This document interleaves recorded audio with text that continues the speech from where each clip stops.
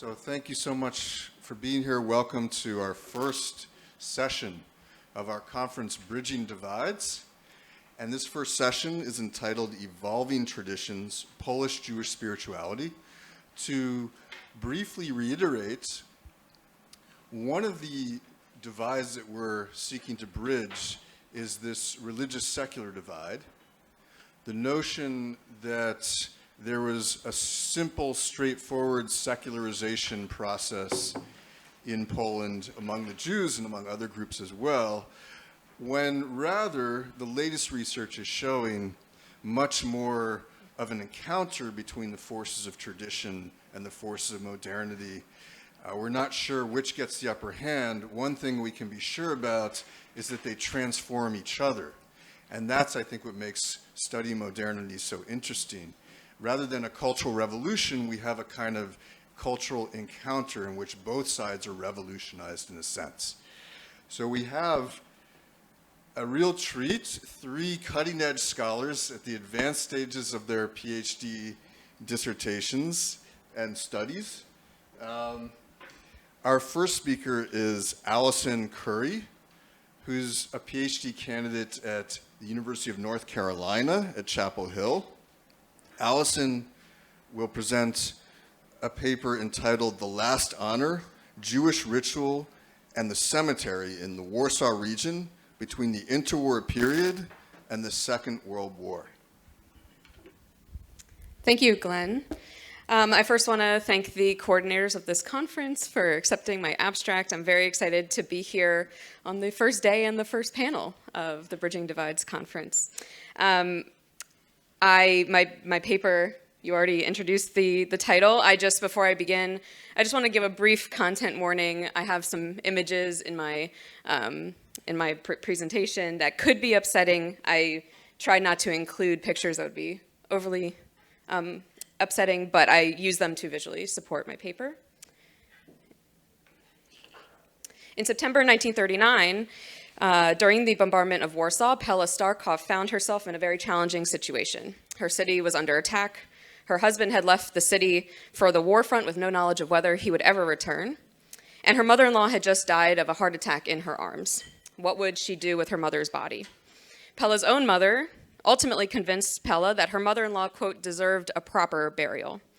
On the way to the cemetery with bombs flying overhead and bodies lying on the streets around them, Pella stumbled and struggled to continue. Her mother turned to her and insisted, "You must not lose control of yourself. You're performing an act of loving kindness, giving your husband's mother the last honor she deserves so that she will rest in a proper Jewish grave. You will see. God will reward you for this by letting you live to see your husband again." This story and the Starkov's description of the funeral itself underscore the centrality of Jewish death rituals as a useful lens through which to approach an integrated narrative of Jewish history before and during the Holocaust. This paper examines both continuity and disruption of ritual observances across 2 time periods in Polish history, the interwar period and the Holocaust. Continuity and change of Jewish ritual in these periods are assessed here through the space of the cemetery, a site seen both as liminal and sacred in Jewish history. This paper explores the ritual use of Jewish cemeteries in the Warsaw region to argue that these spaces served as central arenas through which Jewish identity was contested and reinforced. It was within the cemetery that Polish Jews incorporated or excluded funerary and burial traditions, and these decisions, made by Jews both before and during the Holocaust, indicate shifts towards secularization, modernization, and even returns to tradition. Through a comparison of rituals related to death in interwar and wartime Poland, this paper argues that the ritual use of the Jewish cemetery during the Holocaust was shaped by both the changes and reiterations of tradition in use of these spaces during the interwar period. This paper examines ritual in these periods through 2 lenses. First, this paper analyzes ritual practices concerning care of the body after death. Specifically, this section considers the practices of shmirah, tahara, shroud making, and shroud dressing. The second section will examine funerary practices in the Jewish tradition, including the funeral procession, ceremony, and burial. Historical sources, such as Licskó books, newspaper articles, memoirs, and journals, showcase that death rituals supported Jewish communities and highlight funerals as central sources for maintenance of individuality and Jewish identity. And finally, through a comparison of these 2 ritual lenses, this paper argues that such rituals provided space for conflict to be expressed and negotiated, particularly through which Jews contested issues of politics and class. Though they are the resting place of Jewish dead, this paper views Jewish cemeteries as lived Jewish space. Beyond a space for the dead, these are spaces in which Jews practiced Judaism, performed Jewish ritual, and lived everyday life, underscoring the functional uses of ritual that anthropologist Vanessa Ochs and folklorist Simon J. Bronner emphasize. Ochs defines ritual as, quote, conventional or patterned ways of doing things that have a shared and often multiple meanings, and are products of time, a place, available physical materials, and appealing practices of other peoples. This definition reminds us that ritual is guided by context. Though Jewish rituals often have roots in Jewish religious law, many have been changed or altered over time, depending on time or place. And because rituals can be created or remade or altered, their meaning varies. Bronner argues that Jewish rituals, quote, often define Jewishness for those performing them and can be used to uphold Jewish identity. Both Ochs and Bronner suggest that rituals have functional uses in society, which often adjust to fulfill distinct needs in specific contexts. Through a focus on Jewish rituals that concern death and the cemetery, this paper bridges the gap between Holocaust studies and what came before. Ultimately, this paper shows that the examination of the continuities between these periods actually tells us more about Jewish ritual tradition in Poland than the examination of the pronounced ruptures.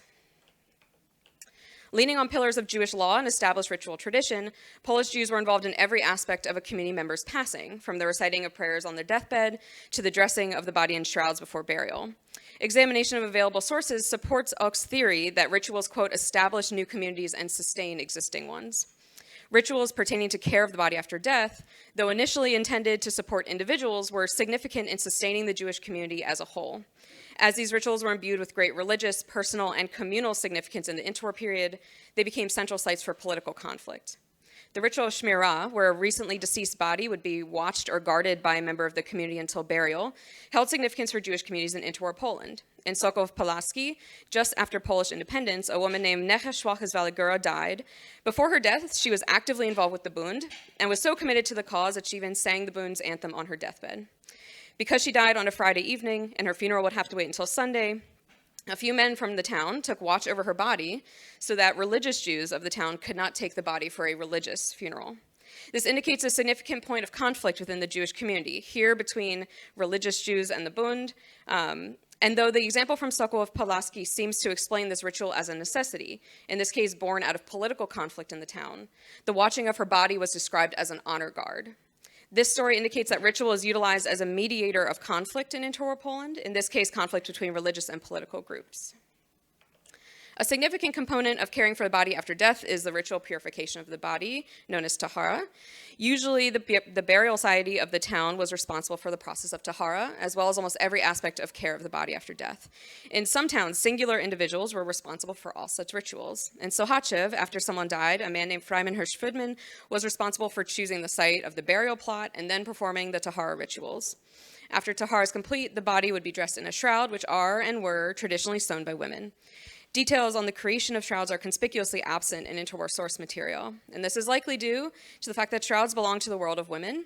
Licskó books, which provide such important details to Jewish life in Eastern Europe, tend to focus more on men in these communities than women. However, one Licskó book from a community outside of the Warsaw region tells a fascinating story about a shroud maker named Shana Rochel. It is clear from the description of the shroud maker's life that the, quote, great honor of making shrouds held significance not only for the individuals who made them, but also united the wider community around the shroud maker. This story also indicates that passing down the knowledge of shroud making was a critical component of Jewish communal life in the interwar period. In performing these ritual practices, the community would support an individual in need, and individuals would also support their community when necessary. At the same time, these rituals were imbued with spiritual and symbolic meanings which often united Jewish communities. They also became spaces in which division along political lines would flourish. As scarce as sources are on care of bodies after death in the interwar period, even more scarce are sources on these practices during the Second World War. However, those that exist demonstrate that Jews worked diligently to maintain these rituals. Rabbi Shimon Huberband chronicled such practices in his writings from the war, where he wrote about the performance of tahara in the Praga cemetery in Warsaw, likely in the spring of 1940, when such practices were still possible. And through his chronicle, we see that the process of tahara was still being fulfilled in some capacity, despite the horrific conditions of the war. Other sources from the Warsaw Ghetto describe issues relating to attempts to retain ritual care of bodies after death. Adam Chernyakov, the chairman of the Warsaw Ghetto Judenrat, wrote in his journal on November 20th, 1941, about anxieties the public related to him concerning care of bodies. Quote, continuous complaints that there is nothing to bury the dead in. They have to be left naked in holes dug in the ground. There isn't even any paper which could be used as a substitute for linen shrouds, unquote. Care of bodies after death remained particularly important to leaders of the Jewish community who often utilized ritual tradition to call for change to ghetto administration and policy. Funerals were significant occasions for Jews in the Warsaw region before World War II. Immense crowds would join the funeral procession, entire cities would shut down, and people from around the country would flock to the Warsaw region for funerals. And because these events proved meaningful for these communities, they also became significant sites for conflict in the interwar period, usually between Jewish political groups and the broader Jewish community. In interwar Poland, Jewish funeral processions became significant spaces for political and ideological identification. The funeral of Joseph Licskó, a Polish Jewish writer and leader of the Jewish socialist movement, was a spectacle, complete with a procession of banners and wreaths, a band playing revolutionary airs, and a hearse covered with a red flag. The political identification of the deceased before their death often led to additions to their funeral procession that were not usually Jewish in origin, and at times led to conflicts within these communities. An example of such conflict occurred during the funeral procession of Felix Perl, a Jewish leader of the Polish Socialist Party in Warsaw, in May 1927. Though the Polish Socialist Party, quote, had obtained the permission of the Kahila executive for a catafalque decked with flags and wreaths to be a part of the procession, on condition that the traditional Jewish hearse preceded the catafalque. During the procession, the socialists pushed the catafalque in front of the hearse, to the dismay of the Kahila, and according to the source, the executive of the Warsaw Kahila complained about this to the leader of the Polish Socialist Party after the funeral. Burial and funerary rituals were often decided by the deceased themselves in the interwar period. Anski, the famous writer and folklorist, determined in his own will that his funeral would forego the traditional funeral orations as well as the placing of flowers on the casket. Instead, someone read a biography of his life and a performer from the Vilna Theater said the Kaddish. And Sohachev, our friend Mr. Friedman, made an interesting request in his will. Among other very traditional requests, Friedman asked that, quote, the sack which is placed at the head of the grave should be filled instead of earth, but with the charitable receipts that he collected throughout the years from his donations to various yeshivot and charities, along with his circumcision knife. The variations in these funeral descriptions point to the significance of the individual. The deceased prior to death was often given the option of the rituals performed at their own burial. As with funeral processions, the burial ceremony itself became a central space for conflict in the interwar period. One such instance of conflict over burial occurred at the Okopowo Street Jewish Cemetery in June 1928 between two Hasidic dynasties. The fight erupted between the descendants of Rebbe Mendel, the Rebbe of Varka, over the last two remaining burial plots in his burial chapel. One of the plots had been set aside for Rebbe Benjamin, one of his grandsons, and the Rebbe of Otvosk. However, there was contention over the second available burial plot. The Rebbe of Skierniewice wanted the second plot for his own son, Levi Itzhak, who died at 20 years of age. However, the followers of the Otvosk Rebbe wanted that plot reserved for their current Rebbe when he died. They also argued that Levi Itzhak could not be given this burial plot because it went against the traditional custom for an unmarried man to be buried in the Rebbe's chapel. The followers of the Otvosk Rebbe consulted the Warsaw Rabbinate on this issue, and they decided that the grave plot should indeed go to Levi Itzhak. Shocked and angry on the day of his funeral, the followers of the Otvosk Rebbe occupied the burial chapel and refused the burial of Levi Itzhak. When funeral attendees approached the chapel, the occupiers threw stones and pieces of wood to stop their approach. These incidents highlight some central points about funerary ritual in the interwar period. First, funerals were significant spaces of identity. Individuals saw their funeral as a space to emphasize their life work, political affiliation, or even religious ideology. This emphasis at funerals in the interwar period then often led to significant conflicts at the cemetery. The funeral as an event which integrates religious commandments, individual ideology, and communal support into its ritual functions became a central space of conflict and negotiation of identity in the interwar period. Even as the Second World War began, Jews of Warsaw continued to have funerals for their loved ones despite great risks. And despite heavy bombing, Adam Starkov's father and Pella's parents managed to hire a horse-drawn wagon, make their way nearly a mile and a half through the city to the Jewish cemetery on Okopowo Street, and performed a brief but traditional burial ceremony. Bereaved families desperately wanted to provide their loved ones with, quote, proper Jewish funerals. Some individuals even wrote of their hopes for their own funeral should they die during the war. A young man named Yosef Pekis wrote in a letter to loved ones, quote, if I am shot, may my father arrange a burial plot for me, a separate grave with new shrouds, everything as it should be. These hopes for traditional Jewish funerals seem to have provided motivation to perform funerals even when it was incredibly difficult to do so. But once the bombardment of Warsaw was over and the city was occupied, funerals continued and were a common part of life. As early as October 1939, Chernyakov regularly writes about funerals in his journal, and such notes tell us that funerals were commonplace in the Warsaw Ghetto, at least from September 1939 until June 1942. However, various changes to funerary practices occurred during the process of ghettoization in Warsaw. As Huberband describes, in the first 6 months of the war, most funerals were actually held at the Praga Cemetery in Warsaw. However, in November 1940, it was announced that the Praga Cemetery would be closed permanently, and after this point, all funerals in the Warsaw Ghetto would need to take place in the Okopowa Street Jewish Cemetery.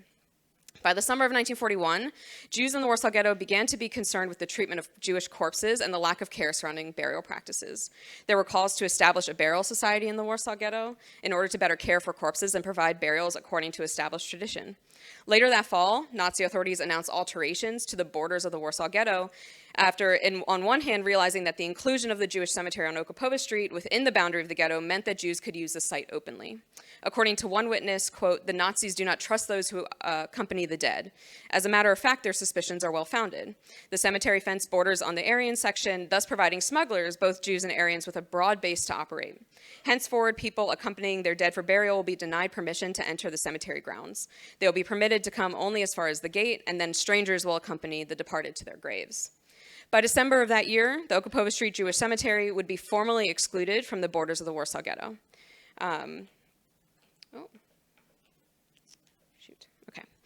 The map on screen showcases such changes to the borders of the ghetto with specific attention to the Okopowa Street Jewish Cemetery. And this exclusion held lasting consequences for the Jews of Warsaw. In order to access the Jewish cemetery on Okopowa Street, Jews of the Warsaw Ghetto needed a pass to get through the gate. One example of such pass can be seen on the screen, and these allow Jews to be able to attend funerals, though ease of access to cemetery passes remains unclear. During the Second World War, funerals for the rich looked very different than funerals for the poor. Wealth enabled some Jews to provide lavish funerals for their loved ones. On the other hand, the poor were relegated to mass graves, often without coffins or shrouds. Emanuel Ringelblum wrote about the disparity in burials in his journal from the Warsaw Ghetto on March 18th, 1941. Quote, "The corpses are laid in mass graves separated by boards. Most of the bodies brought to the graveyard from the hospital are buried naked. Pinkyurt, king of the dead, keeps opening new branches of his funeral parlors. He recently opened a branch on Smochna Street where he offers burial in luxury, i.e. for 12 zlotys, you can have pallbearers in uniform." This disparity in funeral processes can be seen quite clearly in the photograph on screen of the Okopowa Street Jewish Cemetery, which shows a recently covered mass grave in the foreground with a funeral ongoing behind. Concerns over the burial of the poor were formally brought to the Warsaw Ghetto Judenrat in spring of 1942. In a letter written to the chairman, a group of Orthodox activists described the state of Jewish burials in the ghetto. Quote, "In a very short period of time, the basic rules of ethics and tradition in relation to a deceased Jew, which have been practiced by the people of Israel for thousands of years, have been broken," unquote. Particularly, this letter called out the treatment of the deceased as so mediocre, quote, "that death does not free him from the difficulty of life anymore, but the moment he dies and the tragedy of his life comes to an end, the tragedy of his death begins." This letter advocated for the creation of a benevolent association for the burial of the dead, which would assist the poor of the ghetto with funeral preparations and transportation of the body to the cemetery. This paper in no way intends to argue that burial and funerary processes were of primary concern to Jews living in Nazi-occupied Poland during the Second World War. However, issues like the burial of the poor, treatment of corpses, and one's own death plans did weigh on the minds of many Jews during this time. And while most certainly treated their own survival with the utmost priority over the treatment of the dead, many took on incredible risks to provide their loved ones with the last honor. Clearly, funerals and the rituals involved in them looked different during the Second World War than they did in the interwar period. However, it is important to examine some commonality in burial rituals between these periods. It is evident that individualism, which was firmly established in the interwar period, made its way into funerary practices during the war, as individuals often advocated for their own Jewish burials at great risks. These rituals served a secondary purpose in exposing central conflicts in Jewish communities, political in the interwar period and class during the Holocaust. It is also compelling to consider that as some interwar Jewish funerals tended to shift away from traditional funerary practices, funerals during the war shifted back towards traditionalism. The Jews of occupied Poland during the Holocaust leaned on ritual traditions most closely associated with death and dying. While also managing widespread mass suffering, community members advocated for traditional burial traditions, traditional burial practices, and attempted to highlight the individual's life and identity in their funeral. And though these rituals existed for thousands of years of Jewish history, it was in the decades leading up to the Second World War in which these rituals were cemented as sites of community unity and contestation of ideology and identity. The function of these rituals in the interwar period enhanced the significance of these these actions during the war and enabled Jews like Adam Starkov, who was not religious, to return to such rituals in the darkest of times. Analysis of Jewish ritual in these periods also illuminates that death rituals often became sites of conflict in Jewish communities. Because these rituals were so imbued with the deceased's identity, these spaces became ideologically charged, in which there were many instances of political conflict during the interwar period. During the war, this conflict shifted. Instead of using these sites to contest political ideology, these rituals were utilized to critique class struggles within the Jewish community. It seems that this transition functioned alongside a return to tradition during the Holocaust, in which Orthodox voices strongly advocated for reform in how these rituals were being conducted. Ultimately, this paper aimed to showcase that our understanding of the Holocaust is expanded through examinations of prior Jewish history. This can be accomplished through a focus on specific spaces such as the cemetery or moments such as ritual, which allow the historian to draw connections across time periods with a focus on continuity and discontinuity. In the case of death rituals, the discontinuities are quite clear. Many traditional practices in these rituals were foregone as the war went on. But the continuities hint at the saliency of traditional ritual despite the war. Ritual remained a powerful tool through which to advocate. Thank you. Thanks so much.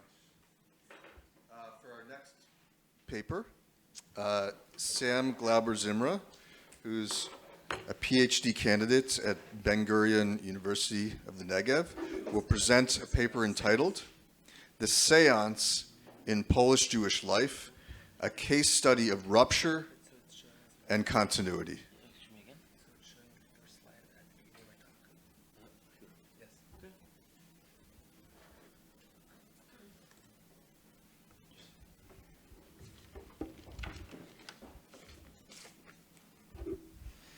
Thank you, Glenn, for your kind words of introduction, and thank you, Alison, for that fascinating paper. In November 1945, Isaac Bashevis Singer began to publish his serialized novel, Der Familia Mushkat, in the Vorwärts, the New York Yiddish daily newspaper. A portrait of Jewish life in early 20th century Warsaw, the novel appeared in 1950 as The Family Moscat. Singer's first book published in English, The Family Moscat was hailed by reviewers as a monument to the lost Polish Jewry eradicated in the Holocaust. With that framing in mind, I'd like to read a brief passage from the 5th chapter that introduces one of the novel's leading characters, the heretic Herz-Janovar. The scene is as follows. A large room with peeling wallpaper and a faded ceiling. The lighted floor lamp was covered with a red kerchief. A reddish, shadowy glow flowed from it like a sickroom light. In the middle, at a small square table, 5 men and a woman sat. All had the palms of their hands resting on the table edge. They were silent. This scene, as many of you might recognize, is a spiritualist séance, an attempt to contact the spirits of the dead. This séance, however, is rudely interrupted, and the character, the heretic Herz-Janovar, quote, began to murmur, "Nu," like a pious Jew interrupted at his devotions. The Polish Jewish séance did not exist only in Bashevis Singer's memory or imagination, but was a real historical phenomenon whose history can tell us a great deal about the twisting paths of Jewish modernity in Eastern Europe. Yet Bashevis Singer's fictional account, with a character at a séance exclaiming "Nu," like a pious Jew, wie a frommer Yid, captures a key element of the Polish Jewish séance, the intermingling of religious heterodoxy and tradition, or if you will, of rupture and continuity. In my remarks today, I want to present several historical accounts and literary representations of séances held by Polish Jews from the arrival of the séance in Eastern Europe around 1860 up until the Holocaust. I have no presumptions of being able to give over an exhaustive history of Jewish engagement with séances in just 20 minutes. What I'd like to do, rather, is to trace the séance as a cultural practice emblematic of the ruptures and continuities that characterized much of Polish Jewish life in the late 19th and early 20th centuries. By zooming in on seemingly isolated accounts of Jews holding séances, I hope to paint a larger picture of the ways Polish Jews grappled with processes of change, while sharing a small chapter in the larger history of Jewish engagement with the occult in Eastern Europe. There are 3 points in particular that I wish to make today. First, I want to simply point out that many Jews across the Polish lands held seances, notwithstanding biblical prohibitions against necromancy or any sort of popular conception that Jews don't do things like that. Seances, in fact, were held by Jews from across the socioeconomic and religious spectrum, from otherwise irreligious freethinkers to, as we will see, Hasidic yeshiva students. Secondly, seance participants often connected the seance to aspects of Jewish tradition, incorporating the seance into existing Jewish cultural and religious frameworks, and pointing to the seance as an affirmation of traditional religious beliefs. Thirdly, seances with their promise of hidden knowledge or information received from the Jener Welt, the other world, oftentimes supplemented or outright replaced traditional sources of higher knowledge, such as Hasidic Rebbes. From a functional standpoint, then, seances serve to both maintain traditional systems of belief while also highlighting or drawing attention to the anxieties and uncertainties that characterize much of Polish Jewish life in the late 19th and early 20th centuries. Now, what exactly is a seance? In English, séance, a French loanword that literally means session, refers, per the New Oxford American Dictionary, to a meeting at which people attempt to make contact with the dead, especially through the agency of a medium. Seances nearly always involve several people sitting around a table connecting their hands. Classically, seance participants would address either the table itself or the spirit of a deceased individual understood to be present, and the table leg would rap out a response. For this reason, in the early days of spiritualism, seances were often called table turning or table dancing. It's Tischruken in Yiddish. Other common seance conventions which come up in the accounts I want to share with you today include requiring the seance table to be assembled without any nails or other metal parts, and seating men and women in alternating positions around the seance table. Various spirit communication devices were later invented, such as the planchette, spirit trumpet, or later the Ouija board. I should note that in Yiddish, the word séance is used in a way closer to the original French and simply denotes any sort of performance or show. So if you come across the word séance in a Yiddish source, it most likely is not referring to a séance in the English spiritualist sense, but rather to any sort of theatrical performance or later on a film showing.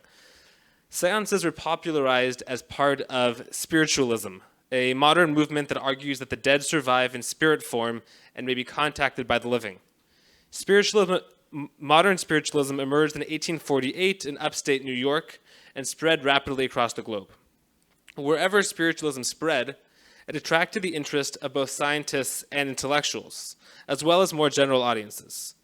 Seances were often conducted as an innocuous domestic pastime, while in other contexts they developed into a quasi-religious ritual.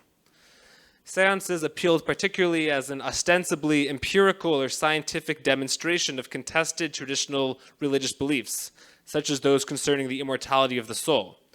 This was important to many people at that time because the scientific naturalism that became increasingly dominant in the late 19th century often delighted in denying the reality of the soul or of any other, quote, mysterious, incalculable forces, to quote Weber.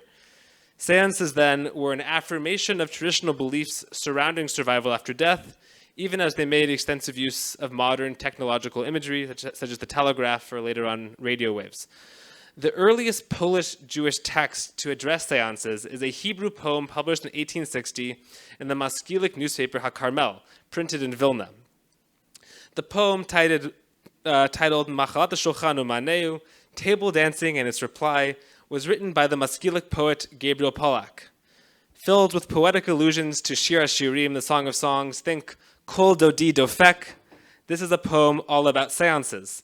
And as we'll see, it's quite untranslatable into English. I'm going to try anyway. I can't resist reading the first 2 lines. Ma l'shulchan yalid eitz hayom bimcholas machanayim larutzes reglayim b'nei adama hocheshtayim. What hath the table fashioned of wood to do today in the dance of the double lines, an allusion to Shir HaShirim, Song of Songs, to race its legs among earthlings who go on 2 feet? I'll admit it doesn't work so well in English. In his poem, Pollack presents the seance as an inexplicable phenomenon that challenges any presumptions of scientific omniscience.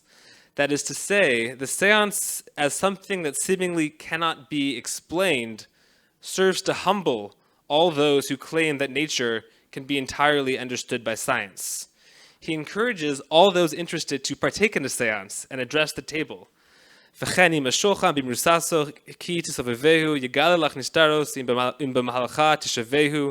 the table, as it races and spins, will reveal unto you mysteries, if on your path you place it.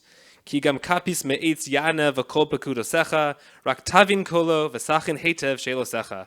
a wooden board will answer your voice by command. Just understand its voice and prepare your queries well. Paula concludes his poem by declaring that the seance, with its ability to restore belief in the mysteries of nature, highlights the Spirit of God underlying all of creation. In short, then, for the Moskil Polak, the seance serves to strengthen the traditional religious belief that nature is filled with divine mysteries, in contrast to the then fashionable scientific naturalism that removed God from the picture. It's striking then to consider the response of Rabbi Shlomo Kluger, the chief rabbinical judge of Brody, to reports of local maskilim holding seances in Galicia around the same time, in the early 1860s. In a letter to a rabbinic colleague, Kluger denounced the seance holders as sinners who violated biblical prohibitions against witchcraft and idolatry. Reading between the lines, it appears that what actually was bothering Kluger was the loss of his own authority among the maskilim. In fact, if later memoir accounts are to be believed, it was not only so-called enlightened Jews who were holding seances in 1860s Galicia, but Hasidic Jews as well. The writer Yitzchak Evin was a moderate Hasidic journalist and memoirist who drifted towards Haskalah. His memoirs of life at the Hasidic courts of the House of Ruzhin, Funem Rebenshof, are still read by Hasidim to this day. Less known is that following his immigration to the U.S. in 1908, Evin became a spiritualist, going so far as to remark that it was spiritualism that, quote, made him once more into a Hasid in the face of his religious doubts. Evin went so far as to publish a spiritualist memoir in the Morgen Journal Yiddish newspaper, in which he traced his belief in spiritualism back to a childhood seance he held with his friends in the Polish shtetl of Rozvadov around the tish, the table, of Rav Moshe Horvitz, the Rozvadover Rebbe, around the year 1870. I should mention the Rebbe was not present. I will share Evan's account. He writes, "It was in the Shabbos chamber of the Rozvadover Rebbe. A broad, heavy oak table stood there that could only be moved by 4 hardy peasants. The rumors concerning the hidden powers of table dancing, in which the table uttered prophecies, were well known at that time. We were young children, small lads, and we decided to conduct an experiment with the heavy oak table, which did not contain any iron nails. We stood around the table, joined together by our outstretched hands, as each person's little finger touched that of their neighbors. Of the young lads who participated, I still remember Eliezer of Rom, son of Chaim, Itzhak, son of Anshel the Shoichet, Chaim Eliezer, son of Yekel Aaron, Shal Yosef, son of Meir, and Eliezer Kol Arusak. It was ordained that women take part, which had a swift and considerable effect. Given that Hasidic young men at the time were not allowed to have any dealings with young women, aside from the Rebbe's children, if I'm not mistaken, they, the Rebbe's daughters Bli Machana and Roisela, and Esterol, the Rebbe's daughter-in-law, took part. I can clearly recall, as though it were yesterday, that after around 10 or 15 minutes, one of us called out in an earnest tone, 'Table, table, lift yourself, tish, tish, hoibdich.' And one leg of the broad, heavy oak table rose up and rapped out responses to a series of questions, such as, for example, how old is this person or that person? How many people are standing around the table? How many kreuzers does this person or that person have? To everyone's great amazement, the table answered these questions precisely. One member of our party suddenly asked, 'Tell me, O table, I beg of you, when will the Messiah come?' The table then lowered its leg without offering any answer." This is the truth which stands to this very day. He's writing in 1922, as testified to by many youthful, prudent eyewitnesses. Another person present was the current Stitchener Rebbe, Rebbe Yitzchak Horvitz, who only observed, but did not wish to participate with his hands out of concern for violating the prohibition against sorcery. There are a few things I'd like to note about this remarkable story. First of all, from Evan's account, we see that the idea of holding a seance was familiar to Hasidic Jews in Galicia in the 1860s. Secondly, seance conventions had the power to break down traditional gender norms, leading to a situation in which young Hasidic boys and girls held hands around the table. Thirdly, Evan and his young friends incorporated Jewish objects and motifs into their seance. They held the seance at the local Hasidic Rebbe's table, and they asked the table about the coming of the Messiah, which of course the table couldn't answer that question. Lastly, it's clear that from the storyteller's perspective, there's something not quite kosher about a seance, as the Rebbe's son refuses to participate because he's worried that it's sorcery. But, and this is an important point, he still stays in the room to watch. Even if it's possibly prohibited, the allure of contacting hidden dimensions of reality is simply too much to pass up entirely. In the time that remains, I want to move into the 20th century. World War I brought tremendous disruptions to the Jews in Eastern Europe, and many Jewish communities, particularly in Galicia, were entirely destroyed. The dislocation, fear, and general sense of crisis prompted a turn to seances as a potential source of knowledge about when the war would end.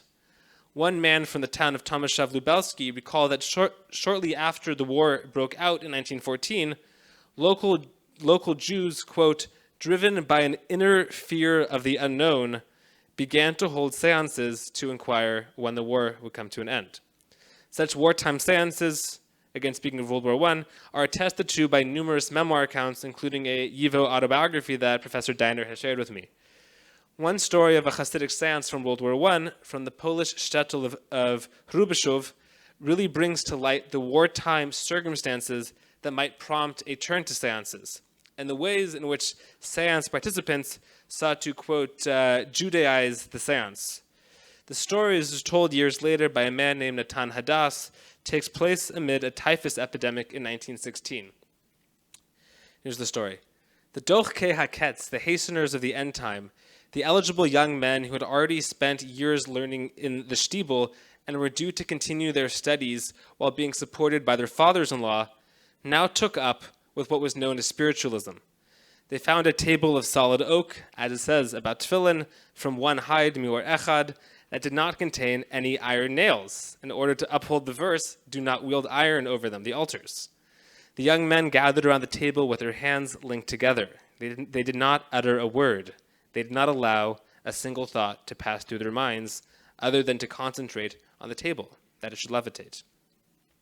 After a certain amount of time had passed, the table was supposed to raise itself up on two legs. Then it would wrap out answers to all their questions.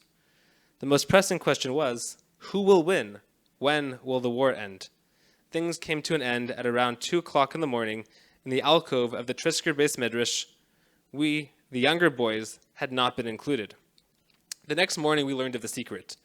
We were so overcome with resentment for not being invited that we told the adults what had happened. A great argument broke out between two camps. One side demanded that the young men should be expelled from the shtibel, for this was magic, and, quote, there was no divining in Jacob and no magic in Israel, to quote Numbers. And what they had done was akin to necromancy. The parents of the young men made nothing of it. In any case, they were not expelled because quite a few of the Hasidim were keen to know what the table had said. Unfortunately, the storyteller does not tell us what the table said. In those days, fortune tellers suddenly appeared. Many Hasidic Jews would inquire of them. For what Jew didn't have what to ask? One of them had a brother in the war who he hadn't heard from, another a son, a relative. Usually, there were Rebbes who visited the shtibel, the shtetl, and Hasidic Jews would pour out their hearts to them. But since the war broke out, the roads had become dangerous, and the Rebbes stayed in their places of residence. What's going on here? First of all, the destruction of the war cut off Hasidic Rebbes from their followers in Hrubieszów, leaving a vacuum of what I'll call privileged knowledge that was then filled by spiritualist seances and other occult practices. Secondly, we see the tension surrounding the permissibility of the seance in Jewish law.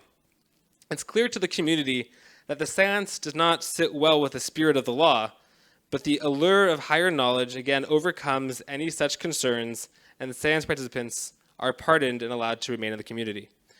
I want to linger for a moment on the description of the table itself. you'll remember that in Evan's account earlier, I shared just a few minutes ago, he also stressed that the table did not have any nails in it.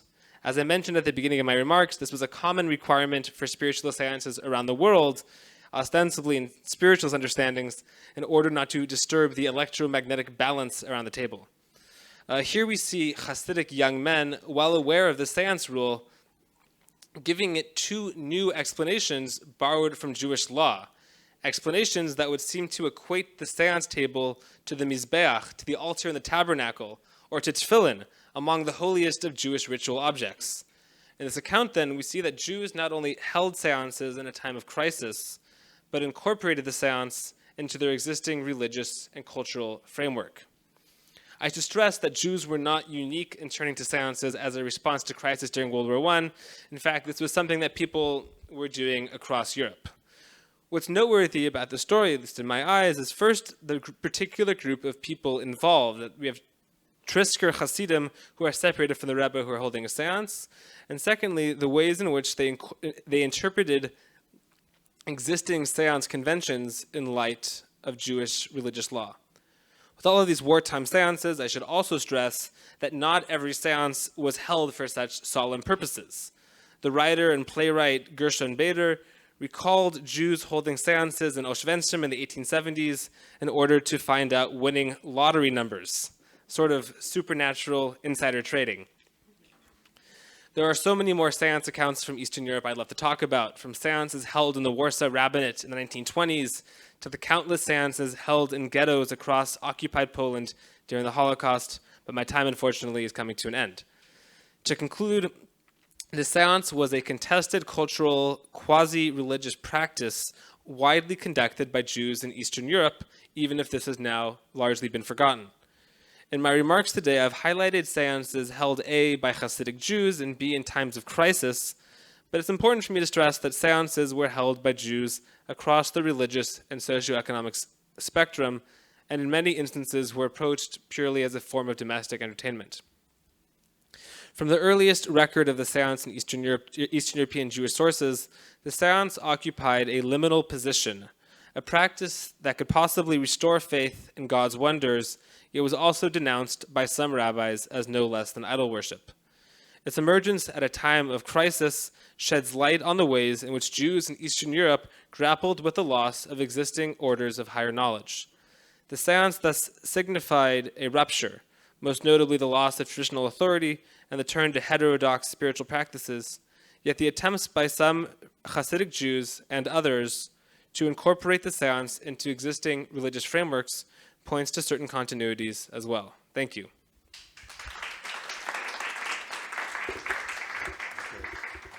Thanks so much, Sam, and hopefully later on we'll get a demonstration. Our next presenter is Gabriella Licskó, who is a PhD candidate also at Ben-Gurion. And I should also add the convener, organizer, really conceiver of the Polish Hasidic Tish. With my two amazing colleagues, With Miriam Goncharska and Yitzhak Schoenfeld. with two colleagues, we'll say. She didn't want to take all the credit, but it's a really wonderful thing. If you would like to participate, I'm sure you can. Gabriella today will present a paper entitled Alexander Hasidism Before and After the Holocaust. So thank you so much for inviting me and giving me the chance to talk about Alexander Hasidism. When we are talking about Alexander Hasidism today, I think we hear a word, and we hear about a community which less present in contemporary Jewish consciousness than it was before. If we are going back 100 years, if we are going back to the time before the Holocaust, Alexander Hasidism was not only a very, very significant community, numbering tens of thousands of Hasidim and being the second most influential Hasidic group in Poland, but it was so much an integral part and inseparable part of Polish Jewish history at large as well. So first I would like to give a very small introduction about the ideas, ideals, and the pre-Holocaust history of the Alexander court. Alexander Hasidism, we hear a word Alexander. What is the reason?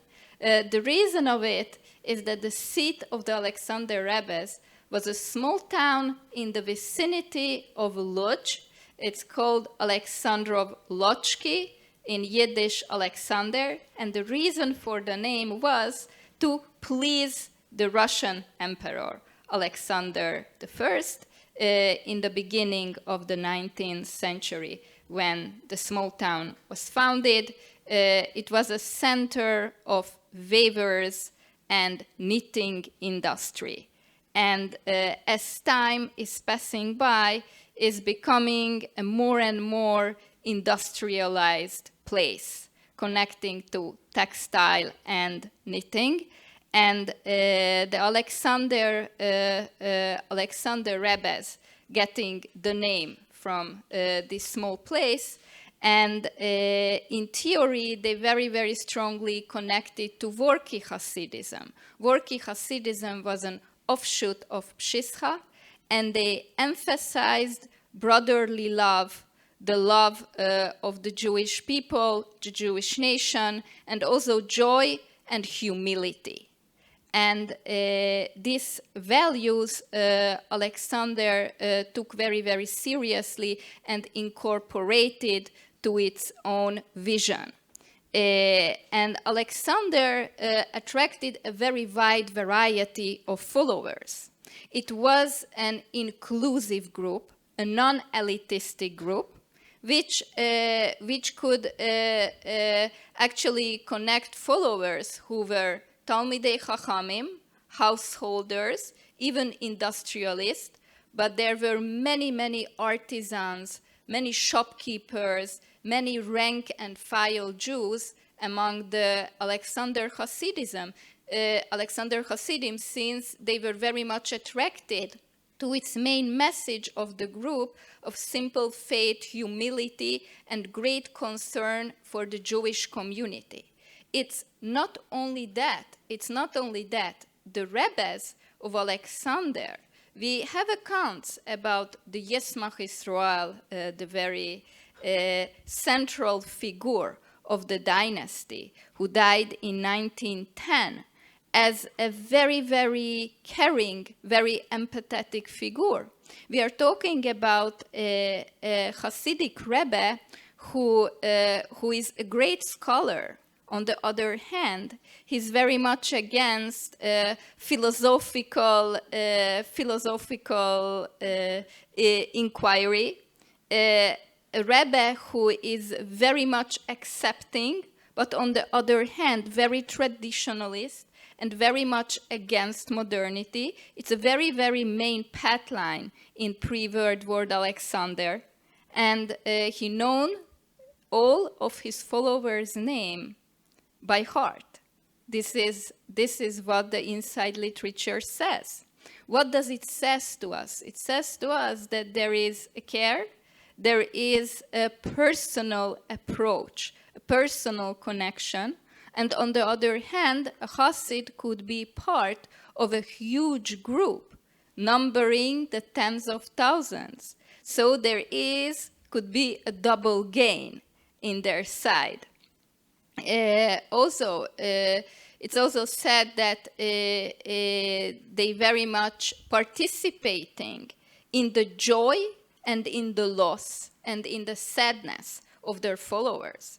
It says about the Yismach Yisrael, Yerachmiel Yitzhak Danziger, who was also dubbed to be the king of the Rebbes, that he said that my greatest joy, if I can make a Jew feel happier.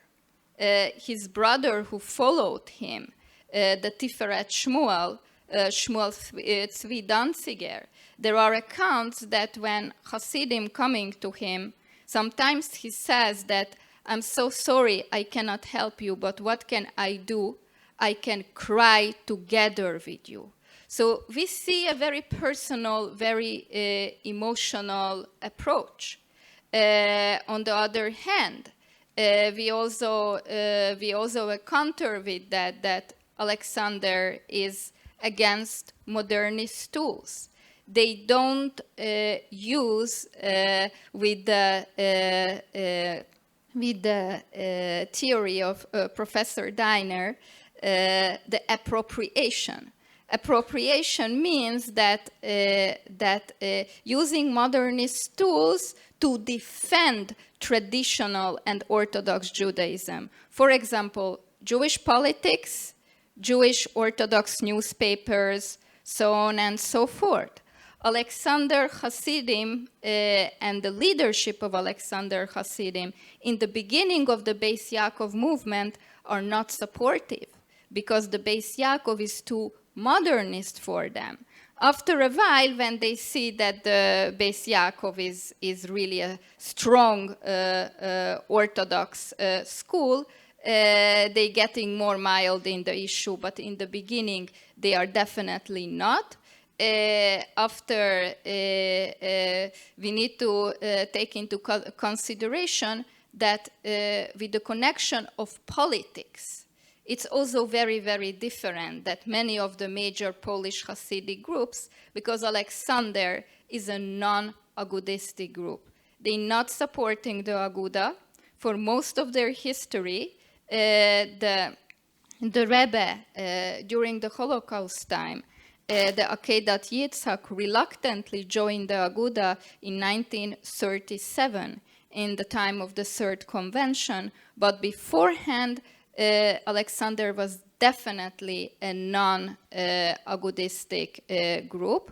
It was also could connect to that a considerable amount of rivalry existed between Alexander and Gur. And Gur was the major initiator of the Aguda. And it also caused several tensions. Originally, the rivalry broke out because of who will have positions in a certain small town, who will be the rabbi, who will be the shoyhat, and it started in the beginning of the 20th century in the small town of Dunska Wola, and it became much larger and continued in a very, very large, even national scale, and the fight actually died out with the Holocaust, obviously. So we also need to mention that this very traditionalist approach is also connecting to an accepting one to the individual. In the Alexander community, obviously, there were Hasidim who were a little bit more modern. They started to go to more secularist schools. We are talking about the girls. So in the individual scale, they are accepted because the loving of all Jews, it's a very central part of the Alexander ideas and everyday life.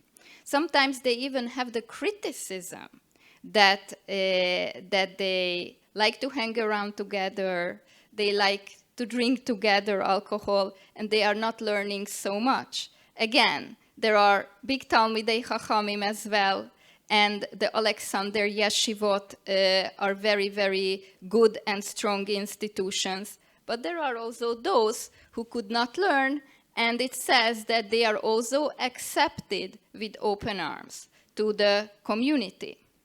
So what is their connection to settling the land of Israel?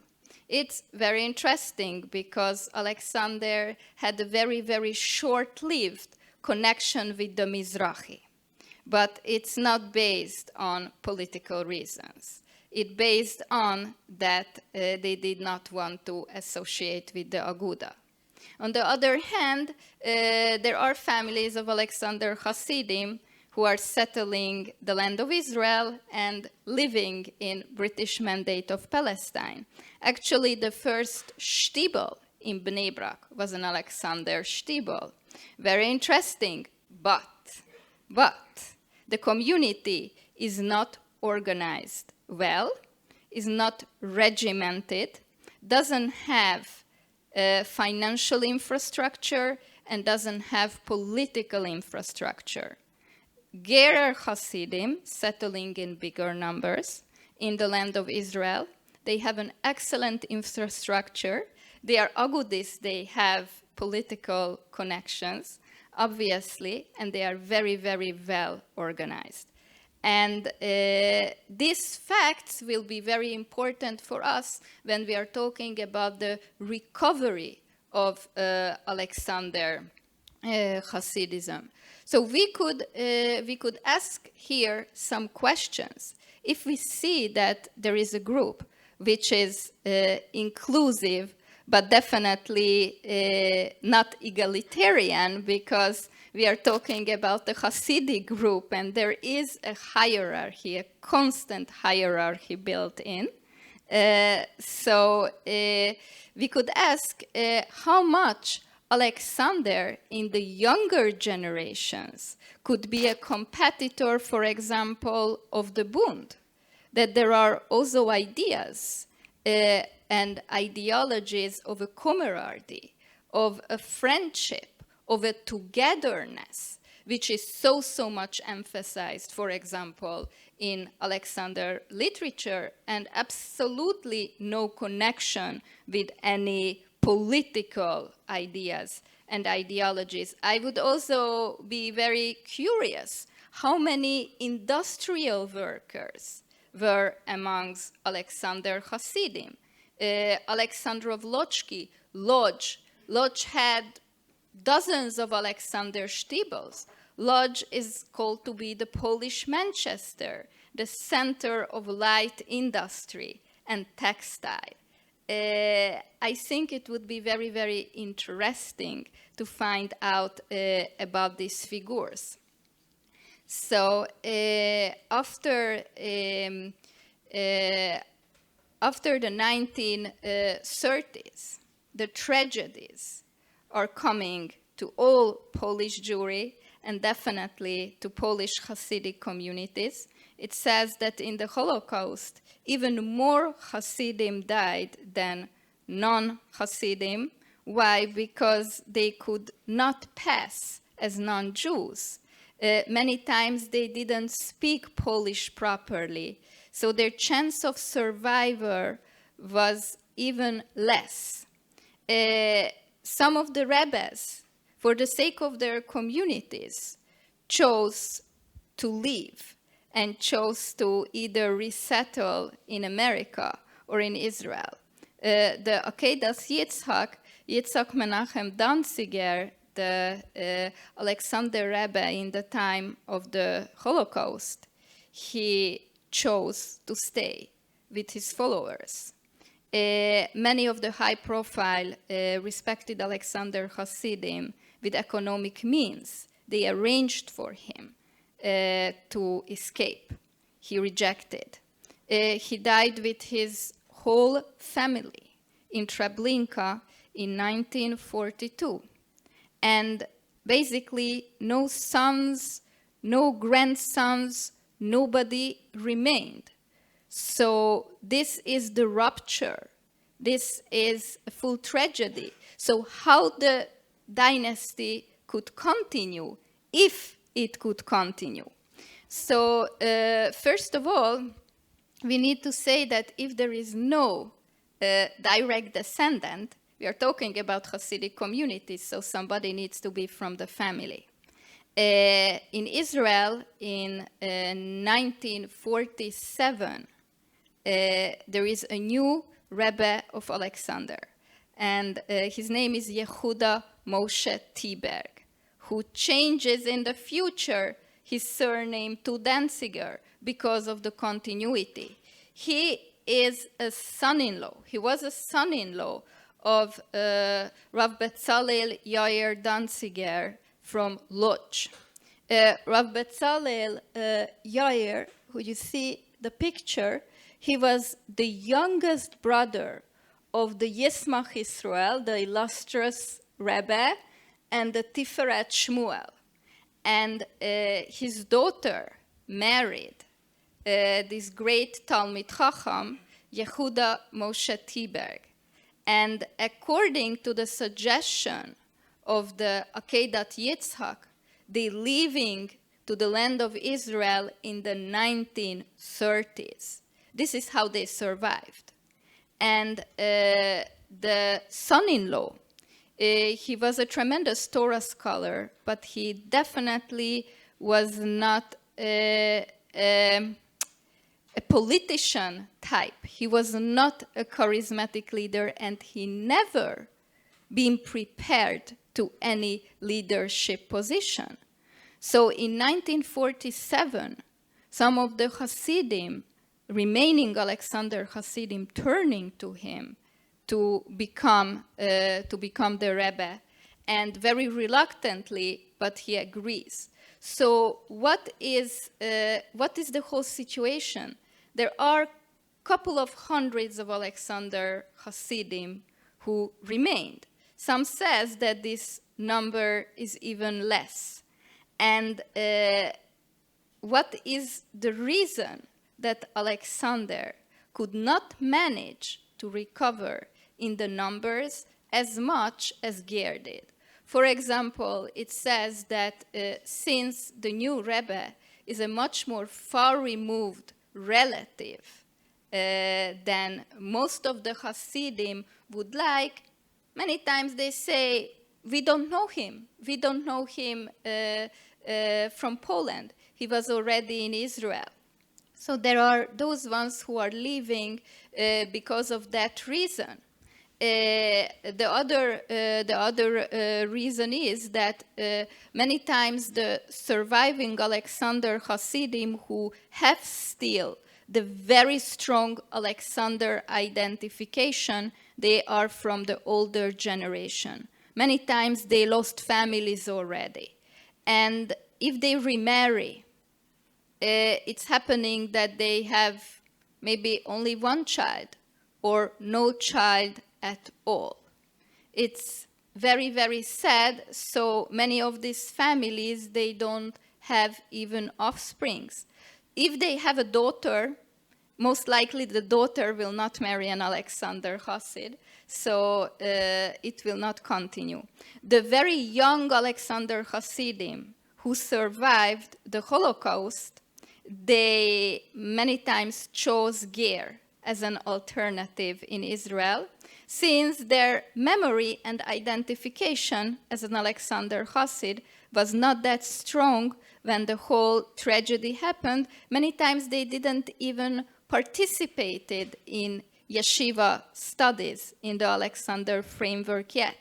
And Gur has a really, really amazing infrastructure in Israel already. The Imre Emet stayed alive, and there is a straight continuity with his son, the Beis Israel, who is a very, very charismatic figure and a very, very talented community builder.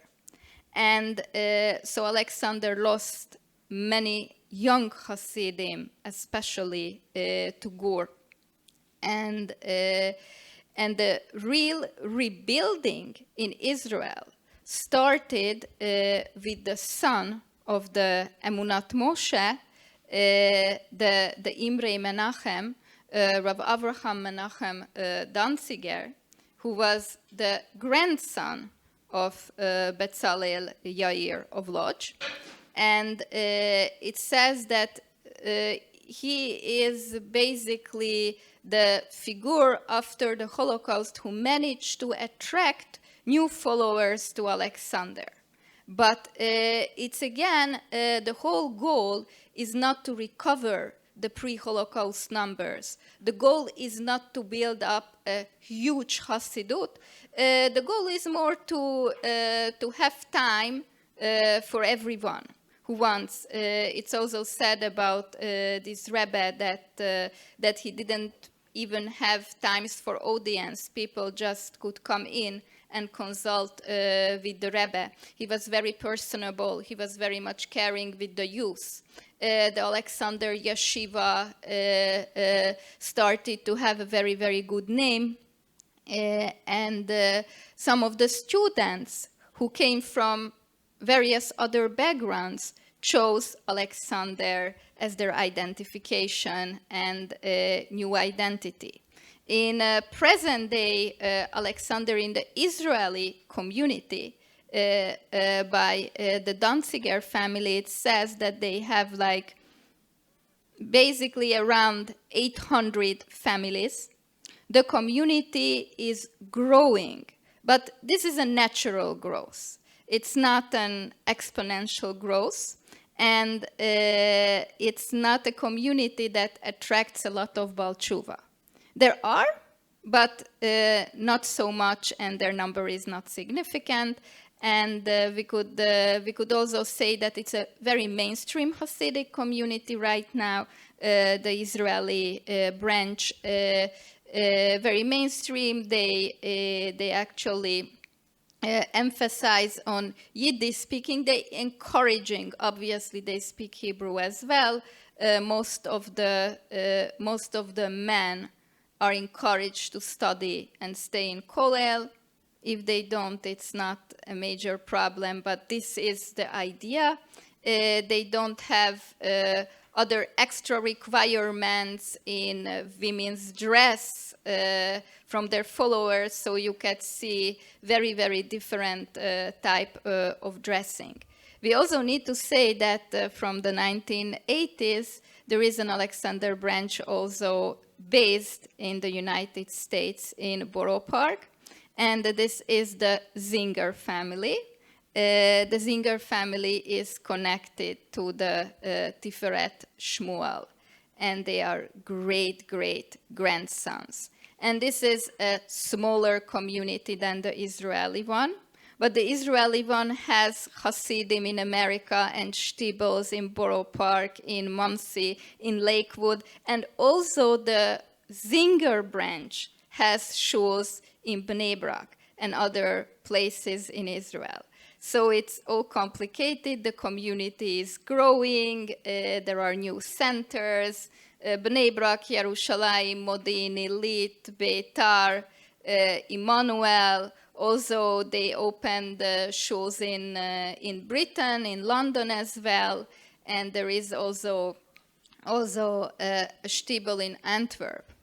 And the memory of Alexander is definitely not that prevalent as the memory of Gerer Hasidut, but here and there you talk with people and they say, yeah, my grandfather was an Alexander Hasid, my great-grandfather was an Alexander Hasid. Many of them don't even know that the community exists even today, but it's getting more and more to the consciousness again. And there is a small story that 40 years ago, one of the Alexander Hasidim went to Melbourne for a business trip and went to an Orthodox shul, and they asked him, where do you come? He said, from Israel. Which community? He said, Alexander. And this old man, who were actually survivors of the Lodz ghetto, they said, Alexander Hasidut, we used to be Alexander Hasidim, but Alexander finished. It doesn't exist anymore. So 40 years ago, there was no internet, and the information exchange was not as fast as today. So today it would not happen, but it was a reintroduction. So more and more people in Melbourne even started to learn, especially the Lodz descendants, about their connection. So I need to finish. Okay. Okay. So thank you so much for your attention. Thanks so much for these really scintillating papers. I'm going to keep my remarks brief because we're on Hasidic time here, and I want some time for questions.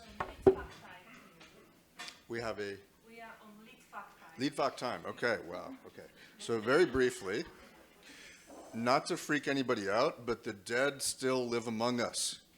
I think that's fair to say from these three papers. The dead still reside among us. In Alison Curry's paper, we see that the funeral procession is as much about life as it is about death, reconstituting community, making ideological statements, expressing points of ideological conflict, and most importantly, perhaps, affirming the importance of the life of the individual whose death is being commemorated. And so that paradox of uniting and yet dividing strikes me as being very vital, being very lifelike, and in a sense a microcosm of the community. And so that's one thing I did want to emphasize that I know you emphasize as well. A little bit of a suggestion just in terms of sources is there's some tremendous artwork. What comes to mind is Shmuel Herschenberg's famous painting, The Black Banner, which represents a funeral procession. Historians disagree. Who is the tzaddik that's being honored? You see an open book on top of the casket, which represents, that Rebbe's main sort of life of learning, his main oeuvre work. It's possibly the Ger Rebbe who's being commemorated. Some say Halberstam, some say the Bobover Rebbe, Reb Shlomo of Halberstam, of Bobov. We're not sure, but I think it's highly symbolic for Herschenberg. It's painted in 1905, which is a very important year, obviously, the 1905 revolution, but also really a sense of the death of tradition. This is a time where you have just very rapid secularization, revolutions in the air, and tradition seems to retreat to the shadows. And so this may be symbolizing that kind of death of tradition as well, which I guess is my main point in question is what do these funeral processions possibly symbolize? It's not only the wealthy who are being commemorated, right? There's a really interesting video clip, if you've seen it, in the Warsaw ghetto of a funeral procession for Kipnis, the folklorist. And that represents something very significant. Why is everybody flocking in the midst of hunger and death to commemorate this folklorist? And so it's something, just maybe a rich avenue for inquiry, the way that these things are being represented. I have to mention Vaida's wonderful film, Korchak. If anybody hasn't seen it, you must. And there are several very important scenes there with different kinds of commemoration of death, which only reinforces the tragedy of much of the Shoah, which is, of course, anonymous death. Really bereft of these kinds of rituals and symbols, and it just enhancing the devastation, I think, as a result, especially for traditionalists who die in the event. So why? Who gets a procession and why? Would be my question to you. And you can answer it now or think about it and answer it someday. But for Sam, I think there's probably a death theme there as well. The death are living among us, and it's a fascinating paper. And I follow Sam's work avidly, sometimes on Facebook and sometimes at academic conferences. And yet I want to emphasize it's much more than just fun and interesting. It's actually a very, very important thing that Sam has identified, which is that convergence between, we could say, religion, magic, whatever you want to call it, and secularization, science or scientism. This idea that you don't have a clear-cut distinction between the before and the after, between the religion slash superstition slash magic, and then suddenly the forces of enlightenment, scientific rationality, and so on. So this really throws that all into a tailspin. One thing I wanted to emphasize, which is very much, I think, validated by the work of Elly Moseson, is the importance of magic in Hasidism itself. Obviously, the Baal Shem Tov, who's a name master, right? A master of names, in a sense, a magical practitioner, but also someone who elevates this into a really sophisticated yet simple theology. So even then, it wasn't so clear-cut. What is magical and what we would call, I suppose, religious practice? Theurgy is a nice attempt at a compromise. What happens in Polish Hasidism, though, is important to this, because yes, we have the seer of Lublin with a very magical, folk religious approach to Hasidut, but we also have the offshoot, the rebellion from that approach, represented by Pshischa, Kotsk, you could say Vorka, and then Ger and Alexander as well, which really is de-emphasizing miracle working, de-emphasizing the supernatural, and really enhancing the role of a Rebbe as much more of a scholarly figure. In the wake of World War I, and here would be my challenge to you, is yes, of course there's a crisis, but you don't have to look far for a crisis in any period of Jewish history, especially in Poland. We'll always find that crisis as an explanation. I would push you to think about other kinds of things, such as, for example, the triumph of that intellectualist approach to Hasidism. Because when these Rebbes flee to major urban centers, they often stay in or around these urban centers, like Warsaw, Lodz, etc., Łódź, but they also set up yeshivas, sometimes unprecedented Hasidic yeshivas. They come almost from nowhere, and they seem to be everywhere in the interwar period. And that represents a real rationalization, or rationalism, in Hasidism, in Polish Hasidism, which Chabad likes to deride as emotionalist and spirit and irrational. It's actually not true. In the post-World War I period, we now have the Hasidic yeshiva, of course represented by Yeshivat Chochmei Lublin, but also by other major yeshivas, Bobover, Ger, through Masivta, and so on. And that makes the Rebbe become much more of an educator and a perhaps scholar than he is a miracle worker.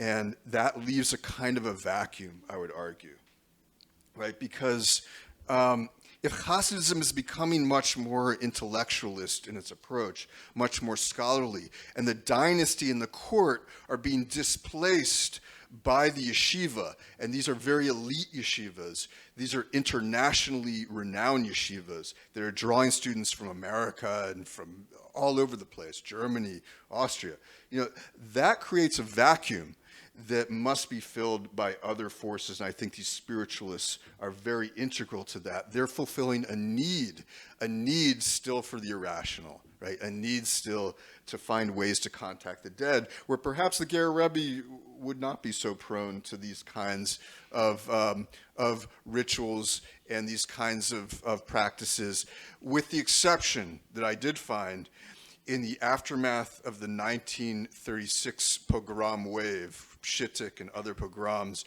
and the anti-Shechita legislation, several major Rebbes, trying to remember exactly who it was the Sochashever Rebbe, it was the Pabianitsa Rebbe, and one other. They make a special pilgrimage to the graveside, to the graves of their ancestors in Warsaw and other places, to get their ancestors to intercede for them. And this relates more to Alison's, I suppose. So that does suggest still this kind of practice with contacting the dead in times of crisis. So I wouldn't rule it out. In other words, I'm not trying to say there's no more magic in Hasidism, but it's a matter of emphasis and a matter of need. Finally, sorry to go on for so long, but this is just so rich and fascinating. Gabriella, what can I say? Very, very important pioneering work. And here we have Toiter Hasidim. We have a Hasidic dynasty which should no longer exist, which kind of still exists. We're not sure to what extent it still exists, but compared to what was in the pre-World War II era, it's very minimal, right? And Alexander gets forgotten, partly because Ger is legible. The reason why historians only study Aguda is because that's all you can see in the archives. Right? Those are the only ones who leave the records. It's very distorting. Alexander was vibrant. It was a very, I would say, fierce competitor precisely for the Bund, as you say, for the Bund, because you still have the camaraderie. You still have the joy, the singing, everything that made it so fun to go to a Bundes meeting is still there in Alexander Hasidism. And you even have, I would argue, a force to intervene with the factory owners and with other employers in a way that the Bund perhaps did not. The Bund would resort to strikes and demonstrations. Alexander would resort to protexia. If the Rebbe says to a factory owner, you must employ Jews in your factory, even though they can't work on Shabbat, you will obey. And yes, you have Hasidic factory owners. It's a stereotype, of course, that Hasidim are somehow backwards and anti-modern. It's just not the case, as you pointed out. I guess my question to you would be, how do we avoid the romanticization, right? How do we come to terms with the reality that this is still a very insular and in some way not ideal community, right? That in interwar Poland, as you point out, that lack of integration is going to become lethal during the Holocaust. It's going to become lethal. And what I would ask, though, is it possible, nevertheless, to detect a certain amount of Polonization? Because culture, as certain theorists have pointed out, is a permeable membrane. And there's no way that it's as insular as it appears in hindsight. Was there linguistic assimilation? Were Alexander Hasidim beginning to speak Polish like other Hasidic groups were? Do we find a certain amount of integration economically? And are there signs of this? And that would be a very important, I think, point of inquiry. But with that, I'll conclude my remarks and open it up to you all, and then, of course, to everybody else.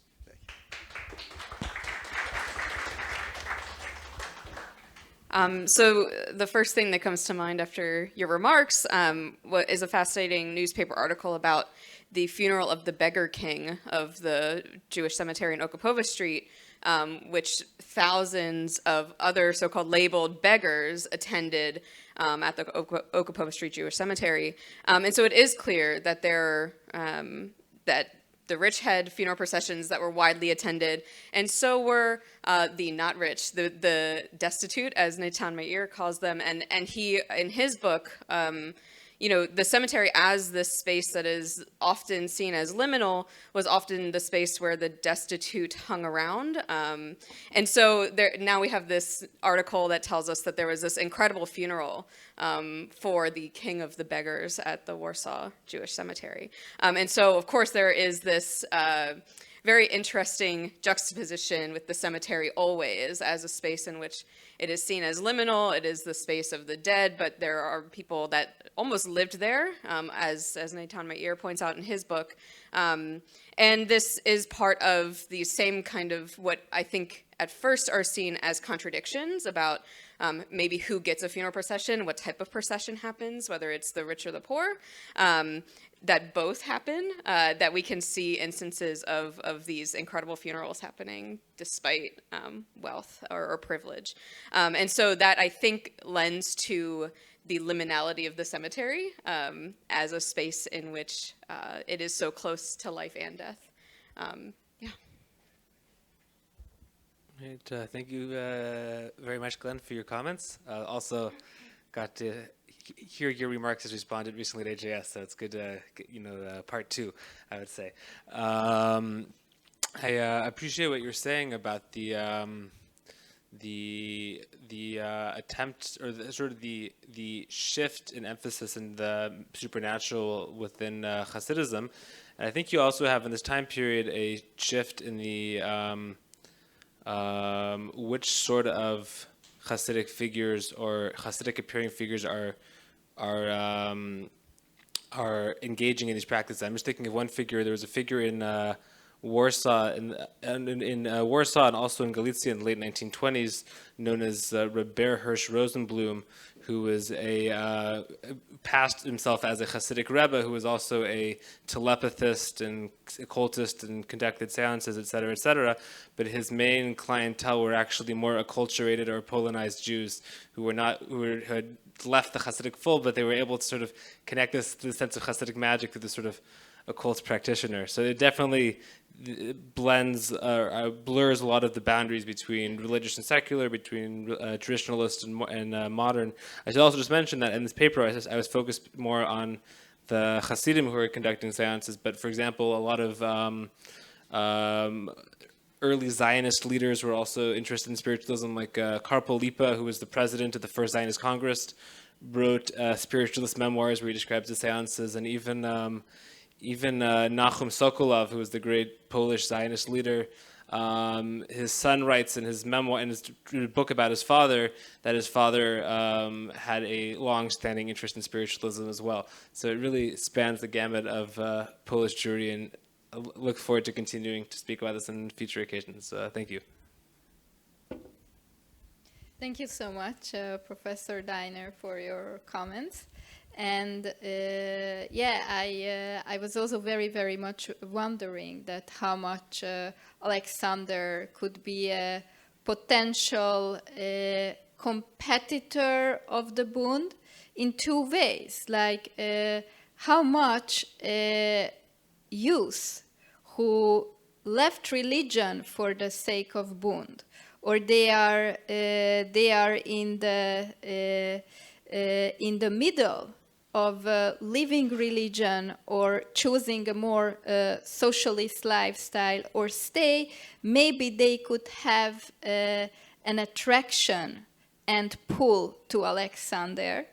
How much Alexander Hasidim who leaving the community actually going to this socialist movements, because of the togetherness, because of the friendship, because of the drinking together, the thinking together, the high emphasis of the community itself, I would definitely be surprised if many of them would go to the communist, even though it was a very, very famous poet, Mordechai Elly, who was born as an Alexander Hasid, became a communist, a famous author, and after the Shoah, which he survived, he became an Alexander Hasid again, and he wrote a lot of poems about Vorki, Kotsk, Alexander, and the Tish of the Rebbes, and kind of kept these traditions alive and was very, very close to the community. I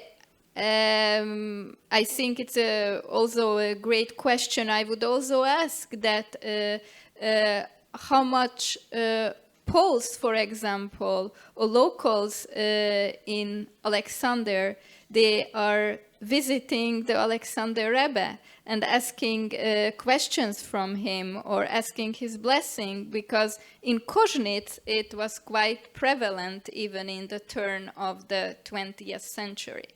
And Alexander today, I wouldn't say that they are it's not a dead Hasidut at all. It's a small Hasidut, but it's not marginal. It's not marginal. They have their institutions. They are constantly growing, but it's definitely not even close to the scale what was before the Holocaust. There is one reason, even no intention even from the leadership to regain these numbers, because they say that for the sake of non-arguing of other groups and for peace, like it's better sometimes to do compromises and not go to the arena all the time. On the other hand, I think that one of the successes, the reasons of successes of Alexander was that they lived so much in the Polish Jewish presence before the Holocaust. And probably their success was also dependent on the social structure of Polish Jewry, of contemporary Jewish Polish Jewry on their own time, and the social structure which existed. And since they were very much based on the artisans and the rank and file Jews, who had basically a whole infrastructure in those years. This also finished completely with the Holocaust. So even the lifestyle, we could say, became much, much less prevalent, which created a certain type of social structure and a certain type of very strong attraction to this group. It's completely wiped out. The small towns, the small workers, the artisans, and we could even think that even the very Orthodox Jewish factory workers in the textile industry. Okay, thank you so much. Now we are officially out of time, but I'd like to at least entertain one or two questions if you have any. So please, yes. I'll repeat.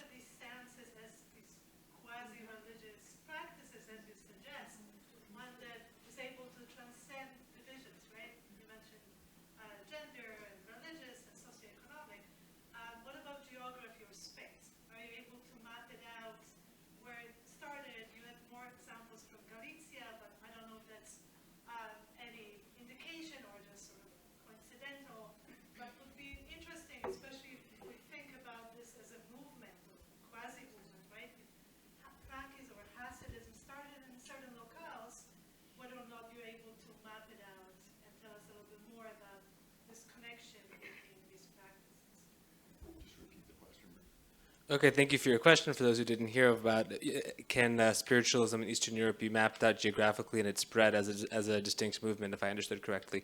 I'm actually, sort of as a side project to my dissertation, I am working also on a global history of Jewish engagement with spiritualism, which began in the 1860s and continued well into the 1950s. And in different parts of the world, Jewish engagement in spiritualism was more organized, in certain places was less organized. So for example, in England, there was a distinct Jewish spiritualist movement and Jewish spiritualist societies. But in Eastern Europe, from what I've been able to uncover so far, it was much more fragmented and much more of a sort of a cultural practice that was widely known and widely practiced, but didn't have a particular organizational infrastructure, which did develop in England, which did develop in land of Israel, and did develop in South Africa, but did not develop so much in Eastern Europe, which could be an interesting question as to why that is. Thank you. Yes, Francois. Wonderful panel. Thank you so much. I had the same question about the topography of spiritualism, and I'm in shock that now Sokolov had spiritualist tendency. I didn't know that. What I find remarkable is that the Rubieshu in 1860, it's an important community, but it's a small community. So can you comment on the difference between smaller towns, smaller communities, and metropolises like Warsaw or other places? That would be interesting. And to Alison, obviously, great paper. The question or the suggestion I have is, which I mentioned yesterday already, that really is worth to look earlier, because these processes of conflict around, it's the tension between community and individual as happening at the cemetery in the context of burial. These moments of contestation are very visible already in the late 19th century. They revolve around ritual, they revolve around participation, expression, individual expression. There are examples of contestations of burials in the context of the 1905 revolution, where the chief rabbi of Lodz actually calls the police in order to interrupt a Buddhist burial, which is not according to his liking. So these conflicts are simmering already much earlier, but fantastic. Thank you. I just want to say, I meant to mention Francois does have a very important article on this in a book that we edited, Warsaw, Jewish Metropolis, so if you haven't, please take a look. Yes, thank you. I would love to look earlier. At some point, I've had really lengthy conversations with my advisor, Karen Auerbach, about periodization and when to look. And of course, as historians, we have to give ourselves periods to work in, and it's not so clear-cut, right? So many interesting stories come from the early 20th century into the 19th century, and even articles have been written about the space of the Warsaw Cemetery in the 19th century, that we can see these conflicts within where people are buried, what language is used on their gravestones, and so I would absolutely love to. And these trends, they have these strings that tie them together. There really isn't a clear definition of the period of when conflicts can happen in these rituals. They've started much earlier as well. And so I would love to, it depends on space and time of my dissertation, but thank you for your comment. I'm afraid we have to move to the informal questioning at this point. But thanks so much to our panel, and we'll take a little bit of a break.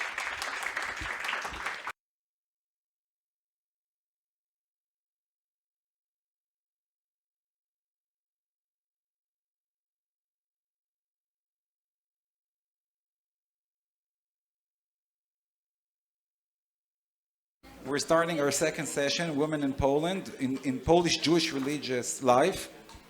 Tzipora, you're here. Thank you. And our first presenter is Tzipora Weinberg, a PhD candidate at NYU. She explores the educational and organizational constructs of religious women in Jewish Lithuania. Thank you. Is this on? Yes, thank you. I would like to thank the esteemed organizers of this conference, our hosts, the Jewish Historical Institute, and especially Glenn Dynner, whose scholarship and leadership in the field of Polish Jewish studies and women's voices within Polish Jewish studies is path-breaking. We set to work in earnest today at Bridging Divides, and so we gather here, as Glenn mentioned yesterday, to find points of encounter in domains previously considered separately, if at all. I'd like to begin by finding a way through the gender divide in the realm of pre-war Orthodox thought. Now, the religious education of Eastern European Jewish women in the 20th century is garnering scholarly interest of late, with examinations of the scope and sequence of female study in formal and informal settings by Rachel Manekin, Mordechai Zalkin, Naomi Zeidman, and others. Today's talk intervenes in that discussion, tracing the ways that women's religious and societal positions appeared in Orthodox male perceptions of female aptitude and religious capacity. There's another bridge I'd like to build today, and that is one across the geocultural span of Lita and Galicia, here in terms of their halachic or Jewish legal statements. Referring in 1989 to the Jews of Poland between two world wars, Ephraim Erbach noted that, quote, scholars who write in the religious institutions in this period base their work mainly on the press, conference proceedings, pamphlets, and other materials preserved in archives or in memorial books. References to rabbinical literature are very rare, end quote. Not much has changed in this regard, and so I work to unpack modern rabbinic texts in this way. Today, I invite you to join me on an exploration of this literature in two forms: the examination of classic works of halachic thought and practice, as well as responsa literature, which halachic questions and answers posed to rabbis and recorded in books of such correspondence, published at the end of the 19th century through the interwar period. As evident in the following examples, the process of disassembling the episodic construct of responsa and halachic works that reference women can serve to clarify perceptions of women as members of religious society through documentation of their societal and halachic presence, and to allow for a view into contrasting attitudes toward women across geographical rabbinic jurisdictions. My pronunciation today will veer away from the Havara Sfaradit, if you'll allow me, in conforming with socially and temporally authentic Ashkenazic reading of the various texts and authors to be discussed without further ado. We begin with one of the most prominent works of halachic literature of the 20th century, authored by a revered rabbi whose position of leadership extended to the public sphere in his establishment of the Lithuanian branch of Agudas Yisrael, among other public efforts. Topically, it was his halachic sanction of women's formal education, including, if not especially, Beis Yaakov, that bolstered the movement in its early years. I refer to Rabbi Yisrael Meir HaKohen, known as the Chafetz Chaim, and his authoritative work, the Mishnah Brura, which literally means clarified teachings. The Mishnah Brura is a commentary on Orach Chaim, the first section of the Shulchan Aruch, and it deals with laws of prayer and synagogue, Shabbos, and holidays, citing relevant opinions of post-medieval rabbinic decisors. It is widely used as a reference and as the primary authority on Jewish daily living among Ashkenazi Jews. Precisely because of his support of women's learning in Likutei Halachos, it is interesting to trace through his own halachic writ the Chafetz Chaim's perception of women's intellectual and religious grasp. This excerpt, which you are all receiving, and I hope you'll be able to follow along with me, either in the English and the Hebrew, both are available to you, is relevant to our moment in the Jewish calendar as well, and it discusses the biblical commandment to count 49 days from the temple sacrifice of Omer, which was a measure of barley, to the sacrifice when it was brought in the temple of the Mincha Chadasha, or new grain. In fact, women are exempt from this commandment as it is bound to time. Even so, a debate arose about whether this was a command that women nevertheless accepted upon themselves, the counting daily of the Omer, that is, and if they did accept it upon themselves, that could raise the commandment to an obligation for them. So our very first source that we'll look at, it's both on the slide and also in front of you, is the quote from the Mishnah Brura. We begin to count, etc. I'm going to be reading the English, but you have the available Hebrew next to it if you need. And women and slaves are exempt from this command, as it is a positive, time-bound command. The Magenei Avraham writes that the women have made it an obligation for themselves, but in our countries, women never had the custom to count. And in Shulchan Shlomo, he writes that in any event, they shouldn't make the blessing, as they will surely make a mistake on some day. And most of them wouldn't understand the meaning of the words. So Chafetz Chaim, in responding to the idea that perhaps women obligated themselves through collective observance, is that he states that in his localized experience, women have not taken this commandment upon themselves. But even if, however, they choose to do so, he states, he recommends that they abstain from the blessing, from saying the name of God, in other words, by blessing, because he assumes that women won't be able to keep all 49 days correctly and consecutively, and definitely will make a mistake. And also that they won't understand what they're saying in Hebrew, and so a blessing using God's name is not recommended. If we look at the source cited, the Shulchan Shlomo, the language is very clear. It seems to me that in any case, a woman should not recite a bracha, for they certainly will err, a blessing, for they certainly will err with one day and not know the law. And furthermore, a woman does not understand what she counts. And with this command, one needs to be very careful to understand what he is saying, for otherwise he has not fulfilled the obligation. This work cited was written by Rabbi Shlomo Zalman Mirkis of Mir in Lita. It was published in 1771. But the Chafetz Chaim cites it here as relevant in the early 20th century, and in subsequent publications of the Mishnah Brura, it is iterated and reiterated that women will definitely err in the process of the counting. And they are still generally ignorant of the Hebrew words in the blessing. In other words, the Chafetz Chaim is not at all confident in women's ability to maintain the correct count, nor does he consider women to be knowledgeable enough in Hebrew to meaningfully imbue the statement of a blessing with God's name. Now we take a sharp turn across the geographical cultural divide, traveling from Lita to the outskirts of Galicia, to recover a story about a small town where a struggle played out in the responsa about rabbinical leadership veers into halachic restrictions of women's authority. This restriction is rooted in the halachic principle of srara, or authoritative control, which prohibits women from presiding in an official capacity.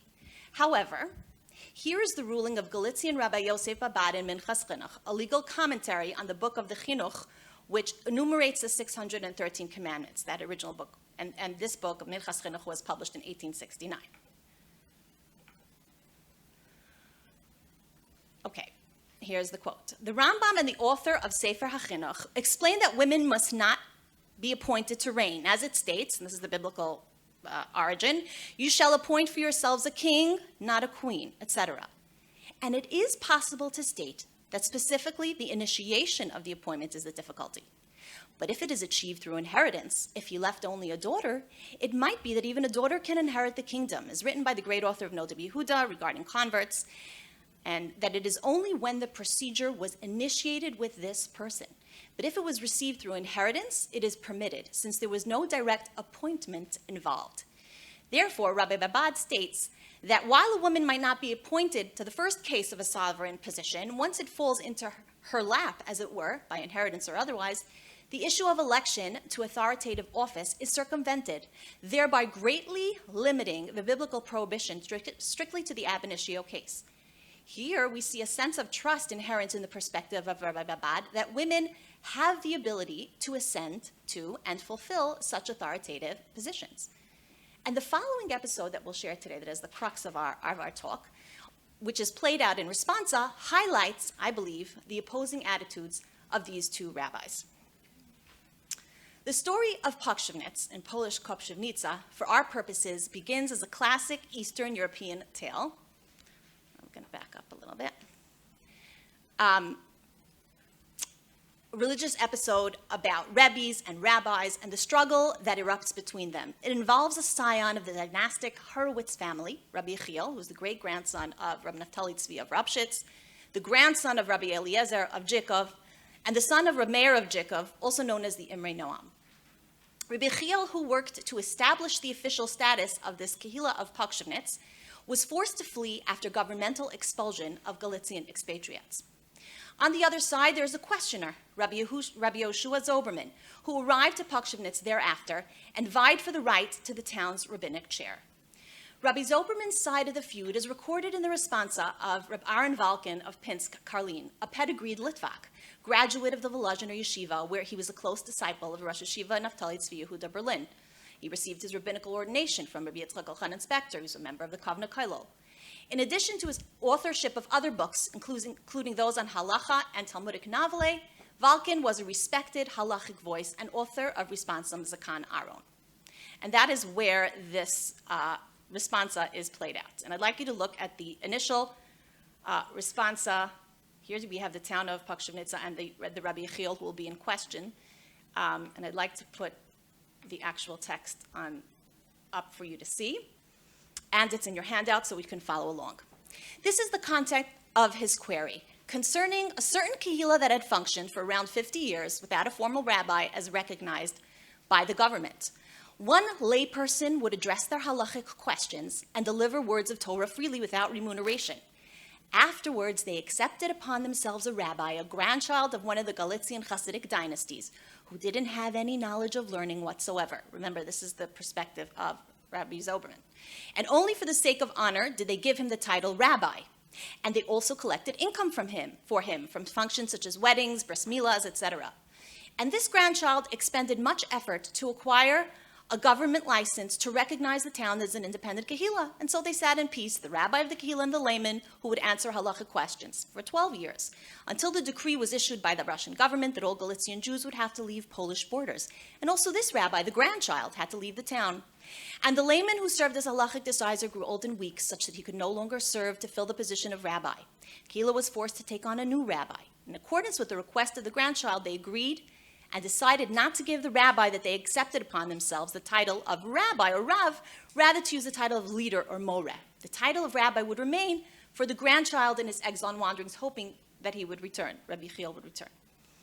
Until the grandchild of the rabbi tried to procure the rights of settlement for his son, and the majority of the town were persuaded by the grandson to accept his son as rabbi. But the learners and the elite were not satisfied. As a sign of protest, they gave the moreh a rabbinic writ and installed him formally as rabbi. So they sat 3 years in dispute.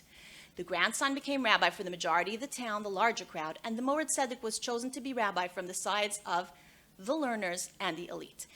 And so it's interesting to note, even in the construct of this, the language here, that Yechiel Horowitz is primarily referred to as, not as a rabbi in his own right, but grandchild of rabbis. Contrary to historical record, which flashed briefly on our presentation that I could share when we have more time, that his status within the community was quite rich and beloved. And Horowitz's sons are referred to as well as sons of the grandchild.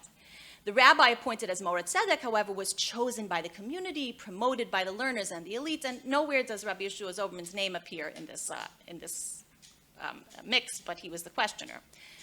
Also, Valkin's location in Pinsk-Karlin, in Lithuanian Poland, at quite a physical and cultural remove from a town in Congress, Poland, that is located a mere 6 kilometers or so northeast from Galicia, begs the question of why Rabbi Zoberman sent his query to Rabbi Valkin, given the availability of geographically closer authorities. Incidentally, the same case was posed by a supporter of Rabbi Yechiel to Rabbi Shalom Mordechai Schwadron of Berzhani, known as the Maharsham.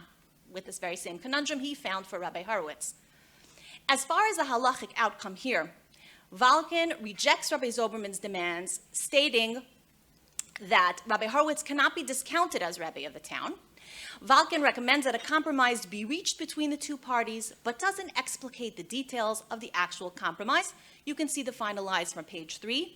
Yet in practical terms, since there needs to be a halachic decider and the rabbi is incapable of making such decisions, and since the two do not cooperate, it'd be best to reach some kind of compromise, perhaps to offer the Galizianer side an amount of money such that he will agree to leave, or to appoint a third party to mediate between the two. The conclusions that can be drawn just from that phraseology is outside of the reach of today's talk. From another responsum on this same topic that is featured a few years later, the topic of Pakshan, it's within the same volume, we see that a compromise was indeed reached, but still the dispute was not put to rest. It is rekindled anew when the plot thickens. The daughter of Rabbi Horowitz, aka the son of the grandchild, right, receives the clerical position of Kehillah secretary. Rabbi Zoberman seeks Rav Valkin's advice once again in 1934. And this is the position as presented by Rabbi Zoberman to Rabbi Valkin. Make sure you have it up in front of you. Okay. And this is 1934, and in regard to his question regarding two rabbis in one city that have reached a compromise between them, the budget collected by the Kahal on behalf of the Rabbinic would be dispersed between them in the manner, one would take 58%, the other 42%. It was reached without condition and with the highest level of stringency. To prevent any duplicitousness or dispute, they forswore for themselves a prohibition of any sort of benefit from communal funds, to the exclusion of the percent which was allotted to them. And now, since the Kahal secretary left his post, they chose the daughter of the rabbi as secretary, setting her salary at 700 zloty per annum, while the previous secretary received 100 zloty per annum. This caused the second rabbi, and again, Rabbi Zoberman, also anonymously, he doesn't appear in the question, to challenge this appointment on 2 counts. Number 1, in his opinion, it is forbidden to select a female to serve as a secretary of a Haredi community. And number 2, this amounts to a situation whereby the rabbi as her father receives considerable benefit from the community from which he renounced such advantage, according to the written agreement between the two rabbis. Can there be any possible greater benefit than this? Despite the fact that the daughter is an adult, still she is reliant upon her father, and now he will receive benefit from her remuneration. To sum up, Rabbi Zoberman is asking, is a woman allowed to be a Kahal secretary? And, or does this not impinge upon the agreed distribution of the communal funds for the position of rabbi and rebbe? And the response here is fascinating, and that's really the crux of what we are discussing today, about women, their hold, their reach, and the perspectives that differ in the different geocultural locations. And Rabbi Aaron Malkin responds, in response, in regard to the second question of whether it is permissible for the father to receive this benefit that is accrued to him through his daughter, a father can also have benefit after the fact from that which belongs to his daughter.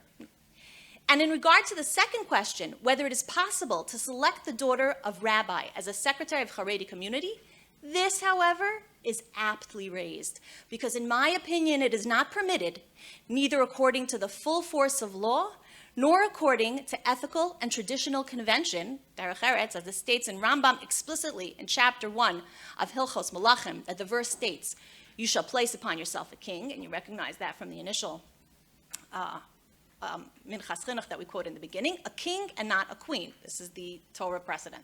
So too, all of the occupations that exist in Israel, one does not select anyone other than a man to fulfill them. And the books of the later commentaries explain at length that a woman is unfit by the full force of law from all kinds of communal appointments, whatever the case may be, especially a secretary that is a major and important appointment. And she should not even be a common scribe, as explicitly stated in the Jerusalem Talmud, that a woman is unfit to be a scribe. How much more so a secretary whose entire mission in this position is that of scribe and advisor. And all of this is the direct ruling according to law. Henceforth, in terms of modesty and ethics, the secretary of the community is the spirit that vitalizes all that ensues within it. He is the advisor and the head of those who speak to raise suggestions in front of the trustees.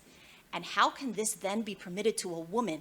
As is brought in the Jerusalem Talmud, a woman is not permitted to speak before a man, and a woman who would speak to any man is not behaving within the ways of Jewish custom, as it is brought in the Babylonian Talmud. And because of all the above, it is absolutely correct to keep distance from this and not appoint a woman to such a position, and especially as the daughter of the rabbi, such that people will not say that the separate ones, the religiously scrupulous ones, allowed themselves such an ugly thing that upends all of the ways of modesty with which the daughters of Israel glorified themselves. And as the verse testifies, the entire fortune of a king's daughter is within. So, Rabbi Valkin's decision to forbid the position of secretary to the daughter of the rabbinical counterpart to the petitioner on the grounds of srara, or authoritative power, as forbidden to women, can be understood in various ways. To the Horowitz family, this decision from a remote rabbi lacked pertinence to the reality on the ground. Rabbi Valkin was in fact unaware of the size of the problem, and just as he did not travel to Pokshevnitz to investigate before ruling in the manner of the rabbinical chair, the townspeople believed him to be overestimating the negligible status of the Kehila's secretarial position in the very small town of Pokshevnitz. In fact, the Horowitzes disregarded the ruling. Ms. Horowitz held the position of Kehila's secretary until 1938, when she married and moved away. As such, Valkin's decision may exemplify a tendentious ruling against the local Hasidic Rebbe and his dynasty, emerging from a prominent Lithuanian locale, one with an active presence of Hasidic adherents of the Karlin court. The Pokshevnitz secretarial incident can also be understood in the context of its economic and educational climate. The uneasy reality of Jewish life in the early decades of the 20th century spurred religious families to seek political agency and financial stability. Women were not excluded from these efforts, and as further avenues of employment and political activism began to open up to women, the rabbinate was faced with a new set of circumstances. What, if any, were the limitations of female employment in Orthodoxy? Asaf Kaniel explores these questions from the vantage point of the Mizrahi movement in Poland, for example. How far could women extend themselves in the workplace or political arena and still find themselves within the parameters of Jewish law, such that their economic or public service doesn't threaten to disrupt religious systems and family structures? Rabbi Valkin might well be attempting to draw a line in terms of suitable and unsuitable positions for women within the turbulent society of Polish Lithuania and project that sensibility to other areas in Eastern Europe. Finally, the episode can be viewed from the vantage point of Hasidic leniency towards women's authority, dating back to the Minchas Chinuch, who states that while a woman might not be appointed to a position of rulership once it falls into her lap, as it were, by inheritance or otherwise, the issue of election to authoritative office is circumvented. The Minchas Chinuch's narrower interpretation of what constitutes srara jives with the Hasidic concept of rabbinical generational succession, and can be understood as especially resonant in the Horowitz case. Ms. Horowitz was an only child, and the Kehila secretary position might have been the only way of keeping the inheritance of the rabbinate of Pokshevnitz, hard won by Rabbi Yechiel, the Hasidic way, through transmission of the dynastic line. Rabbi Valkin's position on women's issues, as seen from other responsa of his, outside of the time limits of this talk, speak to the nature of women's status in Orthodox circles. While not unequivocal, here at least, Rabbi Valkin's attitude presents a rabbinical perspective at odds with a practical instance of women's behavior. of one woman's behavior permitted in a religious community. Through Rabbi Valkin's responsa, his consideration of the limits of gendered roles in public life emerges, a demarcation of what is supported versus what is suppressed. This paradigm can serve as a counterbalance to other rabbinic perceptions of Orthodox women's education, occupation, and religious practice in contemporaneous Lithuanian, Litvisha, and Galician Hasidic spheres. Thank you.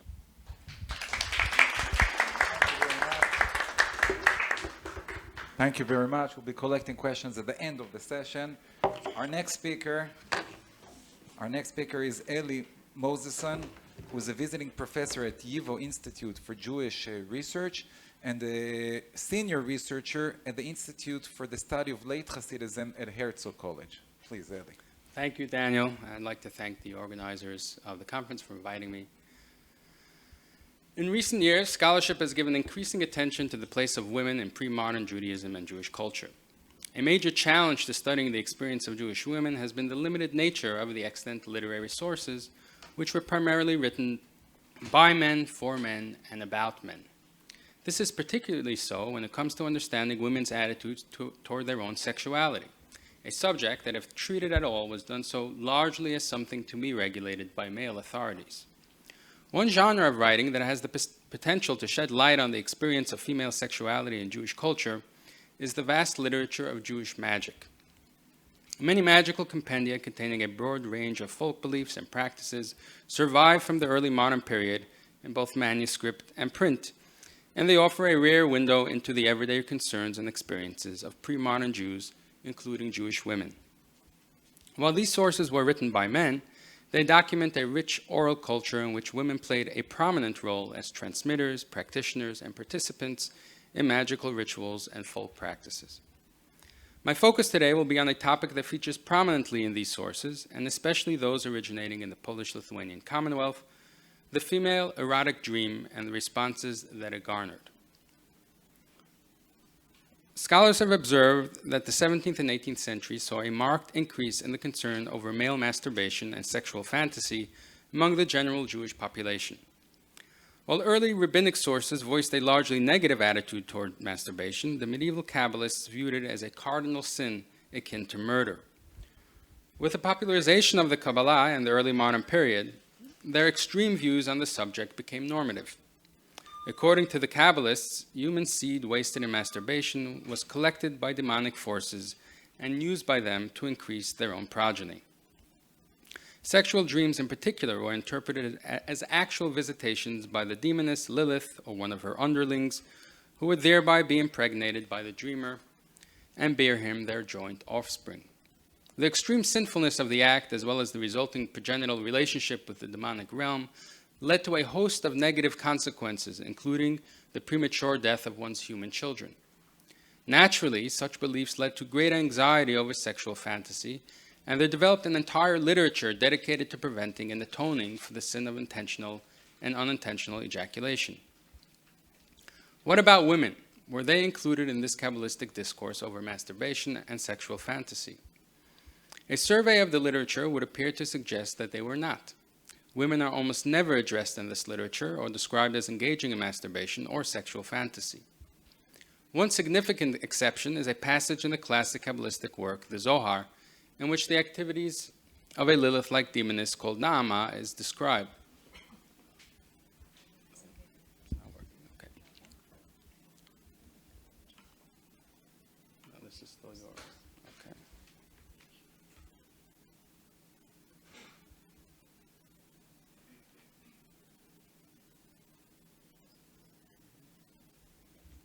Oh, okay, great.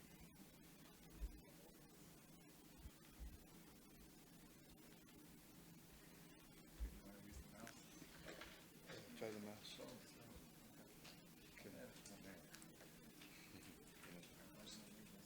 Thank you.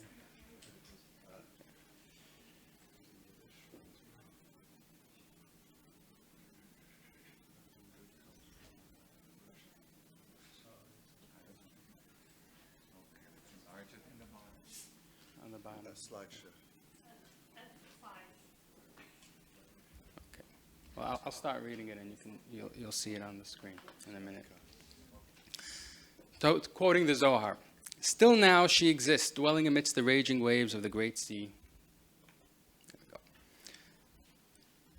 And she emerges and sports with human beings, becoming aroused by them in dreams through the lust of the person who clings to her. She takes the lust and nothing more, and from that lust she conceives and produces other progeny in the world. These that she bears to human males appear to human females, who are impregnated by them and bear spirits. End quote. In other words, like men, women may be visited in their dreams by demonic beings, who in this case impregnate them with the demonic offspring. This brief reference is cited in only a handful of subsequent Kabbalistic and moralistic works, and it would seem that women were largely spared the obsessive concern over sexual fantasy we find in the case of men. However, as with so many other aspects of the female experience, relying on the standard sources produced by men for men will result in an inaccurate depiction. As it happens, one of the most prominent concerns expressed and addressed in the Jewish magical literature of the 17th and 18th centuries is the female erotic dream, or more accurately, erotic nightmare. However, while the conception of this phenomenon draws on earlier Kabbalistic traditions, as we shall see, it is far more indebted to certain widespread European folk beliefs. Today, we generally use the word nightmare to refer to a bad or frightening dream. However, the term originally had a much more specific meaning and was used to refer to dream experiences in which the dreamer feels as if they were being pressed down and suffocated by some external force or entity. This phenomenon was known under various names, such as the Greek Ephialtes or the Latin incubus. One term particularly common in medieval Europe was the Germanic mar, or mara, variants of which appear in many European languages, including the English nightmare, the French cauchemar, and the Slavic mora. This terrifying oniric experience was interpreted by some ancient and medieval physicians as a harmless natural occurrence or as a medical ailment. Indeed, modern researchers have suggested that what is being described here is the phenomenon known as sleep paralysis, a not uncommon sleep disorder caused by a disruption of the REM sleep cycle, in which the person regains a measure of waking consciousness while their body remains in the paralytic state that generally accompanies sleep.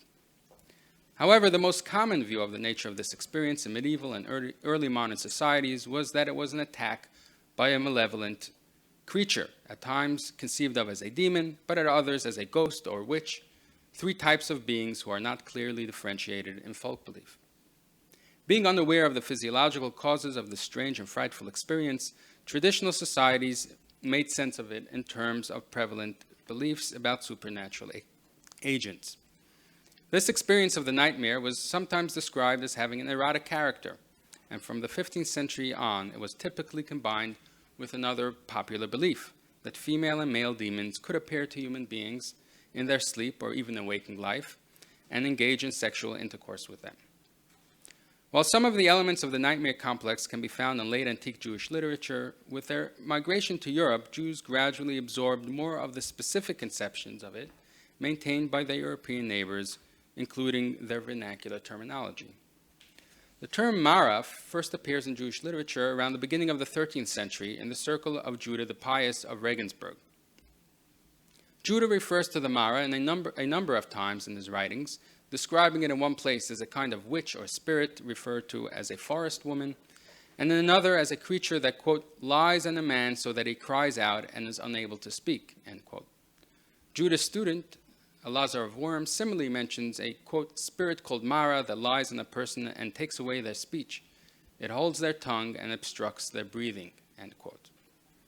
While in these sources the sexual element is not evident, as we saw, the idea that demons can engage in sexual relations with humans, especially in dreams, was quite prevalent in medieval Kabbalistic literature. In the early modern period, we find evidence of a significant increase in the concern with such experiences, particularly in relation to women.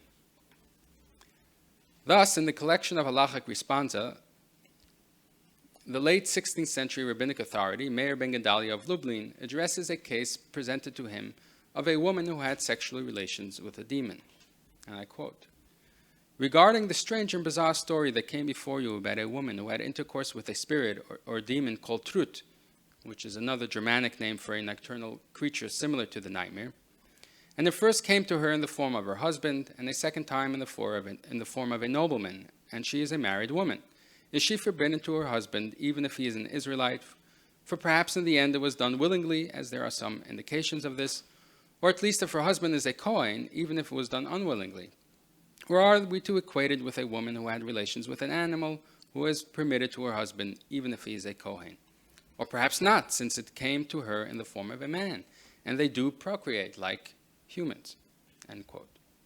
While we are not explicitly told that this was a dream rather than a waking experience, the reference to the truth would suggest that it was. In any event, the reality of the phenomenon was taken for granted to the point that her chastity was called into question. After a lengthy and learned discussion, Meir concludes that such an experience was not considered adultery or fornication, as only humans and animals are explicitly mentioned in the biblical injunctions, and demons were neither. However, while sexual intercourse with a demon may not have posed a halachic problem, this did not mean that it was a welcome experience. In the magical literature composed in the 17th and 18th centuries in the Polish-Lithuanian Commonwealth, we find frequent mention of very similar erotic experiences as described by Meir of Lublin, but in these sources they are invariably described as a terrifying assault requiring anti-demonic treatment. The terms most often employed to refer to this erotic nightmare are the apparent cognates mara, and marin. These terms are never explained in the magical literature, nor do they appear in any Hebrew or Yiddish dictionary, and their precise etymology remains obscure. The great variation in spelling we find for both terms suggests a non-Hebrew origin, and it seems likely that we have here versions of the Germanic mar and its plural form marin, the pan-European nightmare. However, it appears also to have absorbed the meaning of the Hebrew word mare, which translates as vision or apparition, along with its Aramaic cognate marin, meaning to show. Present as well is the connotation of the word marin, spelled with an ayin rather than an aleph, which literally means occurrences, but was a term used to designate illness, as in the phrase marin bishin, bad occurrences or illnesses, that translates the Hebrew machala. The Hebrew and Aramaic influence is particularly apparent in the fact that in the various spellings of these terms, the resh precedes the aleph nearly as frequently as it succeeds it. Finally, in many of the amulets and incantations used to treat the erotic nightmare, it is personified and addressed with some form of the appellation Mara Maravitz. While it appears that we have here yet another variation of the term Mara, or nightmare, I have as yet been unable to determine its exact meaning and origin. The phonology and morphology appear to be Slavic, and it should perhaps be interpreted as a construction composed of the word Mara and some form of a suffix like ovietz or ovitz. It is worth noting that this appellation is often vowelized in the text, something that was commonly done for non-Jewish and especially Slavic words. Indeed, the enormous variation in spelling and vowelizing suggests that the precise origin and meaning of these terms were not clear to the transmitters and recorders of these traditions themselves. The Mara is generally described rather vaguely as some type of demonic being who takes on human form to have sexual relations with humans. This being appears to have been conceived of as gendered female, and occasionally identified with Lilith, but able to take on male form when visiting women, and indeed it is women who appear as the victims in most instances. The most frequently specified form it might adopt are that of nobleman or priest, but it may also take the form of any man, Jew or Gentile, and even the woman's own husband. In other words, any erotic dream whatsoever might, and indeed apparently generally was, interpreted as a demonic assault. However, the most terrifying aspect of the experience was less the dream itself than its waking life consequences, as it put the woman and her family in grave danger, especially if the woman happened to be pregnant.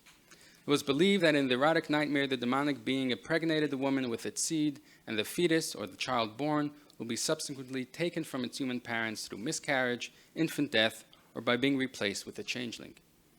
The woman herself was also in danger of becoming ill and wasting away. It was primarily this connection to childbirth that led to the need for magical rituals to protect women from visitations of the Mara and to safeguard mother and child in the event that it did occur. Indeed, the centrality of the threat to procreation appears to be peculiar to the Jewish conception of the nightmare. This is confirmed by the 19th century Yiddish writer Isaac Mayer Dick, who in a footnote to his story, Die Wachtnacht, which mentions the Mara, notes the following, quote, "In Polish, the word Mara refers to a dream specter or a frightful apparition, and among Jews it refers to a certain women's illness where it seems to them that they are visited by a strange man, and according to superstition they are impregnated by this, and the children subsequently born to them do not live long." End quote. In other words, only Jews were known to believe that the nightmare posed a particular threat to childbearing. The treatments recommended for the Mara were wide-ranging, including herbal baths, fumigation regimens, amulets, and incantations, as well as the performance of an array of more or less elaborate rituals. An example of the seriousness accorded this affliction is this arresting amulet, consisting of a drawing of a guardian figure with a sword in each hand, inscribed throughout with holy names of God and angels, and adjurations to ward off the nightmare. The magical rituals recommended are no less striking. Most commonly, they involved attempting to placate the nightmare through sacrifice, typically of a newborn puppy or a black chicken, though in some cases figurines or other objects were used instead.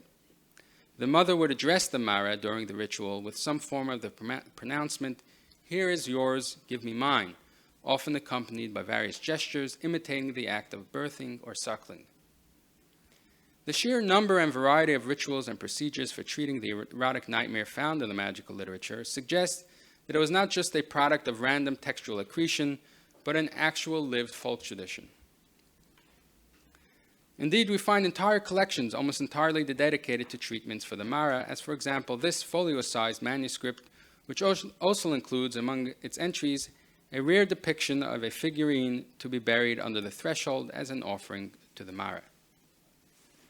We also have important testimony from Balei Shem, the magical practitioners who composed and copied these manuscript collections, and who were often consulted for their knowledge and expertise. For example, in one place in his large magical compilation, Sefer HaCheshek, the 18th century figure Hillel Baal Shem discusses the power of amulets to keep demons away and writes the following. I quote, "I experienced something similar in the holy community of Kaidani in the year 1739 with a woman named Sarah, the daughter of Mindala, and her husband Moses, son of Dobrush. They procured amulets for me for Marin that appear in night visions, which causes children to die when they are young as a result of the evil eye or the pox or epilepsy or some other cause. May the merciful one save us. And these are all the deeds of Lilith. The next day at daybreak, the Lilith came to the woman from afar in the form of a strange man, like a priest or other creature, and it screamed at the man and woman, 'Throw off the amulets from yourselves immediately, or I will stab you with a sharp sword and kill you both,' pointing this way and that to him and to her. The husband wished to throw off his amulets, but the woman, who was honorable and believed in the word of God and in his holy names, held the amulet in her hand. She then fell back to sleep until morning, and it did not visit her again. Thus, one who has faith in God and his holy names is surrounded by grace." End quote. The prevalence and persistence of the phenomenon of the Mara are also indicated by its appearance even outside of strictly magical works, and references to it can be found scattered throughout 19th and early 20th century Hasidic texts. With the gradual transformation of traditional Jewish life in Eastern Europe, however, the erotic nightmare all but disappeared as a lived experience, though traces of it can be found in the modern secular literature that emerged in its wake, as in the tale by Isaac Mayer Dick already mentioned, and most famously perhaps in Isaac Bashevis Singer's Tybala and Her Demon. The development of the conception of the erotic nightmare in Jewish sources spans centuries and crossed cultures, and is a remarkably rich example of the dynamics of continuity and change in Jewish culture. It also offers us a rare window into a little-known aspect of pre-modern Jewish female sexuality, albeit a literal and figurative nightmare. Much research remains to be done on the erotic nightmare in Jewish culture, including its origins and formative influences, both Jewish and non-Jewish, its relation to other folk traditions, as well as to the gender dynamics that shape this rich and complex cultural phenomenon. It seems hardly coincidental that it arose during the European witch craze, in which the accusation that witches had sex with the devil played a prominent role. The spread of the Kabbalistic obsession over male sexual purity and general male anxiety over female sexuality were likely also important influences. However, unlike male masturbation and sexual fantasy, the Mara is almost exclusively portrayed as an involuntary demonic affliction requiring a magical response rather than as the result of moral failing. This suggests that one was not simply adopted from the other, but that they each represent distinct sets of values and cultural influences that interacted in complex ways to shape the experience of the erotic nightmare in Eastern European Jewish culture. Thank you.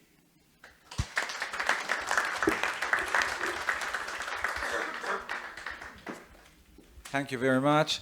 Thank you, Elly. Just for people, people who came into this session, we started 15 minutes late, so we're going to end it also 15 minutes later. We'll be ending it at 12:30. Our next speaker is Professor Glenn Dynner, who chairs the Department of Religion at Sarah Lawrence College. Sorry for being short. We're trying to be also Litvaks. The first session was Hasidic, and we're trying to be punct on time. Bevakasha. Thank you. Polish Hasidism was an androcentric system that restricted women's public expression considerably. The movement was so outwardly male-oriented, in fact, that the term Hasid often denoted a male adherent, causing several historians to doubt the possibility of a female Hasidic identity. Yet, if we move beyond normative masculine markers of Hasidic identity, Shtibel membership, the Hasidic Tish, and so on, we find a stable female Hasidic identity crystallizing over the course of the 19th century, manifested through distinctly Hasidic practices, spaces, clothing, and what Alberto Melucci has termed submerged networks. Women belonging to such submerged networks referred to themselves as Hasidic, practiced Hasidic customs and rituals, consulted female specialists or women's rebbes, circulated women-centered tales, and would later create schools and youth groups such as Beis Yaakov. Several exceptional women actually served as major patrons of the Hasidic movement and even functioned as rebbes, accepting petitions or kvitlich from Hasidic men in some cases. According to Tzibby Kaufman, quotes, an all-encompassing picture of the situation of Hasidic women cannot ignore the ways in which they experience and express their own religiosity, even if these ways are perceived from a feminist perspective as oppressive. As women rarely expressed a Hasidic identity in a manner that was legible to outsiders, however, were pretty much reliant on women's self-narratives for the crucial work of reconstructing these distinctive forms of female Hasidic identity. Malka Shapiro's elegiac memoir, for example, describes principally female spaces and practices at the court in which palpable modes of agency were being constituted, enabling us to move beyond the conventional masculine sites of Hasidic identity, like the Shtibel and the Tish. In the court's kitchen, for example, multi-generational holiday food preparations take place to the accompaniment of impassioned storytelling, revealing women as curators of both culinary and oral traditions. In other offstage sites, women curate heirlooms and relics of the dynasty's holy matriarchs, headdresses, vests, silver prayer book covers, flasks of perfume, and other containers of what has been called vital materiality that bear witness to a long submerged chain of female Hasidic authority. The women at court also imbue handicrafts like crocheting and embroidering with a holy purpose, quote, an ancient heritage rooted in the Holy Land, in the words of Rebbetzin Brachela, who imparts the secret in ecstatic tones as if revealing a hidden mystery. Less gendered forms of female agency emerge in Shapiro's and other accounts as well, such as women's practical management of the court. The Radomsker court is, quote, under female domination of the Rebbetzin. The Alexander Rebbe's sister's management style earns her the nickname Shevela the Cossack. Older women supervise the court's elaborate holiday preparations, managing groups of Polish Catholic workers with efficiency and warmth. Most Hasidic women, however, only visited the court during times of personal crisis, seeking blessings, advice, and remedies. And during the 19th century, Rebbes justified the practice of accepting kfitlich from women with the ironic Talmudic dictum, can it be said that men need life, but women do not need life? And this is from Kedushin 34a, thanks to Elly Moseson. I was able to get this source. A pilgrimage to male Rebbes undoubtedly reinforced patriarchal structures. However, they might also enhance a woman's authority vis-a-vis her husband. For example, according to one tradition, Rabbi Yaakov Aryeh Guterman of Rajamin was approached by a woman who was having bad luck with her husband, and the Rebbe advised her husband, quote, "When you engage in business, you must always first consult with your wife. Whatever she says, you must do." And so, the tale continues, he conducted his business according to his wife's command, earned an enormous sum of money, and began to greatly esteem her. The episode was relayed orally, but then printed for mass consumption, presenting a kind of canonization. Certain Rebbes catered predominantly to women. There are many cases of this. I'll just read one. In 1876, the 10-year-old Jacob Milch, or Yankov Milch, later a memoirist, snuck off to visit the court of Elly Melech Shapiro of Grodzisk and found him to be a Rebbe of the women. And he relays as follows: women from all over the world came to Grodzisk.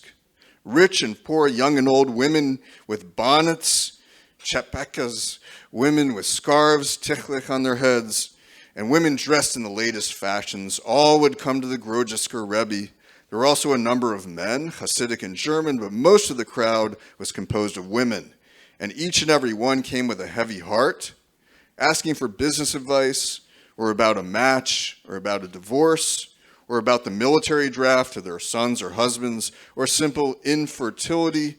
For what problem does one not go to the Rebbe? And everyone had to compose petitions to give money. It was a veritable market for all kinds of sorrows, a permanent trade fair from which the entire shtetl drew sustenance. Such accounts affirm that even prominent Rebbes, like the Grodzisker, were known as women's Rebbes, treating issues ranging from economic difficulties to infertility. During major holidays, most Hasidic women remained at home, while their husbands celebrated at their Rebbe's courts. And elite Ger women were even expected to eat separately during holidays when their husbands were present.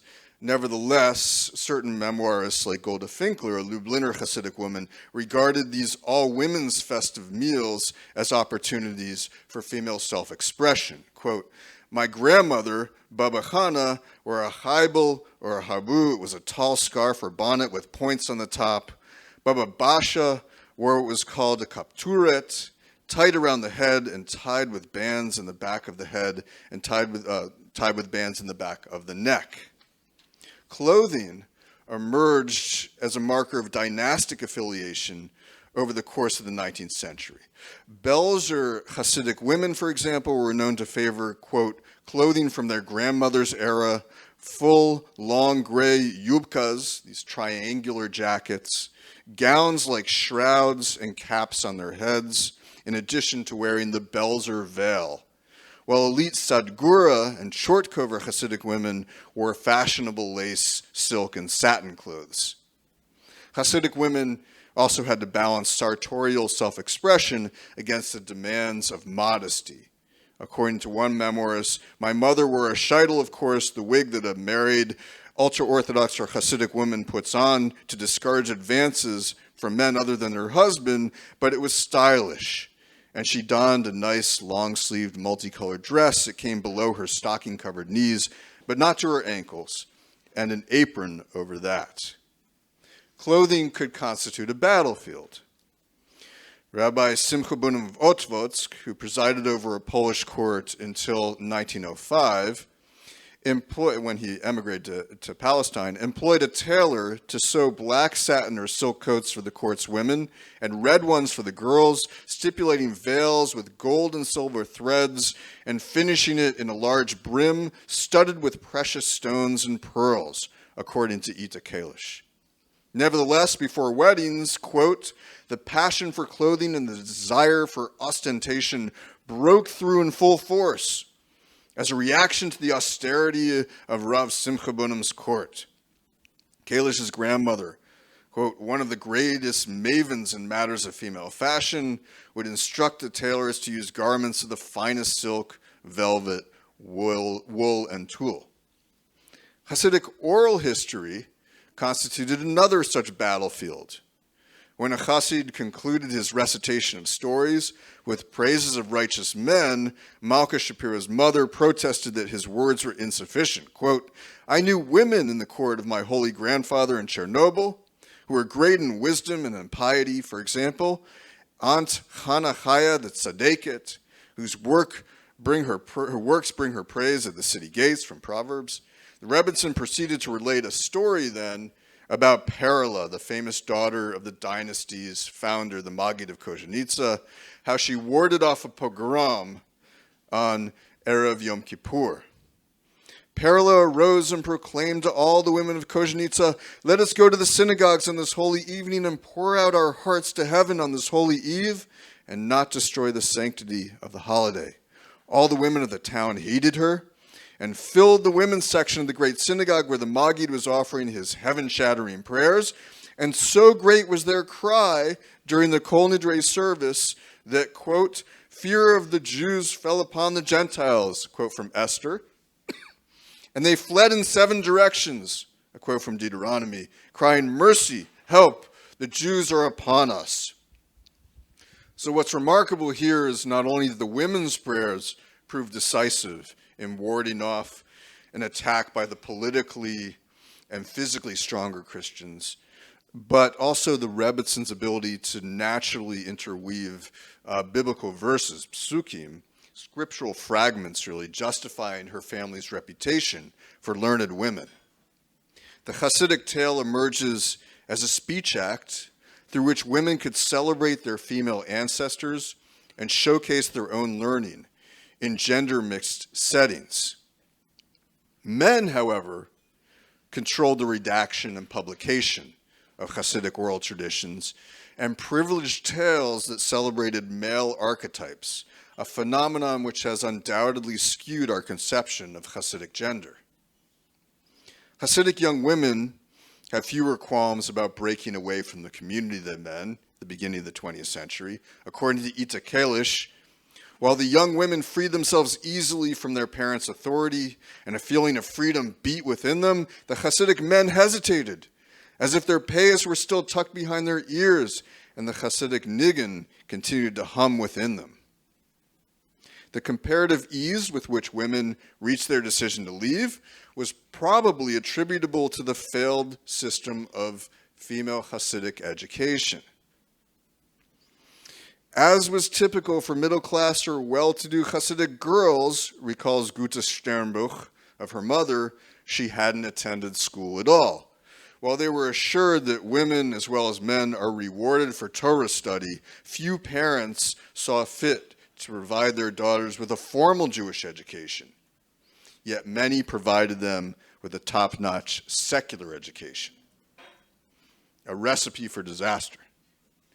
Daughters of Eastern Europe's ubiquitous Jewish tavern keepers were particularly well positioned to absorb secular trends thanks to their contact with well-read, non-Jewish Polish customers and their leisure time for reading whenever the tavern was empty. Rachel, the Jewish tavern keeper's daughter in Stanisław Wyspiański's dramatic masterpiece, Wesela, The Wedding, in 1901, represented a well-known type, and the real model for Rachel actually converted to Christianity and lived in Krakow and was Bohemian. But the YIVO archives have preserved the diary of Eula Wald, a tavern keeper's daughter who ultimately remained Hasidic, composed in Polish.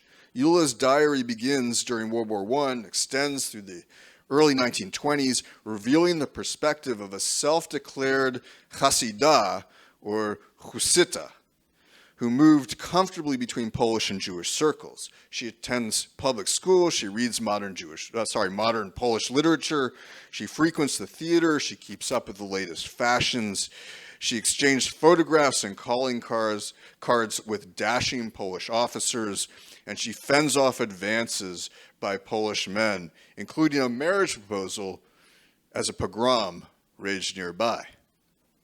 Yet Eula ultimately agreed to a match with a Hasidic lawyer named Shimon and remained within the community. The gender disparities in education were often, however, proving disastrous. The journalist Zvi Scharfstein warned that the disparities were making it difficult for Hasidic young women to relate to their parents and their pre-selected grooms. Quote, "The father is a complete Hasid.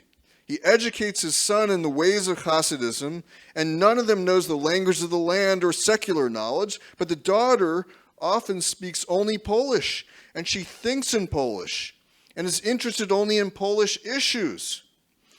Engagements are often tragic affairs. The father wants to bestow upon his daughter a young man with sidelocks, payas, a bit learned, a Hasid, in short, someone like him. The daughter rebels and fights, but in vain." Peretz, the famous Yiddish author, blamed the phenomenon on the daughter's intellectual shallowness. "Hasidic girls, leave them be," he quipped. "They all read Przybyszewski and Żeromski and are in love with the actor Osterwa." However, Sarah Schneer blamed their paltry Jewish education, was confident that decadent Polish novels and plays would be no match for classic Jewish texts if only young women could have access to them. By the end of the interwar period, around 38,000 Jewish girls attended as many as 250 Beis Yaakov schools founded by Schneer.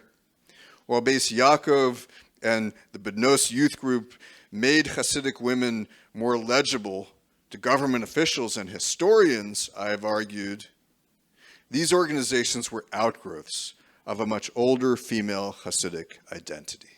Thank you.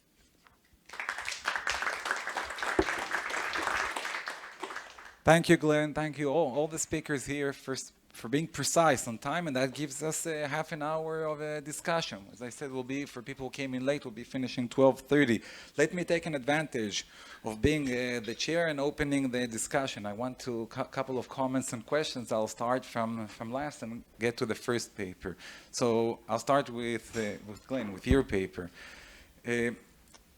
My question is, how much can we really learn from a Rebbetzin, from Rebbetzins, a plural form, or the daughters of Rebbetzins, of rabbis, of Hasidic rabbis, about participation of women in Hasidism? In other words, can we apply aristocracy on the mass?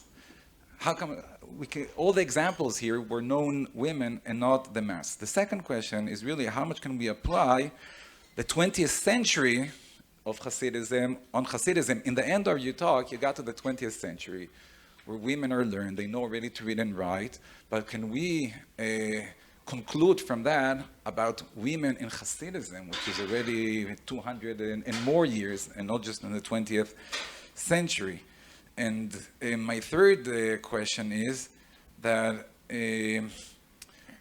I think that it's important that I would question a couple of the parameters that you define Hasidic performance, for example, by sending kvitlech or asking for blessings. Usually blessings are called for Banei Chayen Mezone, Banei education of children, Chaye health, Mezone is Panusik, and financial support. Now, are these really Hasidic performance just because women took part in that? We know that the biggest collection of kvitlech we have is not from Hasidic masters, Rabbi Eliyahu Gutmacher. Giving blessings, you can find it in Jews in Islamic countries. In the same time that the tzaddik in Hasidism emerges, we have the Baba Baba Sali, Baba Abu Hatzera, mostly in North Africa, but mostly in the community of Morocco. And women go up to the Baba and give him kvitlech and ask him to pray for Bani Chaya and Mezone and ask him to give blessings, and they might be pregnant if we're connected to the... And are they Hasidic women just because they give kvitlech? That's my third point. And from talking about Jews in Muslim cultures, I suggest, Elly, I think it will sharpen your point if you compare the talk you gave to what's the interpretation to these types of erotic dreams in the Sephardi countries. For example, this is a 20th century book, Minchat Yehuda, Rabbi Yehuda Petaya of Baghdad, who also talks about erotic dreams. He does not understand it as a devil. That might be more European, but he understands it as a dibuk, and he gives amulets to pregnant women, because we have to remember that the loss of children until 20th century was a high percentage, and they tried to find reasons for that. And that's why an erotic dream was very frightening. People connected that to the loss of children, and this disappears in the 20th century with modernism and modern health. So if you will show, I do not know, I did not check it, that they interpreted differently in the Sephardic countries, although this example I gave is not a good book, because Rabbi Yehuda Petaya was already in 20th century, and he was in the 30s, he wrote, he was connected to all the Hasidic rabbis. So but if you check in the Middle Ages and see how they interpreted, because they also had the problem of loss of child, and they also had these dreams, because that's a natural human thing, then it can sharpen your claim that this is a European culture, and Jews are influenced by European culture, where you have the devil, unless you'll find it also in Sephardi, as I say, Jewish culture in Muslim countries interpretation, and that will challenge your point. As to Tzipora, I want you please to sharpen, I would like to sharpen your argument, because bringing a responsa shoot, which I think your talk, you brought many sources, but there's one responsa, which is the main part of your talk. How can that teach us in a more general way about women in Polish or European, East European Jewish religious life? This problem about halachic question about authority of women starts already in biblical times, when Bnot Tzlofchad, 5 daughters, want to inherit their father, and go into the 20th century. And you brought an example that Hasidim are more lenient, and it sounded like Hasidim are more lenient than other poskim. But this topic is so, I would say, debated until today, because when the State of Israel was founded, the question arose, can you have Knesset members that are women? And today there are 3 parties that for halachic reasons do not accept women. The 3 Haredi parties, Agudat Yisrael, the Hasidim, who are the most stringent about it and not lenient. Then you have the Litvaks, Degel HaTorah, that combine today to one party, Yahadut HaTorah. And you have the Sephardi of Shas. Now, the Mizrahi is lenient about it. Now, the rabbis who were lenient about it and were asked about this in the 50s and 60s was then the chief rabbi of Israel, Rabbi Uziel, who was a Sephardi rabbi, and Rav Moshe Feinstein. And who were the most stringent about it, who said this is not acceptable, women cannot have any authority according to Maimonides. Just Rabbi Uziel said, we do not accept Maimonides. Maimonides is much more stringent than the Talmud. The Talmud talks about a queen, not about a democratic people, choice that you change every 4 years. That's not considered authority. You choose them, and after 4 years, you can throw them. The Rambam is not acceptable. That's Rav Uziel. And Rav Moshe Feinstein does not say it in those words, but you take the Tzanz Kloisenberg Rebbe, who moved then from America to Israel, and he's the most stringent about it. So I'm not sure that Hasidim are lenient, and I'm not sure this is the unique question to East Europe. This is a question, as I said, from biblical times until modernity, so I would like you to sharpen your point, to understand you better in a more general way. Thank you.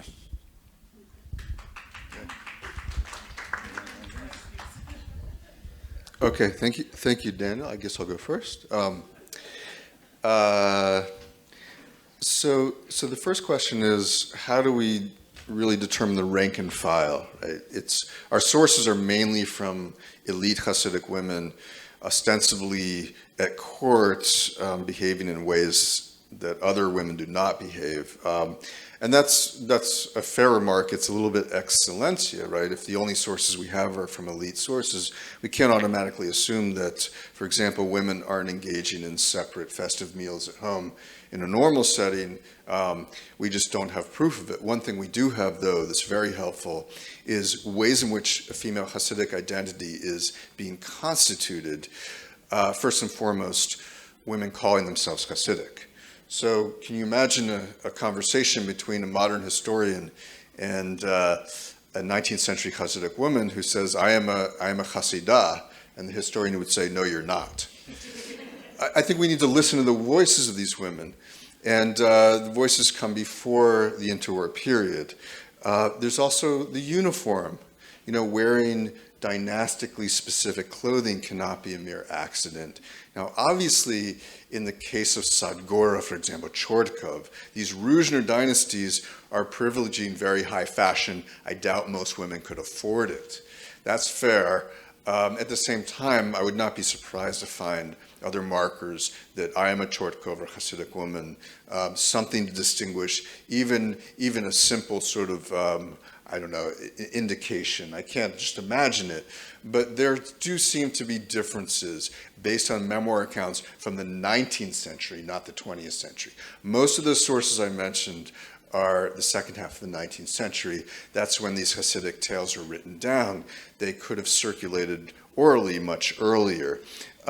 Again, I'd like to avoid a situation where we're making arguments ex silentio, because in that case, women get written out of history altogether. They simply don't appear legible to historians because they're not authoring works in many cases, at least before the 20th century. They're not appearing in the archives. Even Temerl Sonnenberg-Bergson, one of the most foremost Hasidic leaders of early Polish Hasidism, doesn't actually appear in the archives. It's her son who's sort of appearing as her proxy.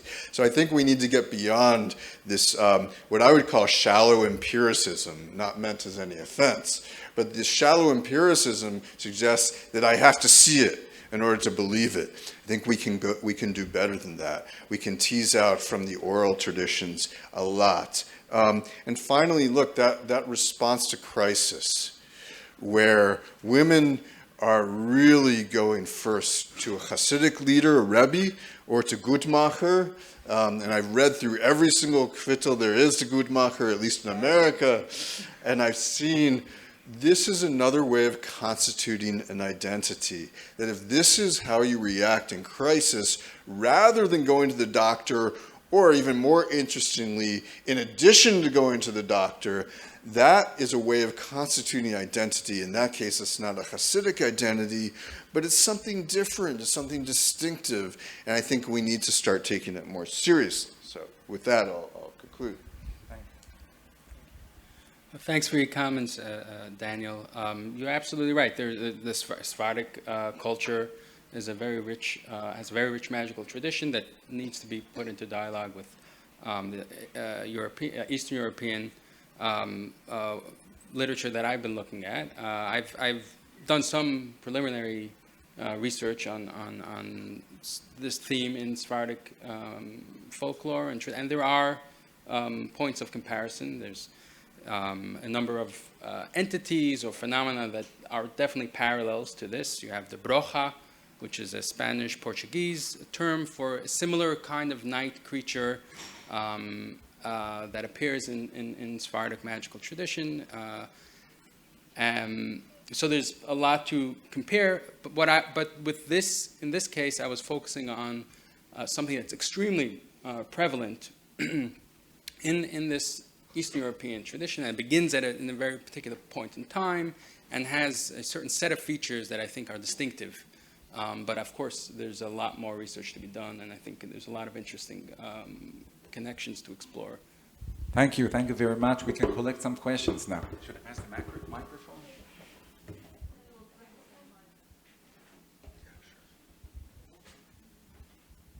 Thank you again for 3 fantastic papers. Elly, A question, there are references in the Sefer Ravia and Ozahua about the involvement of demons in nightly experiences of women, leading to matted hair. This is how I got interested in that, and there are some very, very interesting resonances with what you have presented here, namely the integration of non-Jewish magical or demonic beings, preternatural beings, into the halachic canon. And that's a discussion which will, in the halachic context, go on for hundreds of years, literally, and at times moving from Western Ashkenaz to Eastern Ashkenaz, integrating Slavonic ideas about demonic beings, or Jewish assumptions about Slavonic ideas about demonic beings into these halachic discussions. And they are very closely connected to processes of procreation, protection of the community, female sexuality, so it starts a bit earlier probably, and I wonder whether you have looked into that. Thank you. Thank you for those comments. Yes, so the matted hair is a phenomenon that is very closely connected to the nightmare, and in fact, it occasionally appears in these rituals for references to it. So it was definitely seen at times as definitely part of this complex that I was describing, but it also more frequently is its own kind of complex. There's a lot of there are other phenomena related to it. As you say, it's a very rich topic and discussed in literature, and the connection to halachic, its kind of reception or awareness in halachic literature is a very fascinating topic. You can trace this over time, and in many ways it's one aspect of the general tendency of halacha to incorporate practice and folk, and halacha can be seen as a kind of codification of folk or common practice over time, and this is definitely an important source for this halachic codification. But I'm not specifically aware of the Ravia reference. I'd love to see that. But yeah, it's a very broad and rich topic that I'm just beginning to explore. Thank you.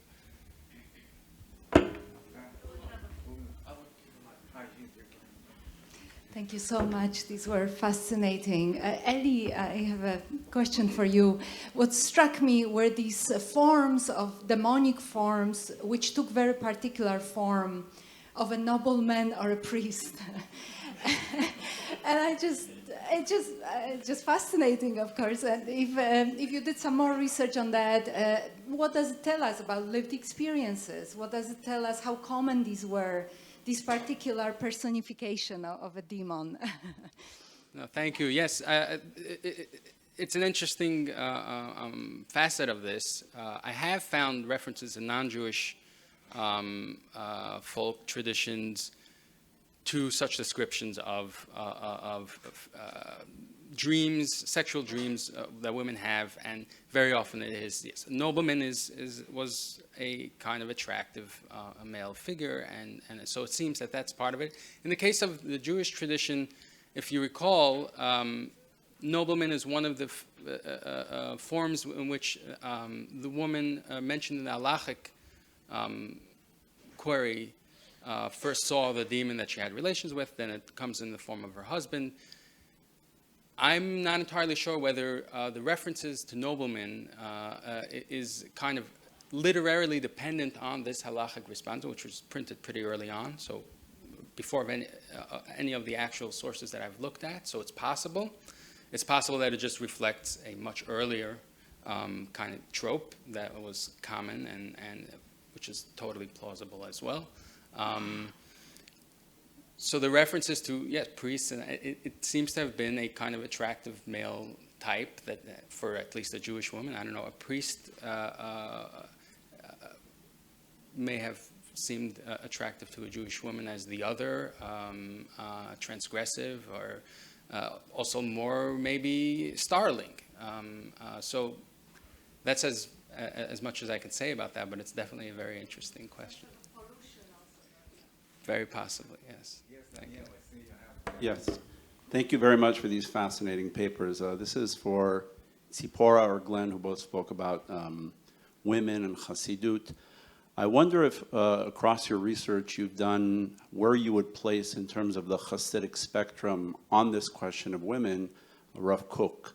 The reason why I ask the question is because, based on what Daniel said, in the early part of the 20th century, there was a debate that raged in Palestine in the Yishuv over the right of women to vote. When, after the Balfour Declaration, the Yishuv had a debate over women's suffrage like what was going on in the rest of the world.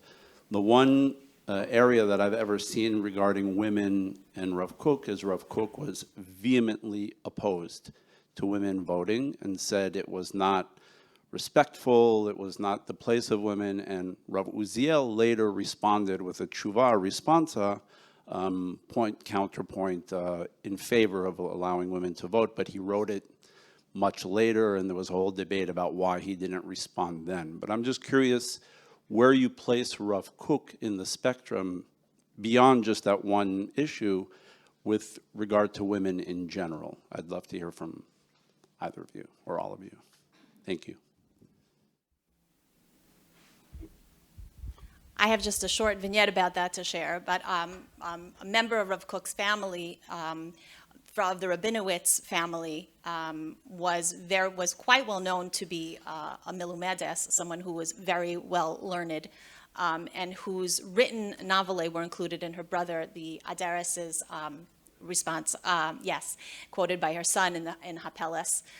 So there's a tradition of women learning, which is something that I study, that is often linked to elite families, families of the Rabbinic, and tracing that phenomenon is not that unusual, because in families that fostered learning and culture, that was kind of the currency. So women often stepped up to that and were recognized for that. So on the flip side, again, though, we can talk about this being, Poltava, more of a Lithuanian type of construct.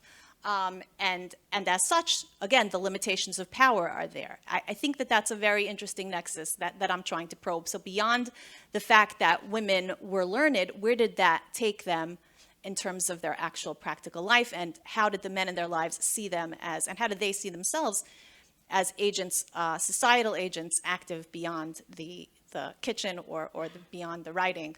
Reina Batya is kind of just, everyone waves Reina Batya like a flag, whatever color flag they want to wave it as. She's used in a symbolic way, and doubts about how much of that was fictitious and how much of the encounter was actually the brainchild.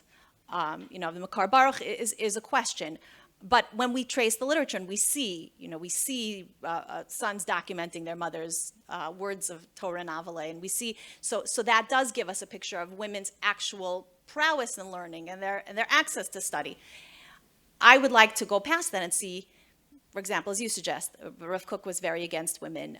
How did that happen, and where did that connect happen? So it's just a very interesting point to me. Thank you. Thank you so much.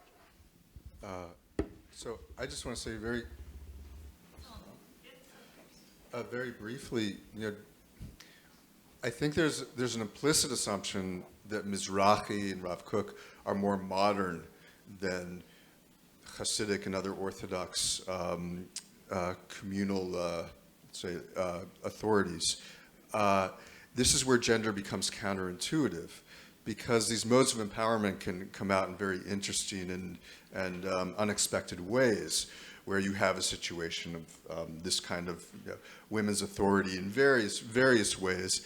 What I would like to do actually is turn the tables on this whole debate and ask how much in secular movements such as Zionism, the Bund, even communism, how much do we really see a defeating of the patriarchy, an overturning of patriarchal structures? Is that really happening as we assume?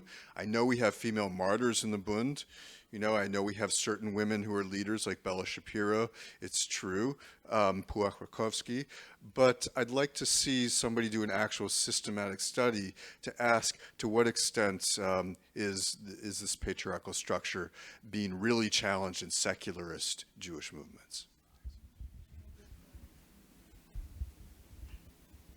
A last question, then we can continue at the time of lunch. One more question we have? Yes. More general question. From what I know and heard today, the woman's sexuality is perceived in Jewish religion and in Hasidic version as dangerous for men, yeah? And I would like to ask if, and if yes, how, feminism and feminists thinking about sexuality and also last action like Me Too, how did they change, and yeah, if they change the attitude of Hasidism towards women's sexuality, yeah?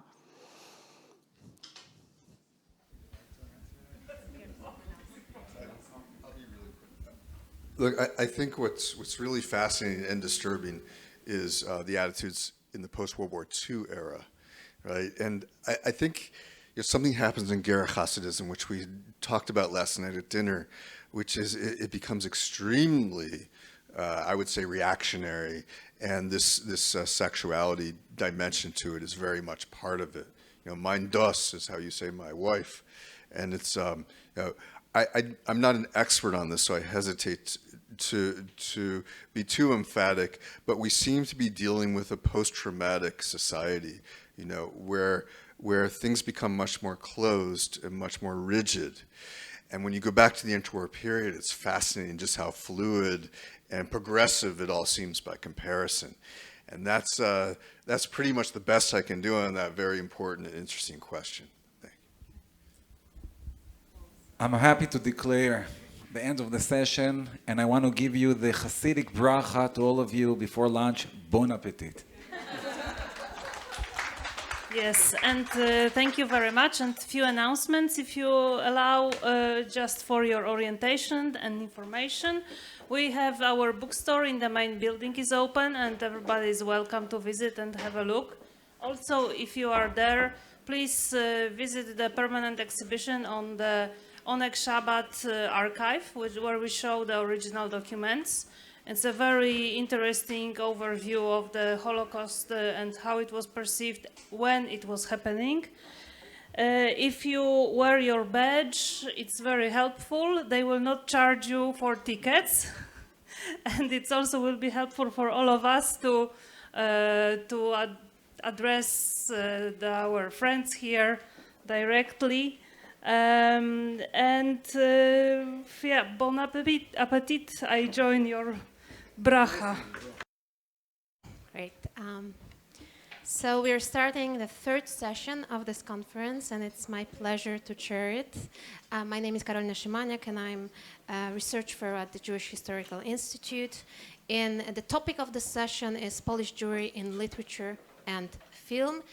And our first speaker is Rabbi Daniel Buskila, who is the International Director of the Sephardic Educational Center in Jerusalem, and a rabbi of the Westwood Village Synagogue in Los Angeles. And also, yes, but there's more, and a student of the MA program in Holocaust and Genocide Studies at the Yeshiva University. Today, Daniel is going to speak about Asonovsky, Shibuch, and Buchach, Shai Agnon's theological meditations on the plight of Eastern European Jewry. Daniel, the floor is yours. Thank you very much. I want to thank the organizers of this conference for inviting me. It's an honor to be here.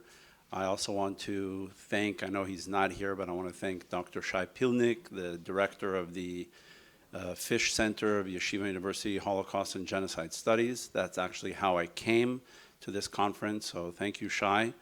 And I also promised that I would thank my weekly Agnon students, whom I explore many of these issues with for many, many years.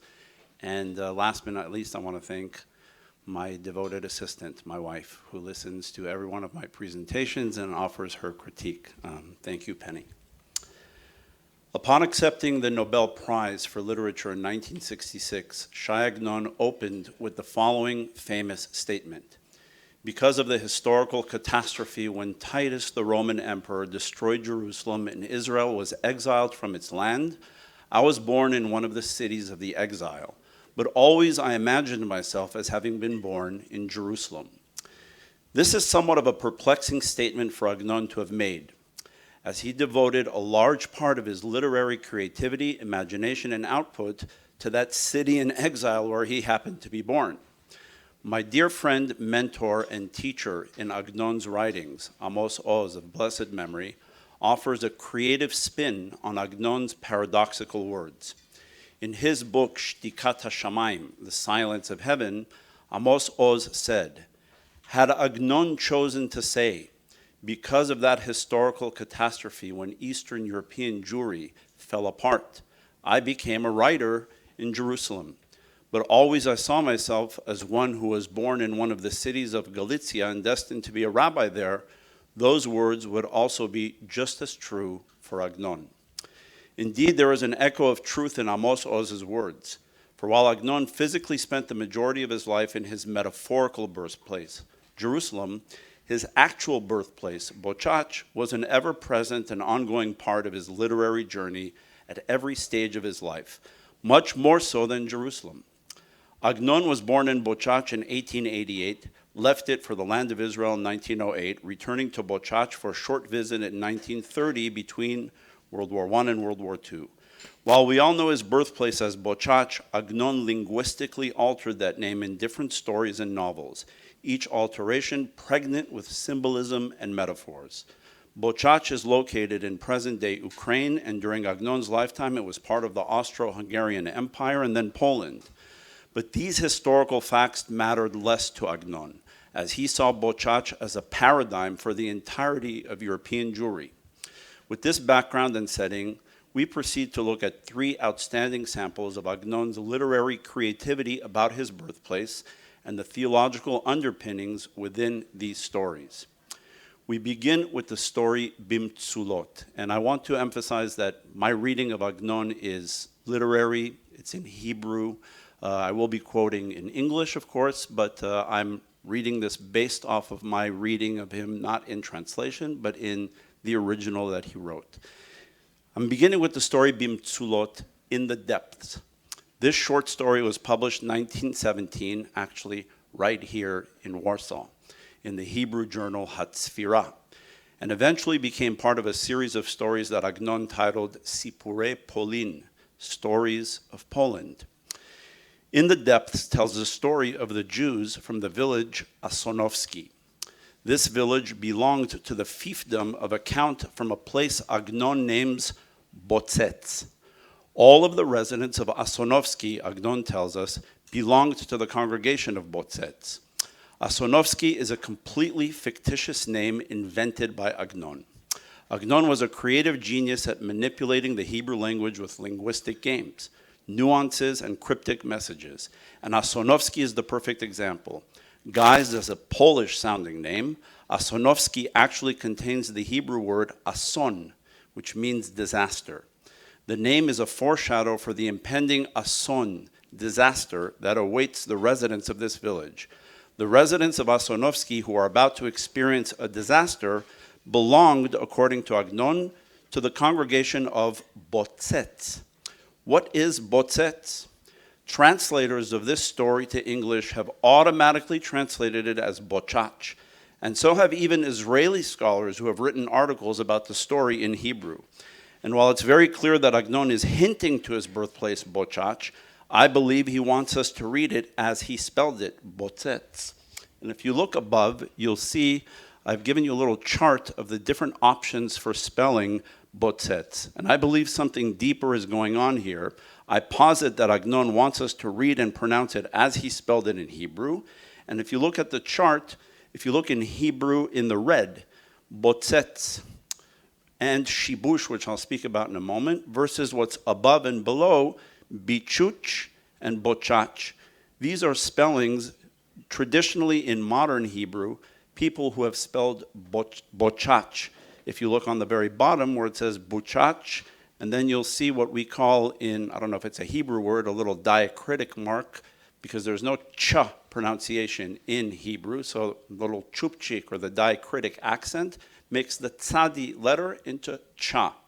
Agnon never used that cha. When he spelled bochach eventually, he spelled it as you see it in blue on the bottom, which is more like the Yiddish transliteration, the tet shin, bochach. He never spelled it with the modern tzadi, the way you see above that. So therefore, in this story, Bamtzulot, he uses botzet, and there's a reason for that. Since Agnon left this out, what lies behind the absence of this diacritic? So in addition to his creative manipulations of Hebrew, Agnon had a deep and rich knowledge of the entire corpus of traditional Jewish texts, and he was masterful at incorporating these texts, sometimes one word at a time, into his stories to serve as a literary metaphor. Having looked deeper into the word botzet, I discovered that it appears only once in the Hebrew Bible, in the book of Samuel, chapter 14. There we are told the story of Jonathan, the son of King Saul, who was hiding with his arms bearer, waiting to ambush the Philistines. The verse reads, in English, "At the crossing by which Jonathan sought to reach the Philistine garrison, there were rocky cliffs on both sides, and the name of one cliff was Botzet." What is the meaning of this rocky cliff, Botzet? The one commentator who discusses this is the French medieval Bible commentator, Rabbi David Kimchi, popularly known as Radak. Kimchi states that according to an ancient Aramaic tradition from the Talmud, Botzet means, in Hebrew, makom chalaklak, a slippery slope. Taking this one step further, Kimchi quotes from the book of Jeremiah, where the Hebrew term slippery slope actually appears. Assuredly, their path shall become kechalakloket, slippery ground. Now, for the purposes of the story about Jonathan in the book of Samuel, Kimchi's explanation is intended to convey that Jonathan's path to the Philistines is botzet, slippery and thus dangerous. In Agnon's story, spelling bochach as botzet points to Agnon's metaphorical use of this name and spelling in order to say that the Jews of Asonovsky, who belong to the community of Botzets, are living their lives on a dangerous, slippery slope. Their entire existence is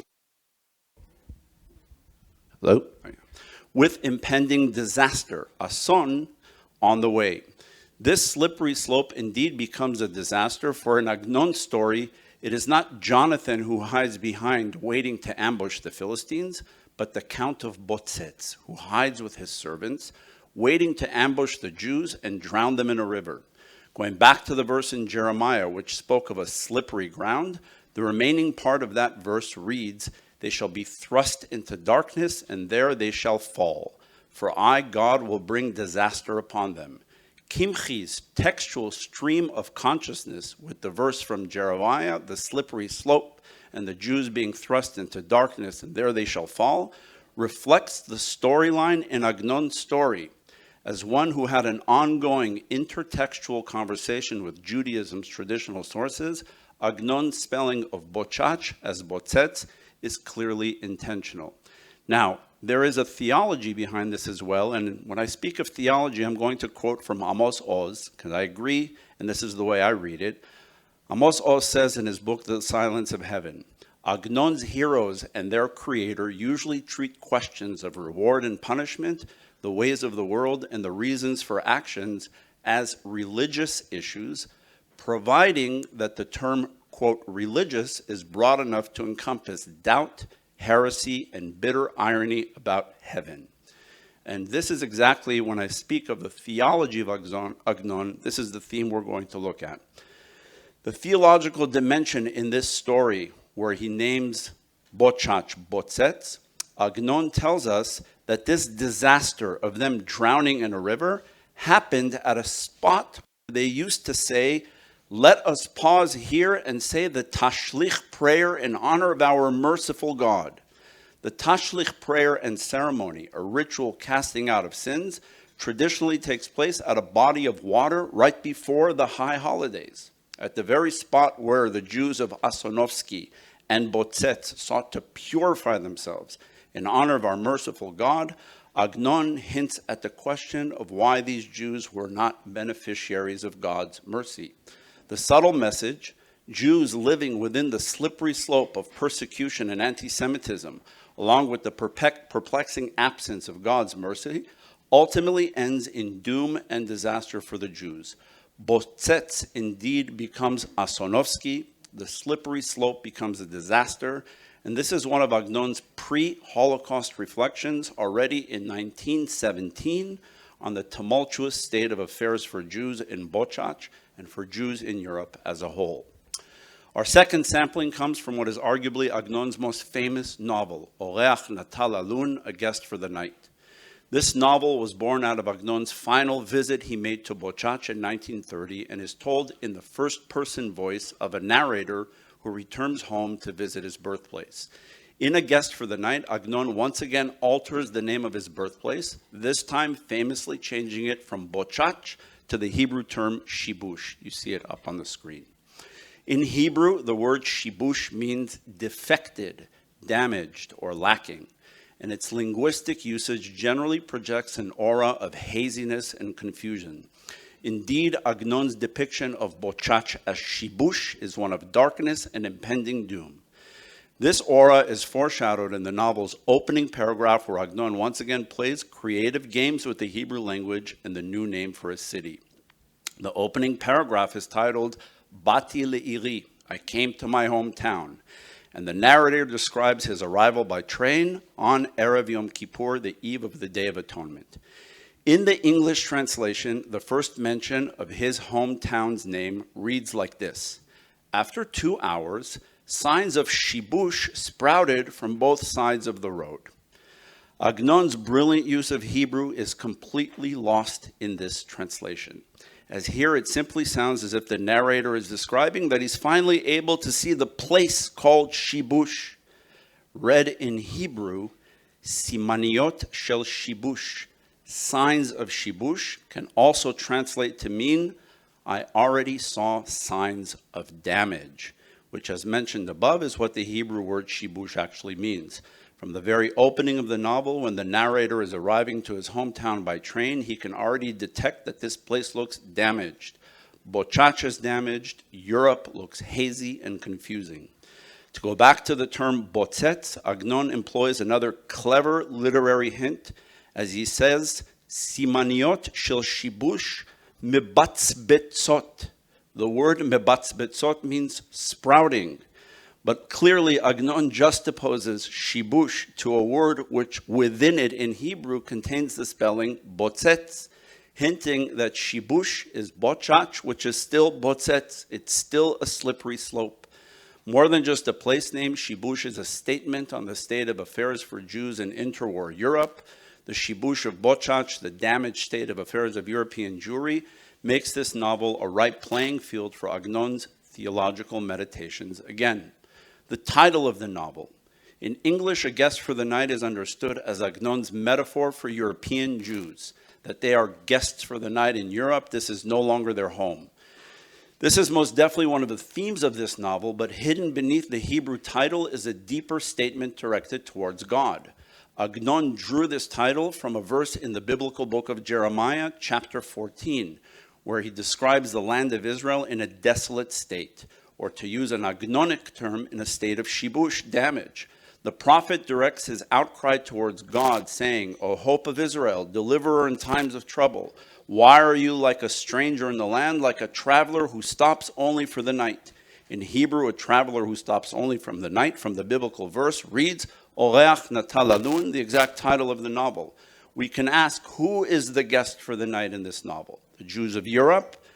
Perhaps, but given the original context from which Agnon drew the title, the guest can also be understood as a theological statement about God's perplexing absence while Eastern European Jewry comes apart at the seams.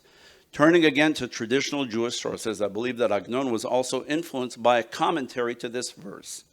On the biblical words, Oreach Natal Alun, a traveler who stops for the night, the 19th century Jewish Bible commentator Rabbi Meir Levush, known by the acronym Malbim, comments, what distinguishes a guest for the night? Despite being a citizen of a country, as a guest, he gives the appearance that he does not really care for the well-being of his country's citizens. In Agnon's Guest for the Night, one of the main characters, Daniel Bach, witnesses a corpse wrapped in a prayer shawl blown up before his eyes and now mourns for his brother who was brutally killed. Bach makes a statement about God that sounds strikingly similar to what Rabbi Meir Lebush said in his commentary, and I quote, Bach says, "I'm a simple person, and I do not believe that the Holy One, blessed be He, wants the best for His creatures." The novel begins on the eve of the Day of Atonement, Yom Kippur, the traditional day of repentance on the Jewish calendar. On Yom Kippur, Jews are commanded to repent towards God, and the first few chapters describe a spiritually downgraded Yom Kippur experience in Shibush. By the end of the novel, the idea of repentance is put into the mouth of the narrator, and the whole idea of repentance is radically reversed. The narrator says, "If this is a question of repentance, it is the Holy One, blessed be He, if I may say so, who ought to repent." God's silence in the face of impending doom continues to perplex Agnon to the point where it is God who should ask for forgiveness. A Guest for the Night opens on Yom Kippur, the fast day of introspection, when Jews seek to come closer to God.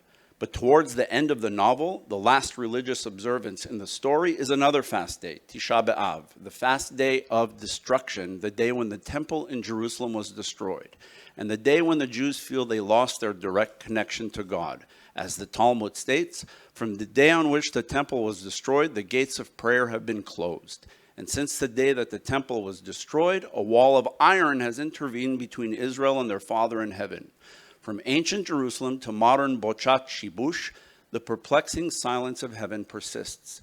Just to make things complete, the entire novel spans 11 months. The exact same amount of time a mourning child recites Kaddish for a parent. As a child of Europe, Agnon mourns the impending loss of his birthplace. Lest anyone think that this novel was written after the Holocaust, A Guest for the Night was published in September 1939. We all know that date. In 1943, Agnon first learned the news that the Jewish community of his birthplace was entirely destroyed. It was shortly afterwards that he embarked on a new writing project, and when asked by literary critic Baruch Kurzweil what he was currently working on, Agnon's response was, "I am building a city." This building project became a 730-page book of short stories titled Ir Umloa, a city in its fullness, and it was entirely devoted to telling the stories of Agnon's birthplace. What would he name his city here? It is no longer Botzetz or Shibush. After the destruction, after the Holocaust, it finally returns to its original name, which Agnon addresses in the opening of the book. Quote, "This is the chronicle of the city of Bichach, which is also known as Buchach.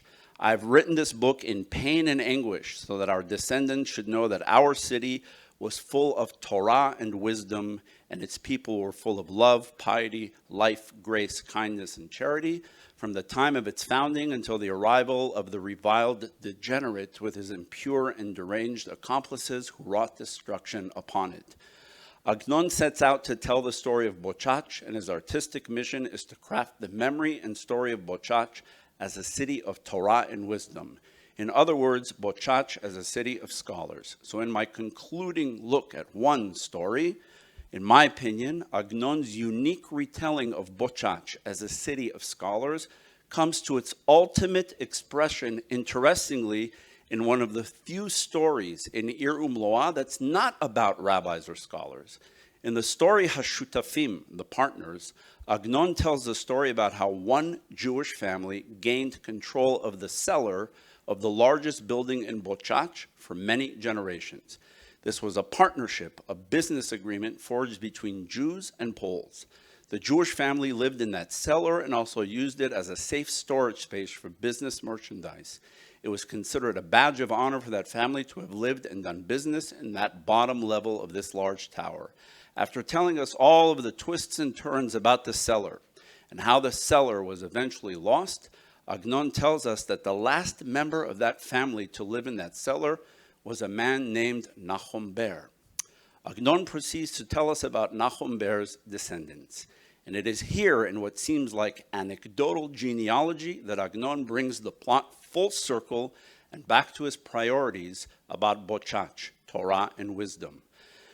Nachum Ber had 2 daughters, and when Nachum's wife died, Agnon's mother became the guardian for Nechi, Nachum's youngest daughter. Eventually, Nechi married a relative of the Agnon family, a grain merchant by the name of Fivish Ringelblum. Agnon concludes the genealogy like this, quote, Nechi and Fivush lived in contentment and had a wise son named Monyo. This was Menachem Emanuel, who was Emanuel Ringelblum, murdered by the filthy, accursed agents of the wretched abomination in the Warsaw Ghetto. In the hundreds of stories in this book about Bochach, Agnon rarely mentions his own family, as a city in its fullness is not Agnon's personal diary or family history. Why then does he list this genealogy leading to Emanuel Ringelblum? Much like the final chapter in the book of Ruth, which lists the genealogy of her family, and it seems anecdotal until it reveals that Ruth, the Moabite's descendant, is King David and the messianic line of Israel. Agnon lists this genealogy here, I believe, to reveal that Nachum Ber's descendant was one of the final representatives of the authentic intellectual legacy of Bochach. For Agnon, Emanuel Ringelblum, he describes him as the Ben Chacham, like we have in the Haggadah, Chacham. He was the wise son, the ultimate representation of the scholarly legacy of Bochach, this time in Warsaw. By sharing the genealogy of the family that leads to Ringelblum, Agnon is subtly expressing through the wise son that Ringelblum metaphorically transformed his family's history with a seller from a seller of business to a seller of manuscripts, books, and scholarship. The Ringelblum archive, we say, represents the Jews, quote, getting the last word. And for Agnon, Ringelblum is symbolic of a wise child of Bochach being the architect of that last word. The partnership is one family story about a seller that starts as a business in Bochach, but ultimately is transformed into a library and archive in Warsaw. This, for Agnon, fits the true spirit of Bochach, a seller of Torah and wisdom, not of business and merchandise. Gone here are the perplexing theological meditations, disasters, or prophecies of doom that dominated our previous stories. Ir Umloa is Agnon's creative Licskó book about Bochach. Agnon mourns the loss of his birthplace, and like one who sits Shiva and shares stories about the deceased as a means of comfort, Agnon turns his attention away from heaven and places his creative energies on telling the stories of the people of Bochach, about which he once remarked that, quote, in Bochach there were 15,000 Jews, and I knew 16,000 of them. There's no more slippery slope and nothing left to appear as damage. All that remains for Agnon's Bochach are his stories, real or imagined, reflecting its legacy of wisdom and scholarship. For Agnon, that legacy existed within the Batei Midrash of Bochach and even in the metaphorical Bet Midrash in the cellar of Warsaw, courtesy of a wise son, Ben Chacham, from Bochach, named Emanuel Ringelblum. Thank you very much. Thank you. Thank you, Daniel, for this wonderful paper and for bringing us back to Warsaw. The next, and to Emanuel Ringelblum, we can't escape him here. Our next speaker is Dr. Sarah Ellen Zaro, who is endowed professor of Jewish history and associate professor at Western Washington University. Her ongoing research focuses on Jewish life in Eastern Europe, particularly in Interwar Poland, and her current very exciting project is the study of the Jewish Girls' Vocational School in Lwów and its founder, Cecilia Klaftenova, who was also dear to another person connected to our institute and to the Ringelblum archive, Rochel Oyerbach. And the first publication from this project will come out in Pauline Studies in Polish Jewry next year. And her topic today is Jewish life in Poland as documented on film, continuities and ruptures. Sarah, the floor is yours. Thank you so much. Thank you all. I'm really happy to be here, especially after these last few years. And I realized looking in one of my project notebooks I brought along that my last notes in it are from the last time I was in Poland, which was 3 years ago. So I'm very happy to be back. Thank you. Today I'm going to talk about a few documentary and staged documentary films produced by Shaul and Yitzhak Goskind for Sector and Kino production companies, spanning the late 1930s to mid to late 1940s. And this is a little bit of a departure from my regular research program, but I immediately, when I saw the topic, thought about the continuities between these sets of films, which are usually in the secondary literature, to the extent that they've been written about at all, treated in very separate ways. But I came across them researching some different projects, and again, I was immediately struck by the continuities in theme and in style, even with the rupture of the Holocaust. And indeed, aside from moments where the Holocaust is directly addressed, in the post-war films, of course, that upending is not visible. To the contrary, before and after the Holocaust, the films offer a relentless positivity, and where the negative aspects of life are presented with honesty, sometimes poignantly, sometimes with a bit of humor, and sometimes that humor is at the expense of the subjects, and with clear eyes, but very briefly. So I'll discuss a few themes and stylistic elements that the films share, which endure over the rupture of the Holocaust. And I want to focus particularly on the film's images of children. In both sets of films, children represent the future, a supposedly rosy one, but they also stand in for adults' fears and sorrows. And I'll discuss some of the paradoxes in representation of Jewish life in these films, some preliminary conclusions. This is very much a beginning of a project. And I'm working from the assumption that most of you will have seen at least one of these films in whole or in part. Some of the post-war films have been excerpted in contemporary documentaries, including the one I believe that we'll watch tomorrow evening. So I hope that I'm only providing the most relevant context and history for the films. The first corpus of films I will look at is Sector Film's 6 Cities series, which is sometimes called 5 Cities, as one of the films has never been found. So for a bit of background, Sector Films was a company founded by Shaul Goskind and his brother Yitzhak. In a competition, Shaul won 2 years tuition at a film school that focused on advertising, and a focus that I believe is visible in his later work. Goskind was a member of Hashomer Hatzair in Warsaw, and his first films as a student were of Hashomer Hatzair's celebrations for Lag BaOmer. A good subject for a lower budget film, as the bonfire typical of the holiday provides the illumination to film in the evening outdoors without extra lighting equipment. So this may have been very much a practical choice. After graduating from film school, Goskind opened Sector Films. This was in 1930. It first operated as a film laboratory, and then it moved into production and distribution.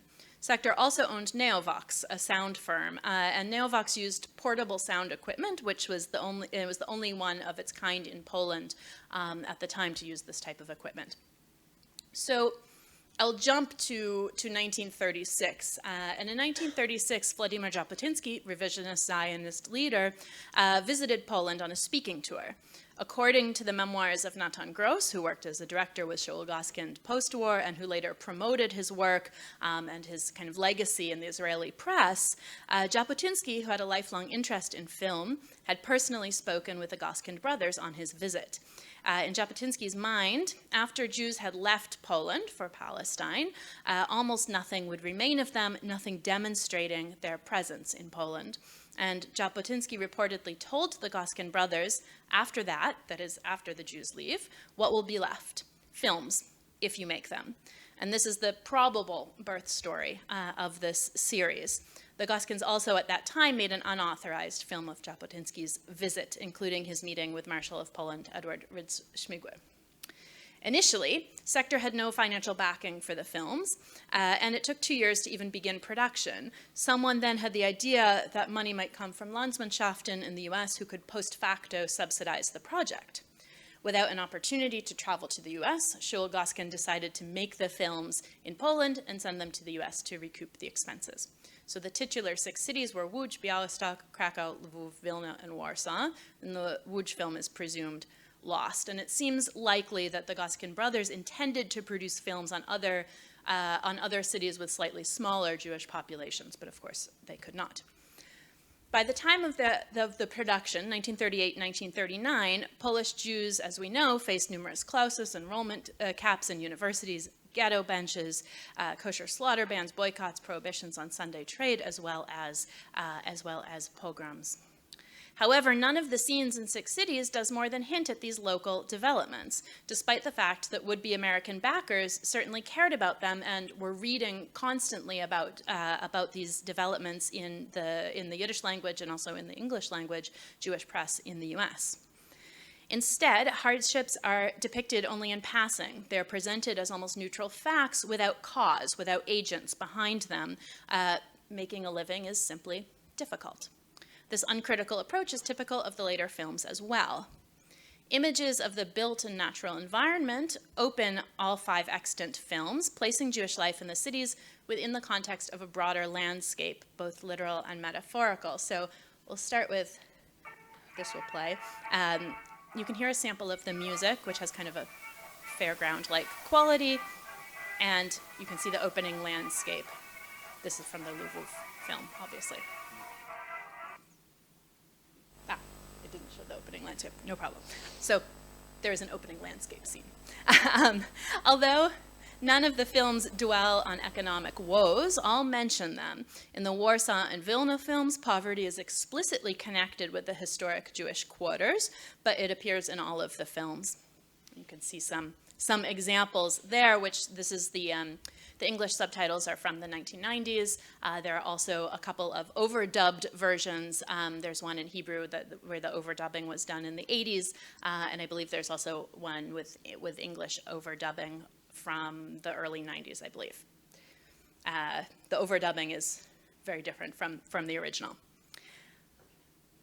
All 5 films present Jewish institutions, synagogues, schools, libraries, and so on. And so I've pulled some from the Białystok film here and from some of the other cities here. All 5 films emphasize the presence of modern institutions alongside traditional. And historical figures, such as Ludwig Zamenhof, this is his home in Białystok, the creator of Esperanto, appeared in the films as local heroes. And Zamenhof's grave also appears in the Warsaw film, as well as other notable graves, the Ohel Peretz Dinison and Ansky, and the grave of Esther Rochel Kaminska. Sometimes the buildings shown are of municipal or national importance rather than Jewish importance, and sometimes the buildings have only a tenuous Jewish connection. So here you can see from Lvov the Polish Industry Pavilion from the Eastern Trade Fair, which was co-founded by a man who was later vice president of Jewish community, vice mayor of the city. And then from the Białystok film, you can see a little bit of the subtitles there, a clock tower, which was built by a Jew. At Toz Center's summer colony near Białystok, the narrator, Asher Lerner, remarked on the beautiful children who are eating bialis. They were, he noted, the future of the city. And Lerner here addresses one of the eating children directly, and also the audience, saying, Geschmack, eh? The theme of children, especially healthy, vital children, and especially children eating as the future, while at odds with Jabotinsky's vision of Jewish life as disappearing, nonetheless take up a somewhat large proportion of the films, and I'll pick up on this again in a moment. The Białystok film closes with a shot of women strolling through a city park, dreaming of wealthy American husbands, according to the narration. And over a violin and piano duet and scenes of flowers, the last line Lerner utters is, "Come visit Białystok, you won't regret it."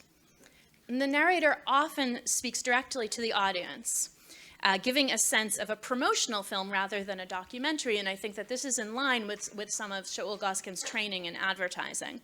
Lerner also emphasizes the beauty of the children, especially the girls, and we can see here from Warsaw, remarking on this young girl that she won't become a real queen, but she may become a beauty queen.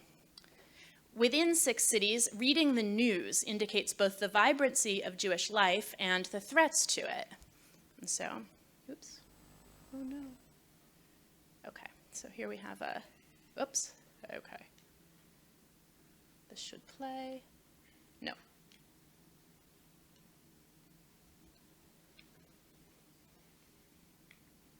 Okay. No, it won't play, but we'll see. One moment. Yeah, it's okay. Okay. I can show it at the end if there is time. I have the file on the computer. There's a stack of newspapers from all different viewpoints, from socialist to Zionist to socialist Zionist to religious, demonstrating the breadth of news available to Jewish readers and the breadth of political opinion within the broader Jewish community. Accompanying these images comes narration about the troubles of the world.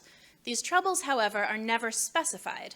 Like a general economic distress, a general political distress is treated as but one element of a vibrant society.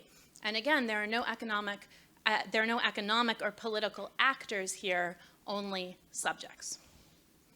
And so I want to home in on the children.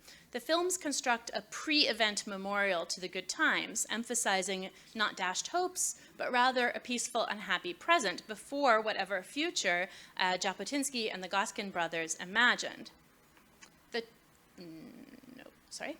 The children are vibrant, often in motion, although here also on the right in kind of luxurious repose. But the girls' marriageability is a theme in several of the films, marriageability to presumably American husbands. And then there's a paradox here, I think, one that I think Kenneth Moss has recently pointed out in his latest book, was really common amongst Polish Jews. The despair, he's noted, that many Polish Jews felt by the mid-1930s transcended political orientations and didn't preclude forging ahead with plans for Jewish life in Poland, even as many Jews may have also had their eyes on other potential homelands.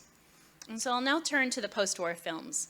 Shaul Goskind, along with his brother Yitzhak, survived the Holocaust in the Soviet Union in Tashkent. In 1946, they founded Kinor, a Jewish filmmaking cooperative in Łódź. Kinor was partially funded by the Joint Distribution Committee, and technical assistance as well as space was provided by Film Polski, the state-run film producer and distributor, which was under Alexander Ford's leadership, and they had worked with Ford pre-war as well. Yitzhak Goskin ran Film Polski's library. So rather than join Film Polski and be subsumed by them, Shaul Goskin founded Kinor to make Yiddish films working under the Central Committee of Polish Jews. And he hired Natan Gross as his director. You can see an image of them working together here. And they mostly produced documentaries. So I will focus on two films out of many more possibilities, and here I want to note that many of the films are presumed lost, and it's not clear to me whether they're actually lost or whether they are miscatalogued or mislabeled in archives. Some are in Natan Gross's family archives, which are now in the possession of his granddaughter. All that is to say, where some of them are remains a mystery. It also seems that some of the short films that they produced were mainly recut versions of longer films, so the short films are contained in the longer ones. So I'll start with Mir Leben gebliebene. This is the first full-length documentary Kinor produced post-war with Natan Gross as director, and it echoes tropes seen in the 1936 film Mir kommen on, directed by Alexander Ford.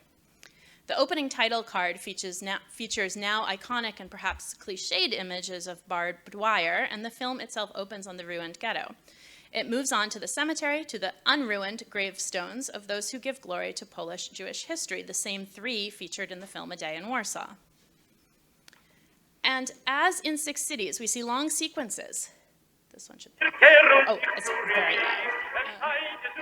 We see long sequences of Jews working at machines, indicating both Jewish productivization as well as Polish modernization and industrialization. In fact, material was recycled from these images for a short film that's, again, now lost, called Produktywizacja. The factories, we are told, are cooperatives, and individual skills are also emphasized. Work as a theme is also prominent beyond manual labor. We see doctors and other workers, as well as people partaking in communal services, finding and helping others find relatives, all shot in the same manner. With every scene of industry, the rebuilding of Jewish life is implied. And likewise, in an echo of 6 cities, in an echo of 6 cities, the piling of newspapers represents reconstructed Jewish life. And again, the children and their future are a focus of the film. Children march, play, and learn. Women sing to them in the children's home, and they laugh. Only the babies cry, which is a sign, I think, of vitality within the film, not of sorrow. And the eating, of course. The camera operator returns to this child a number of times, taking a bite. As the adults are working in factories and workshops, in social programs set up like assembly lines, the children's productivity, as we might think of it, is in their movements. As in 6 cities where the children's lives are contrasted with the adults, children here won't replicate their elders' lives. This is emphasized continuously in the narration. They will not engage in the work of rebuilding themselves, for they themselves are the rebuilt future. Jewish youth march to the Peretz Volksschule, previously described in the narration, where students learn Geschmack Yiddish, as they say, and where the textbooks were gifts from Jewish organizations in the US and in Mandate Palestine, singing Am Yisrael Chai. And the very last image is youth marching at the camera, shot in a socialist realist style down a relatively intact street. These final lines, I think, also harken back to Mir Kommen On. Kamil Kiak, writing about a different Kinor film produced by Natan Gross, Der Jiddische Yeshiv in Niederschlesien, which until very recently was available on YouTube, but no longer, noted that the year that the film was released, 1947, which was also the year Mir Leben Gebliebene was released, a third film, Der Weg zum Gesund, was supposed to be a year of normalization of Jewish life in Poland, where Jewish communities had some autonomy. But in fact, after the consolidation of state power in June 1946, Mir Leben Gebliebene was not permitted a Polish release, even as we see the ways in which filmmakers towed the correct political line. So finally, to conclude with Unsere Kinder. Unsere Kinder from 1948, which I'm sure most of you are familiar with, can be seen as an expansion of the children's scenes in Mir Leben Gebliebene. In it, Shimon Jigan and Yisrael Schumacher, who also survived the war in the Soviet Union, traveled to Helenovec, an orphanage near Łódź. Their meetings with the children there convinced them to use the children's own experience in their acts and convinced them that Polish Jews do want to confront the Holocaust, but to see their own experiences portrayed. So the children are presented as resilient. They talk about what they saw in hushed tones to each other. The director of the orphanage notes that working around children is harder for her as she lost her own. The adults understand the needs of the children to express their feelings creatively and freely, as they put it, but their own pain isn't dealt with. And it cannot be. The children can move on. The adults cannot, at least not without completely changing the outlook of the film. So some of the thematic and visual continuity, I think specifically of the images of machines, for example, or the montages of newspapers, seem to me to be the result both in training in advertising and in socialist realism, and also the fact that post-war, most of Goskin's work was for Jewish organizations who wanted to see programs they supported depicted. And I want to conclude with a brief reflection of the role of censorship and self-censorship. It seems that 6 Cities was not censored, but it was also never released in Poland, and that the post-war films were censored post-production. Yet the experiences with censorship pre-war on films such as Mir Kommen On, and of course general understanding of the climate in Poland, mean that we cannot know for certain what elements of the narration to take at face value and what choices we have to question. There were political and artistic incentives not to name agents, to keep everything in the passive voice, trying times as a natural fact, which is to a certain extent a live concern. We wonder where there's an official line that our historical subjects could not cross, which we also see in the post-World War I context. If we will the future to be rosy, if we treat results as causeless, if we show enough footage of technological progress, active press, happy children, future beauty queens, can we secure that future? It seems to me that for the Goskins and their cohorts, the answer may have been yes, and that even the Holocaust did not disrupt this belief. At the same time, belief is not the most important factor. The dearth of options for full expression, both before and after the Holocaust, resulted in the development of strategies to get films simply made, strategies of those in a weaker position to manifest strength. When we look at the continuities between the sets of films, we come to understand the paradoxes of portraying Jewish life on film, the sense of unease that adults felt alongside their hopes for future generations.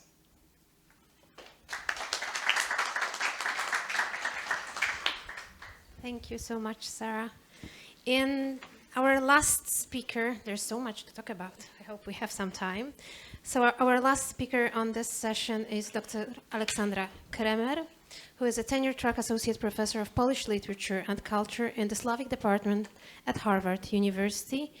And she published 2 books on experimental modernist literature, one in Polish, the second one in English, and I quote the English title, it's The Sound of Modern Polish Poetry, Performance and Recording After World War II.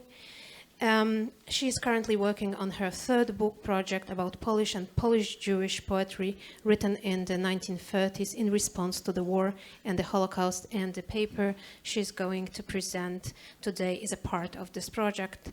The title of the paper is Holocaust Poems in Polish Language Journals Before 1950. Alexandra, the floor is yours. Thank you. Thank you for the introduction. Many thanks to the organizers. Thank you for having me here. So as Karolina said, I will be talking about materials from my new book project. So for me, it's, as you could hear, the first project that really engages with Jewish studies and Holocaust studies. So in that sense, it's very much the beginning. And especially this part of the project that I will be talking about is very new. So I'll be very grateful for all kinds of questions, corrections, and suggestions that you might have.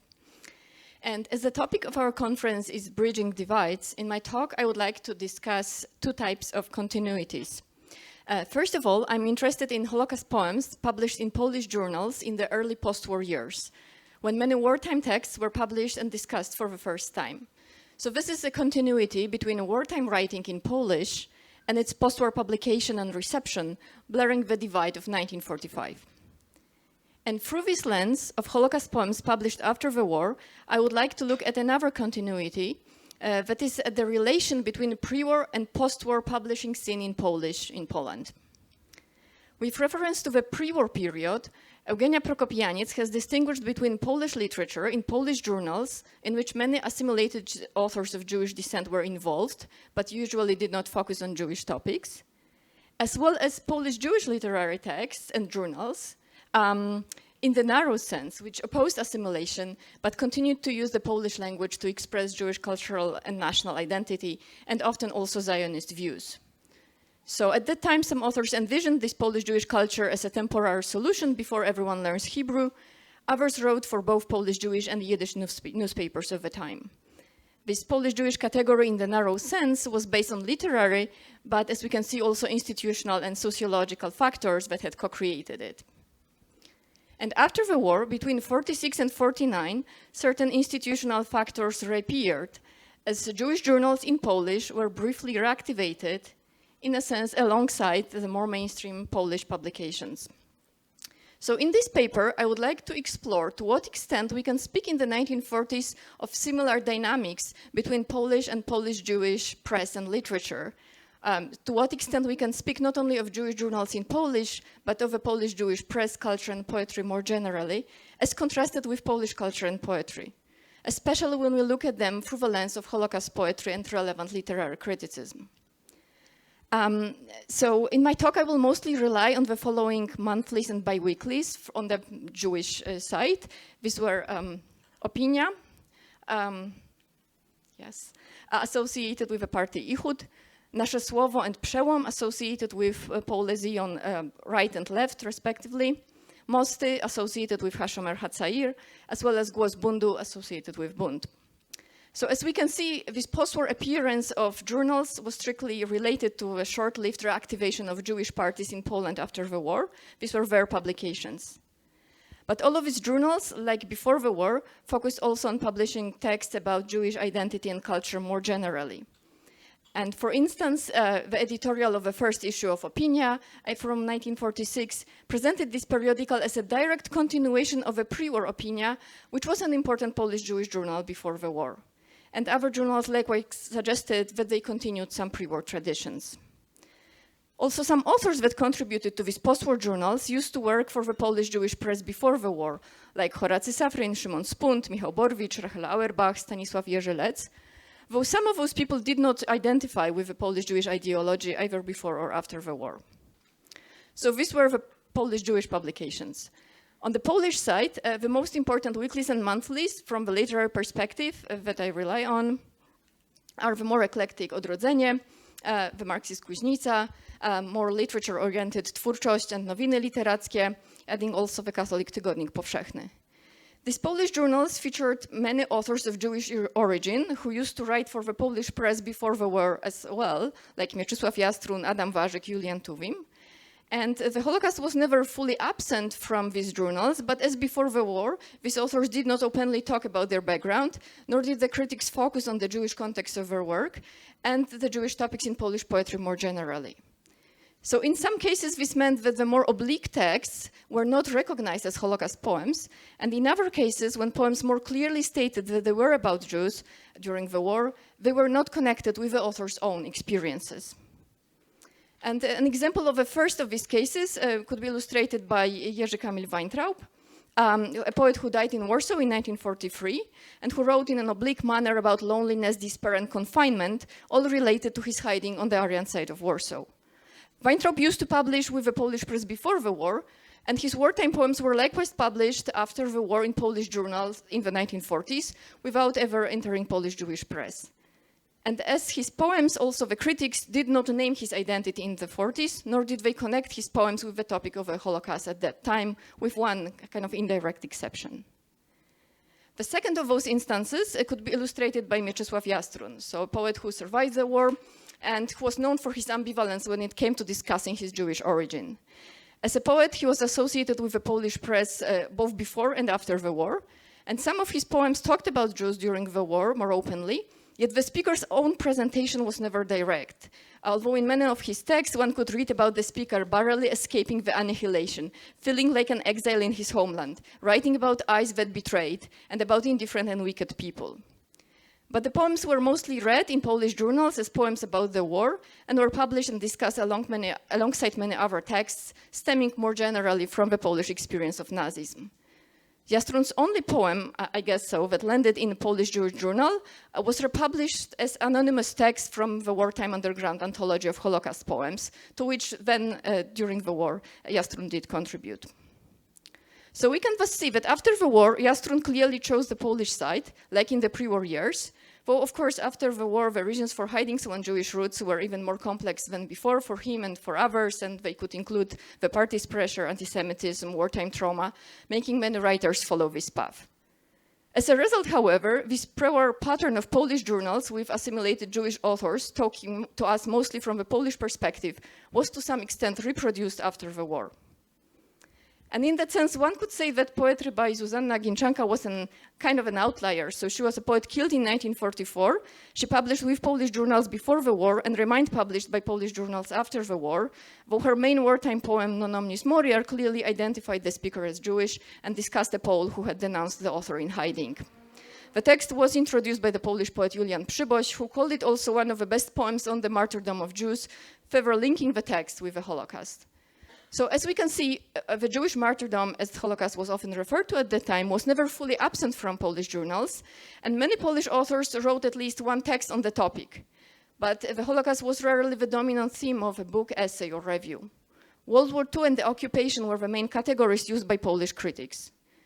The journals thus represented the generalization and Polonization of the Holocaust, a situation typical of Poland in the 1940s, the two trends that have been described with reference also to other texts and commemorative practices of the time in Poland. So as I said, among those wartime poems published in Polish journals in the 40s, one could find texts speaking directly about Jews during the war, written by authors of different backgrounds, like that of Józef Witlin, Antoni Słonimski, Władysław Broniewski, and Czesław Miłosz. What is, however, interesting, that exactly the same names and very often exactly the same texts, speaking directly about Jews during the war, were also reprinted in Polish Jewish journals, and the same poems could thus be found in both circulations.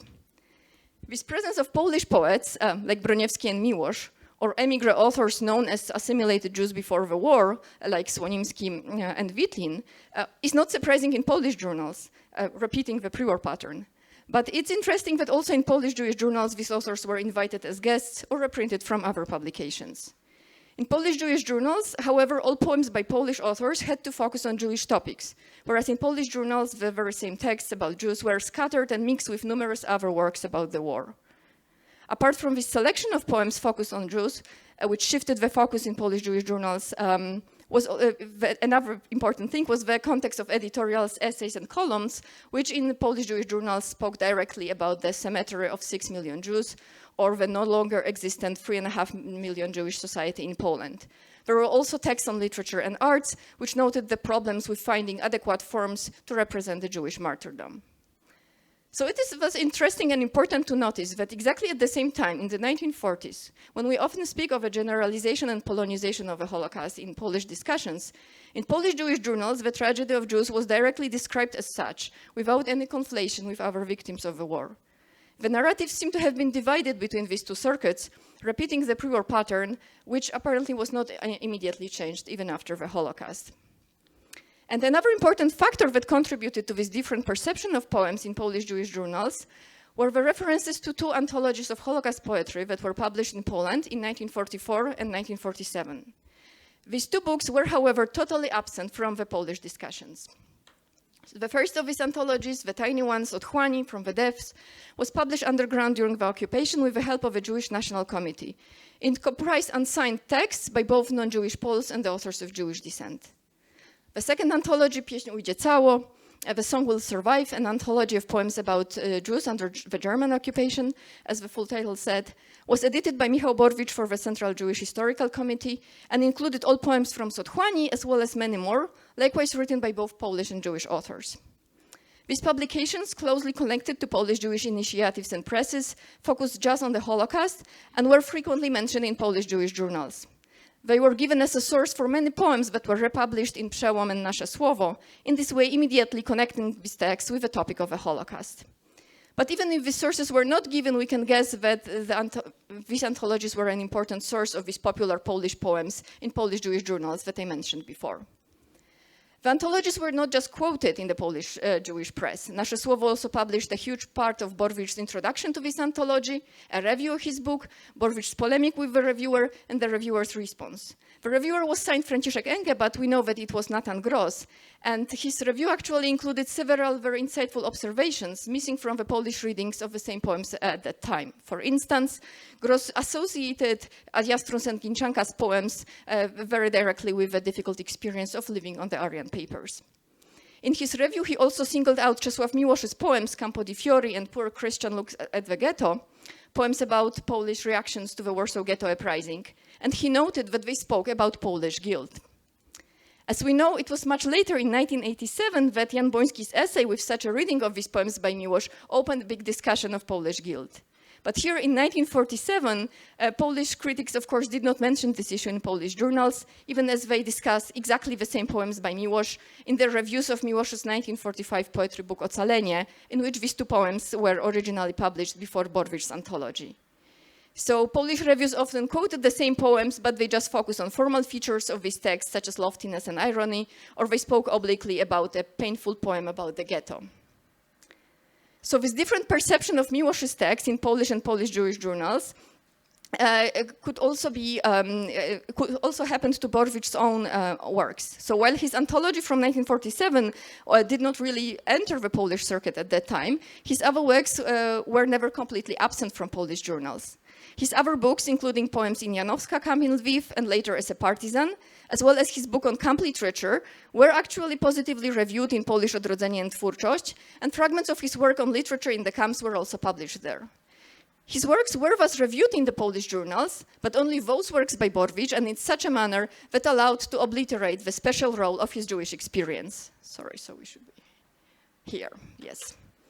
There were a few other cases of poets that crossed these boundaries between the Polish and Polish Jewish circuit, and they included Stanisław Jerzelec, Jerzy Pogorzelski, and Izabela Gelbart. It seems, however, that the most informative case was that of Stanisław Wygocki. Wygocki was a communist, not a Zionist, and he published mostly with Polish journals after the war, but several of his texts appeared in Polish Jewish periodicals too. His Polish poetry book Pamiętnik Miłości, Diary of Love, was a poetic response to his wartime tragedy, the loss of all of his family in the Holocaust. The book was published with a Polish publishing house and was read by the Polish critics in a typical Polish manner as a response to the inhuman world of wartime Nazi atrocities. Yet interestingly, the same book was also reviewed by Nathan Gross, now for Mosty, Polish Jewish journal Mosty, where he called the book Jewish Laments and called the poet a Jew. So Vygotsky's dual reception in Polish and Polish Jewish journals to some extent was similar to Borwicz's.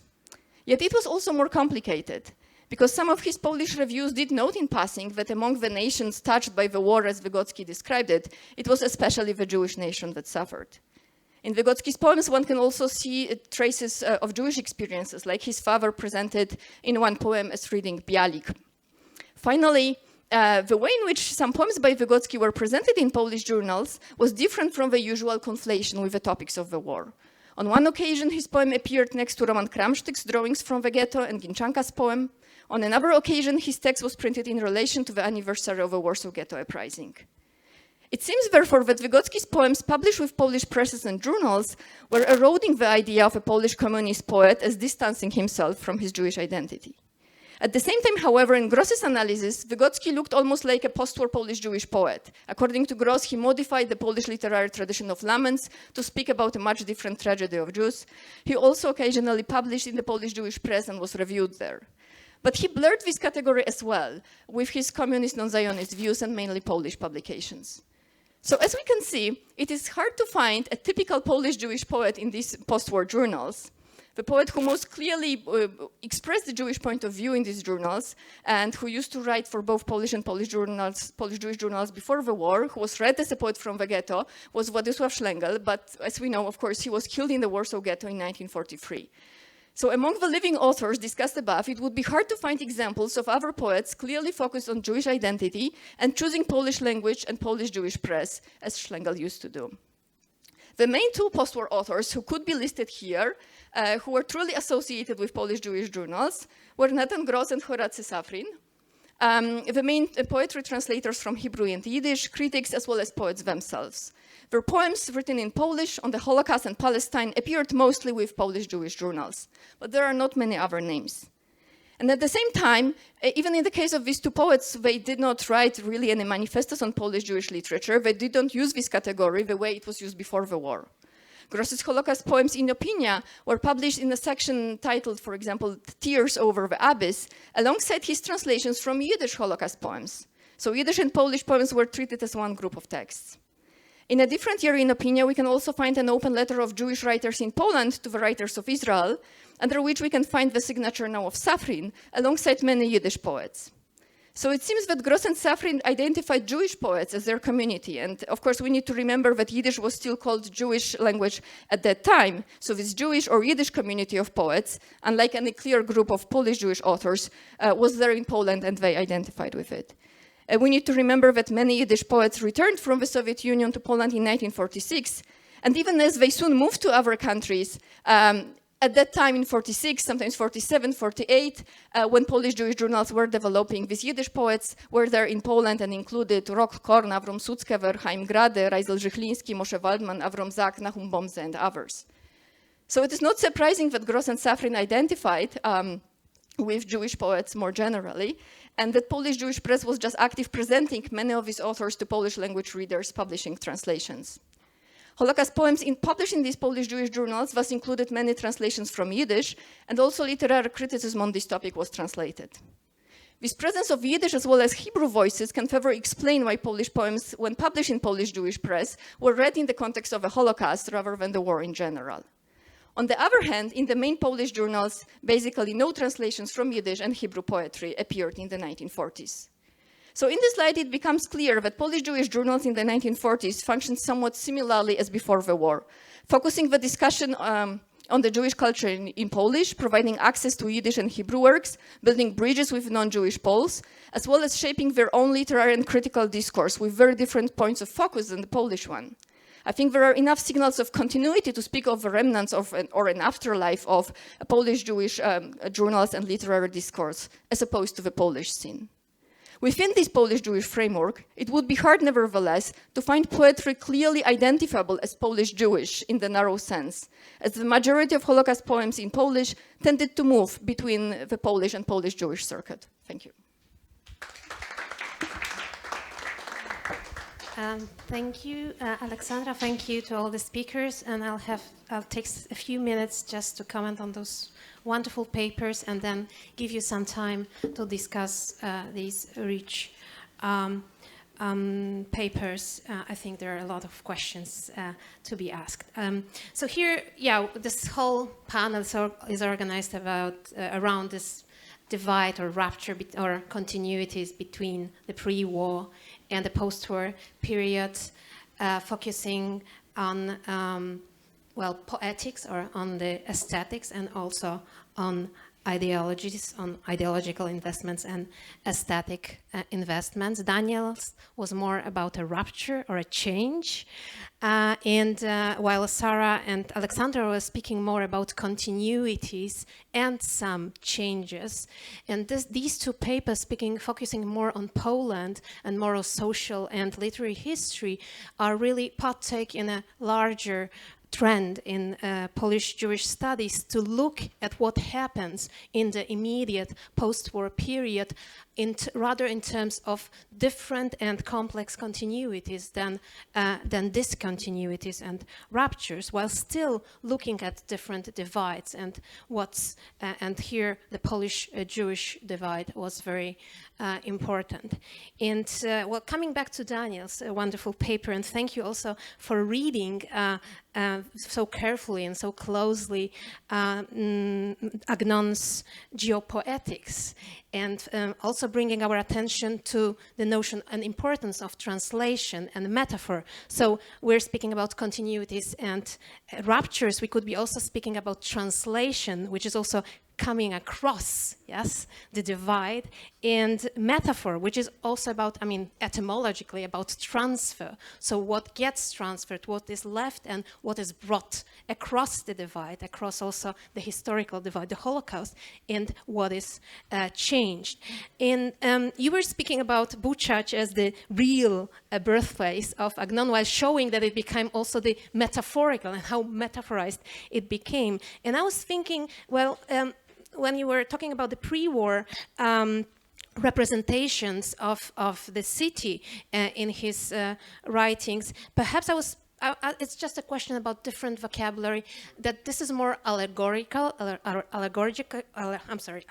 It's about allegory than metaphor, and then the post-war poetics is more about metaphor. So here, if you could speak a little bit about it, and also you were talking about this theological continuity and showing this beautifully, showing these two sellers, that the seller, I mean the business seller, but also the Botemidroshim, I mean the seller of scholarship that gets translated also into the work of the archivists of the Warsaw Ghetto. And here I was thinking also in the context of Sarah's paper about post-war travelogues that also make the same move. And we could think here about Mordchecanin and his Iberstein und Stock. So the travelogue that has really this theological also dimension in a broader sense that you were talking about, and seeing these continuities and ruptures in this context. But the continuity of this religious spiritual life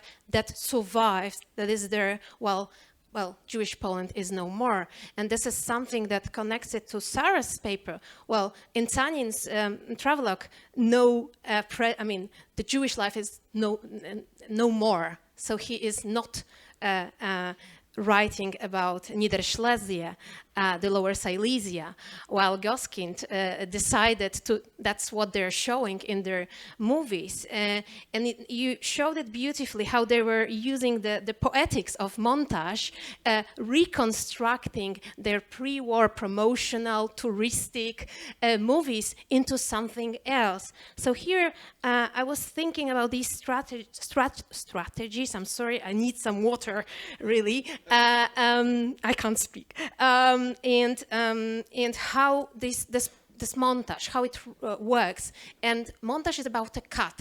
So what gets, so were they able also to transfer something through the cut? So, and to, is there another message also in the way they're remaking their, thank you so much, remaking their movies? And another thing, it's about goals. So these pre-war movies were about, for the Jewish nostalgia market. That's what they were made for. And here you were talking about of course, the Jewish organizations that wanted these movies and they wanted to have their work represented. But were there any other goals there? So what could we speak here about? In this context, and translating this here experience, immediate post-war experience into our times, how do these films work today? What do they tell us? What was not there? And to Alexandra's paper, well, this was wonderful, and you were so careful to speak about these different pre-war patterns and this divide that was there in the public sphere. So this is another divide and also continuity, yes, in the institutional life and in the way different actors of the public sphere acted.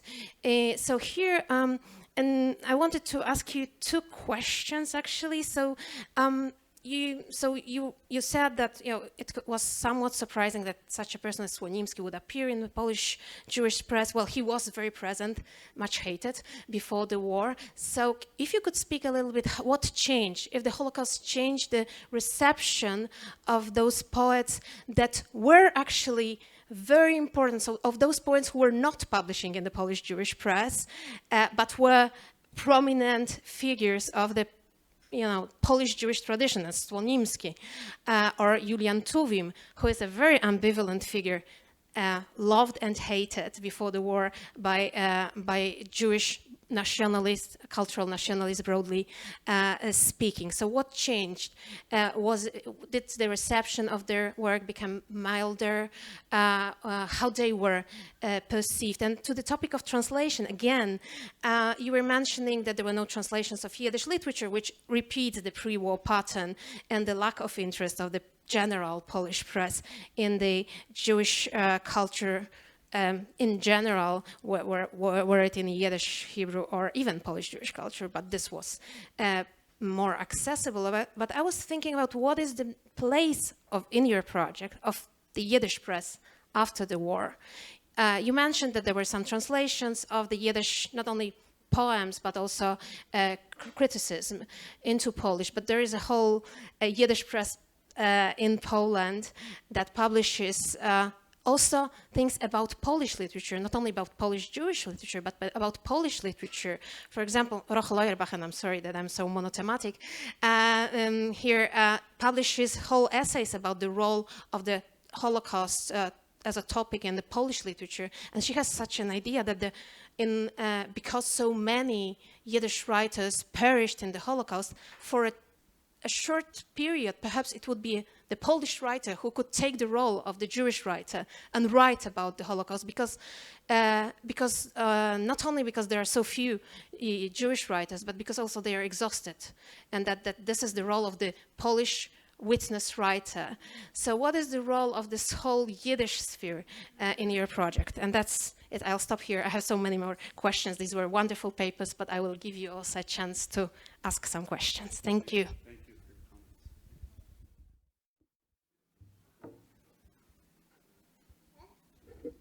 Perhaps you could, briefly respond, and then maybe we could take some questions from the audience. In the order you were speaking. So, to what point? You raised a lot of things. Just pick one you liked, or or you hated. No, I liked all of them. I thank you for your comments, and they're very well taken. I think when I talk about the theological elements of Agnon and what he was trying to do, so there's really, maybe I could address it in this way by addressing what I didn't address in the paper. While Agnon was certainly lamenting the demise of European Jewry and the situation there, there's shibush, I didn't have time to expand on it, equally meant that what was also getting destroyed was not like Agnon was anti-modern and anti-secular, but it was really very much in keeping with modernist writers, the loss of the traditional society and the traditional community, the falling apart of the society. So he comes back to his hometown, and he had as much critique in another story that he wrote, which was translated into Yiddish as a poshet amaisa, sipur pashut, a simple story. He also uses the term "bush," I think there for the first time actually, and that's much more an internal critique of the loss of traditional values in that society.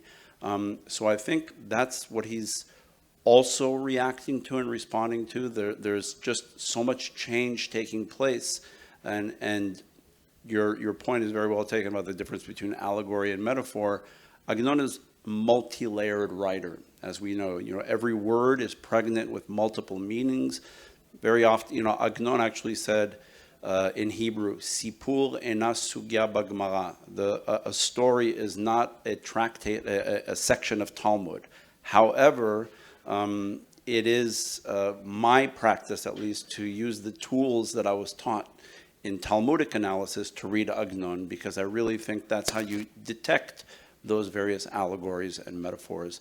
I also really do very much appreciate your description of translation and what gets transferred over as we translate. It's fascinating to me that Agnon is read in Chinese, Agnon is read in Arabic, and I'm just curious to learn those languages just to hear what one of these stories sounds like, how this gets transferred.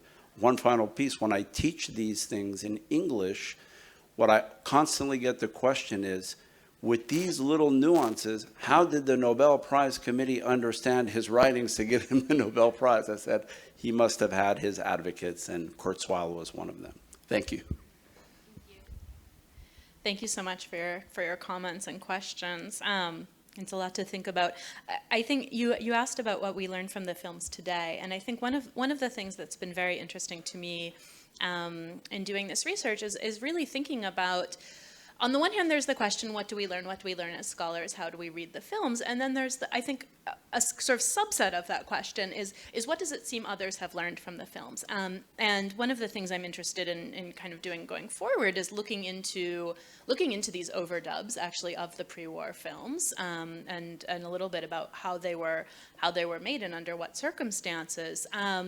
But one of the things that I've noticed is there's, especially about the pre-war films, there's not very much scholarly literature. And I think the main article that's in one of these anthologies of Yiddish film is all it can see is kind of the coming of the Holocaust, and it predicts it through the films. And when I've assigned the films and also this article to some of my students who have a different sort of historical context, and they don't necessarily realize that the article is about the films.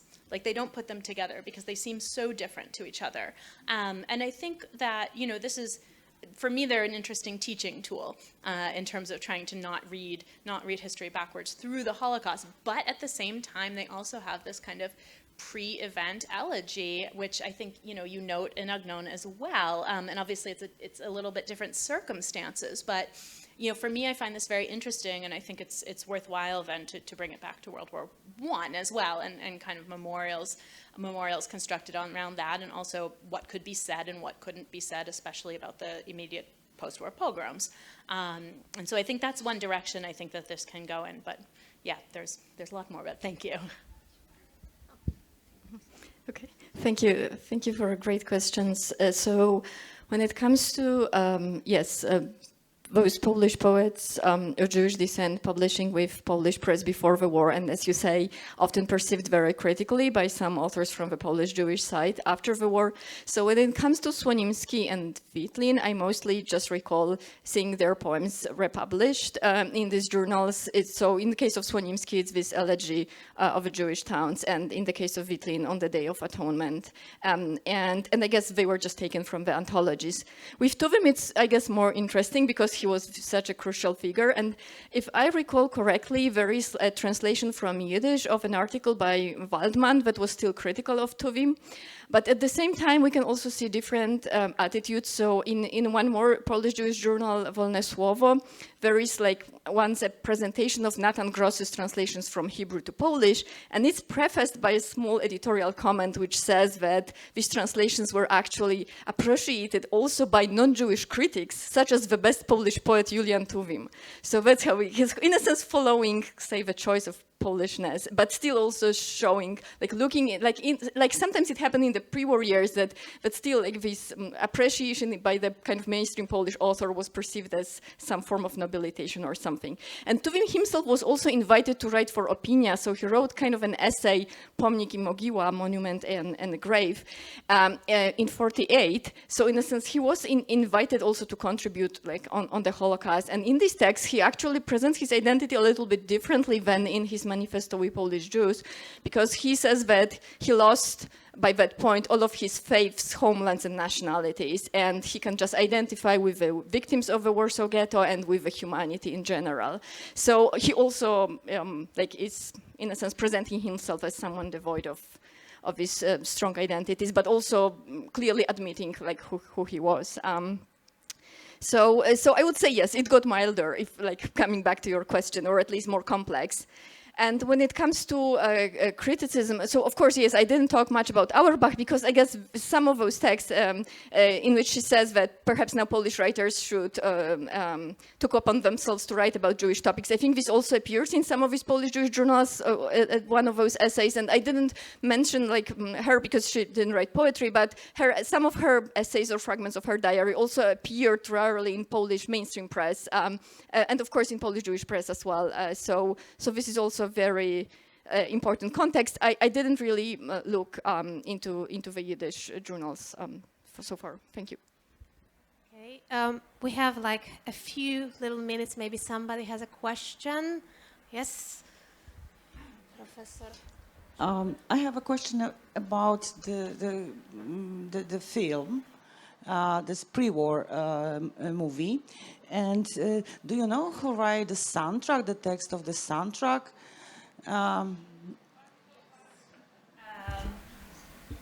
Sorry, so you mean the soundtrack of the text or the music? Text. The text. So the text, I believe it was, so the narrator is Asher Lerner. I don't know very much about him, and I believe that he also wrote the text, except that for some of the other films, Shaul Goskind collaborated with other narrators for other films in the writing. So my assumption is that it's co-written by Lerner and by Shaul Goskind together.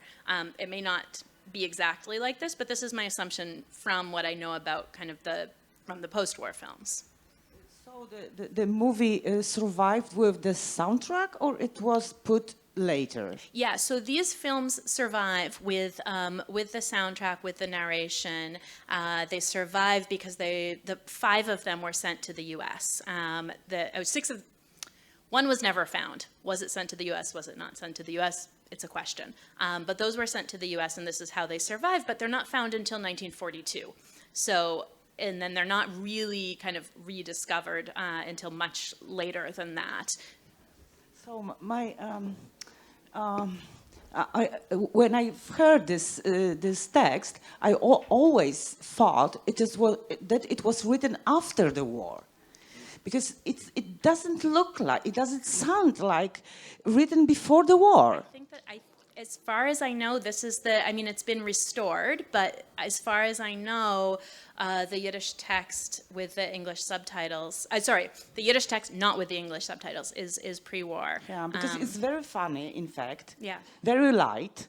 Yes. Nothing about this atmosphere. Yes. Very heavy atmosphere at this time. Yes, absolutely, and the overdubbing and also honestly the English subtitles here don't do justice to some of the local humor. Like he makes fun of Vilna Yiddish accents, etc., and none of this makes it into the subtitles. So you kind of have to comment. Yeah, you have to comment on the film as you're showing it to other people sometimes, which is obnoxious. But when the footage was made exactly? 38 or 39? So 4 of the films were made in 38. The Warsaw one and one other, and I don't want to guess incorrectly, were made in 39. Thank you. Okay, are there any questions? We should be finishing, unless there is an urgent question. Yes? Thank you. Just briefly for Sarah, I will mention the 6 cities tomorrow too. It's almost like a footnote in my paper, but I was too struck by how the dubbing is completely different and not only alters but distorts the meaning of the film, especially in the Białystok one, when we see those children and those women who smile at the camera, instead of, come and see Białystok, you won't regret it, there is this ominous, they had no idea what's coming their way, or I'm paraphrasing, but still. And I kept thinking more about the intended audience back in the 1930s, and then throughout 80s and 90s, both in English and Hebrew, and how the changes are catered towards that second and third generation that it doesn't really relate or doesn't have the tools to relate to that positive aspect of the 1930s, specifically because of the forgetting process that Professor Kassel mentioned, for instance, and so many others. So, yeah, I guess it's more of a comment than a question, but I think that there's a lot to discover through how, if one would analyze this change in the narration and dubbing and what's left in specific periods and why. Yeah. So, yeah, thank you for this comment. This brought also about one of the most important topics also for this panel, so crafting the memory and this translation, transference between the interwar, pre-war, and post-war divide. So thank you for your attention, and we're looking forward for the next panel. We have a few minutes for the coffee. If everybody could just take their seats. Welcome to the last panel for today on archives and museums, which I've sort of rechristened as the director's panel. Am I allowed to rechristen things? I just did. It is a place by and for directors to talk about directing things. So many directors. Actually, we're actually down at least one director, and that is, unfortunately, the director of the Polin Museum could not be with us, and also the director of the Warsaw Ghetto Museum, Albert Stankowski, couldn't be with us either, but luckily we have David Behrman with us, but he's not a director, so this is throwing off my, not yet, okay, but it's throwing off my plan a little bit to make this a director's panel. Yes, I am also the director of the Fortune FAU Archive, which is the whole point of this elaborate joke. Anyway, moving on, I'll be serious here for a moment, and that is that everyone in this room, really, you cannot do your work without our sources, without our archives. For better or for worse, your future is in our hands. And so your work is intimately tied up with these directors and our role as stewards of these unique collections, our ability or inability to predict and meet your needs as researchers and scholars. You could say something similar to museums, which often serve as a kind of conduit from the archive to the general public, and in some ways their pedagogical mission of public enlightenment makes them even more important and therefore also potentially contentious. So with that, I'll introduce our first speaker, and that is Jonathan Brent, who is coming to us from Vilno. And Jonathan is the executive director of YIVO, as well as a visiting professor of history and literature at Bard College, and he has written a number of fascinating books, one on the Doctor's Plot, and he's something of, I think, an Isaac Babel groupie, which is, I think we all should probably be Isaac Babel groupies. And then we have our next speaker will be Monika Krawczyk, and she is our hostess and the director of the Jewish Historical Institute. Before her tenure at JICH, she was the managing director of the Foundation for the Preservation of Jewish Heritage. And then we have David Behrman, who is a research expert, who is working on the sections of the permanent exhibit at the Warsaw Ghetto Museum, dealing with the 42 deportations and the uprising in 43. So with that, I'll hand it over to our first speaker. Jonathan, thank you for joining us. And glad to be joining you. I wish I had been able to come to Warsaw, but it's just not possible on this trip. I don't know how much background about the YIVO Institute anyone who is involved in this panel needs, but I'll provide a little bit of historical background, which is that YIVO was founded in 1925 in Berlin, actually, with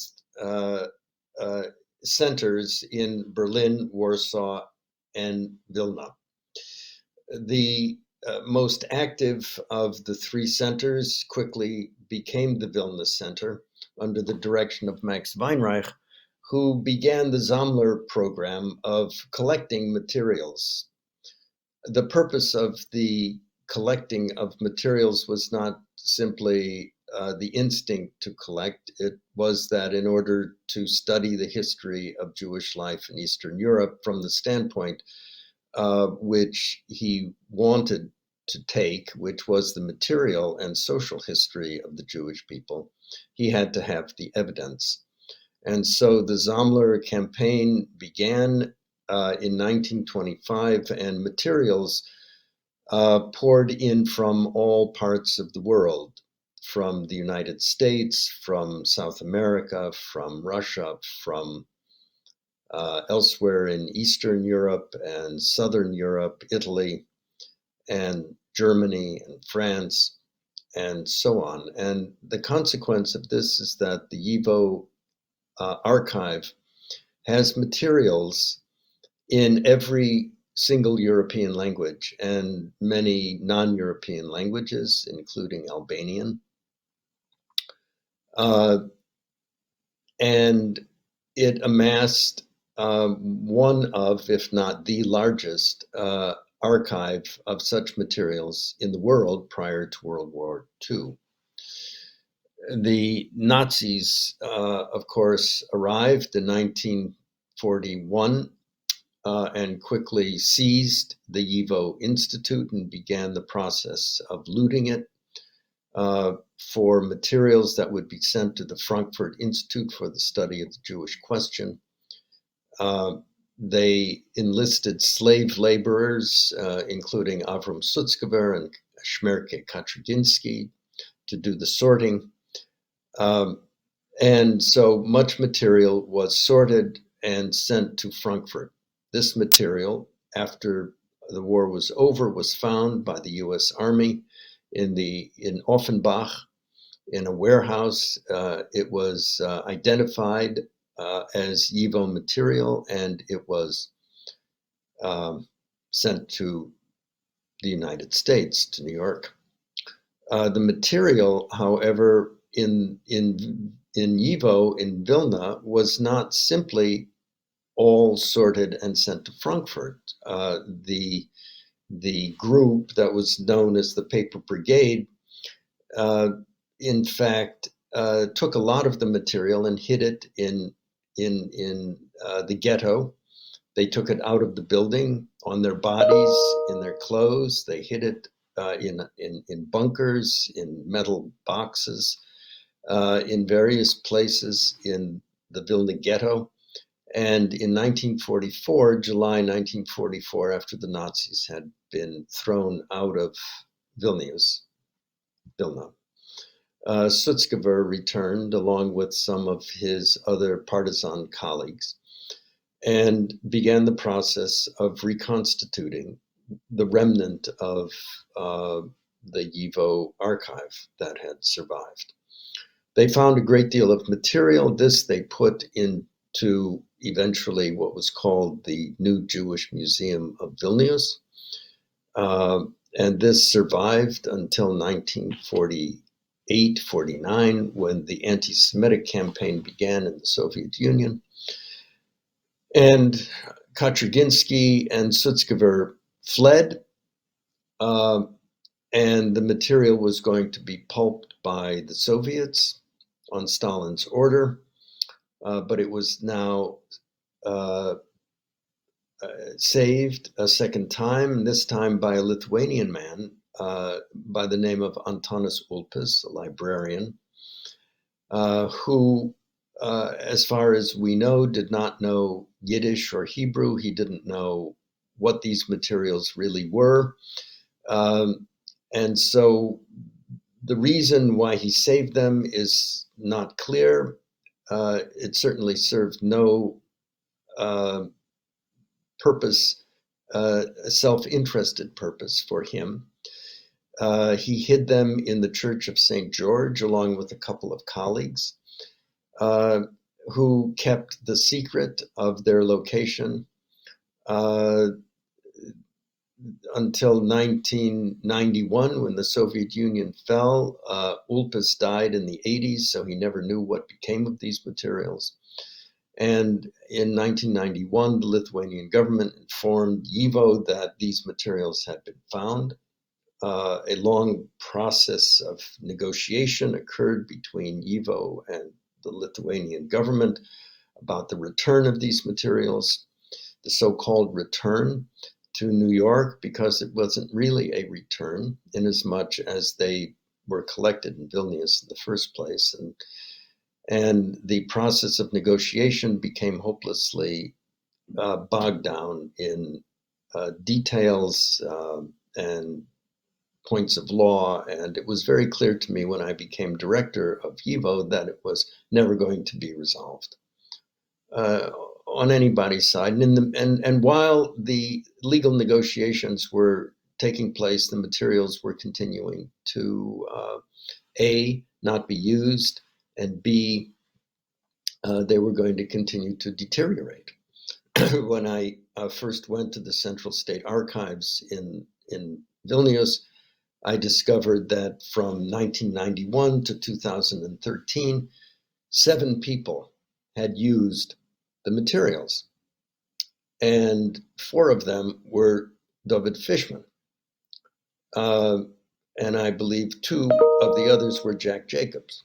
So one can say that there really was no availability, there was no access to these materials whatsoever. And the Lithuanians were very pleased with the suggestion that we, instead of haggling over who owns it, instead turn our attention to saving the materials, digitizing the materials, and jointly making them available to the world. And this is what we did. It took 7 years. It took $7 million to do this, which YIVO raised. And now all of the materials that were in New York City, sent by the US Army, and the materials that were found in Vilnius have been put together in a single online platform and seamlessly combined, so that to the extent that we've been able, we have recreated a coherent archive of materials, along with some 12,000 books that also were digitized. The challenges that were posed by this project were enormous, but we found that the goodwill of the Lithuanians was very, very supportive, and it was eagerly undertaken by a cohort of young archivists on our side. And so there it is, 1.5 million documents constituting all that is left of YIVO's pre-war archive, and these 12,000 volumes are now available.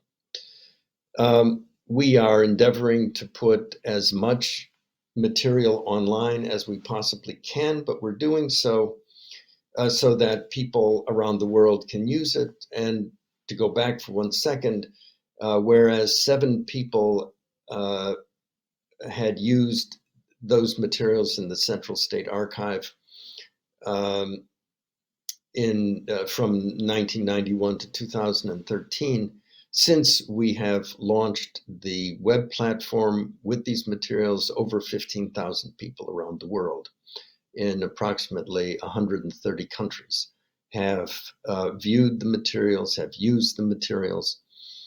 There are still many challenges, obviously. We have 24 million documents. Of these, maybe 1.5 1.7, 1.8 million have been digitized now, but we are continuing these efforts. Everything is being put online for free, free of charge. But of course, you need to know the languages in order to use these materials. And so the use of the materials is still pretty much restricted to scholars. In order to make the value of this treasure known to the outside world, to the non-scholarly world, YIVO has also undertaken something that we call the online museum, where some of these digitized materials are being translated into English and being developed into a narrative format that puts a variety of materials. In the first exhibition, some 200 documents and artifacts have been put together with the narrative of the life of a young girl, Beba Epstein, whose autobiography, which she wrote when she was 13 years old, was among those materials that were discovered. So that is a small description of what we're doing. We are now undertaking what we have done. What we are undertaking now is the digitization of the archive of the Bund, which is 3 times the size, almost 3 times the size of the Vilna collections. However, virtually all the material is in New York City, and so it'll be an easier job in some ways to organize, but 3 times as much material. We have plans to digitize our Ansky material, as well as making agreements with the archive in Ukraine, if it is possible to do so, to access their materials. Unfortunately, the remaining third of the Ansky collection is in the Russian State Ethnographic Museum in St. Petersburg, and I imagine that these will not be available for many, many years to come. However, we will do what we can, and our goal is little by little in this way to digitize all of our major collections and put them online. So there are obvious additional uses for these materials that I would be very happy to talk about.